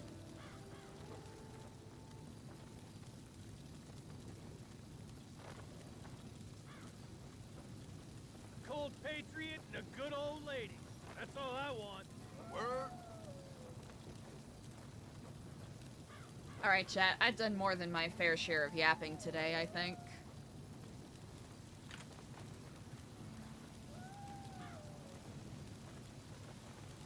The open road just clears my head. Tell me about it.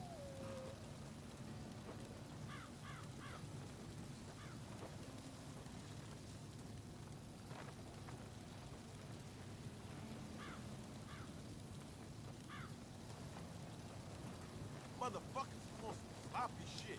Hell yeah! Chat, I'm gonna make myself some tea. I'm gonna rest my voice and we'll be back at it tomorrow. Oh yeah. With whatever chaos, etc. may arise from that. I really appreciate you all. Thank you so much for vibing with me today. I think... Ooh, hold on a second.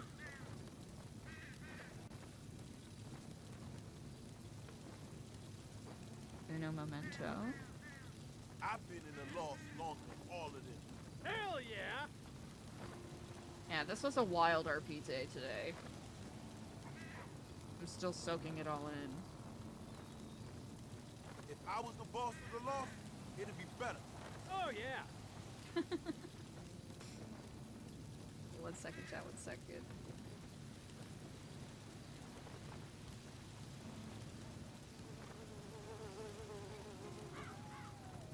Ooh, okay, friend of the channel, Royal Creates, who plays Wendy Thomas. Just got partners, so let's go and send some incredible vibes over Royal's way.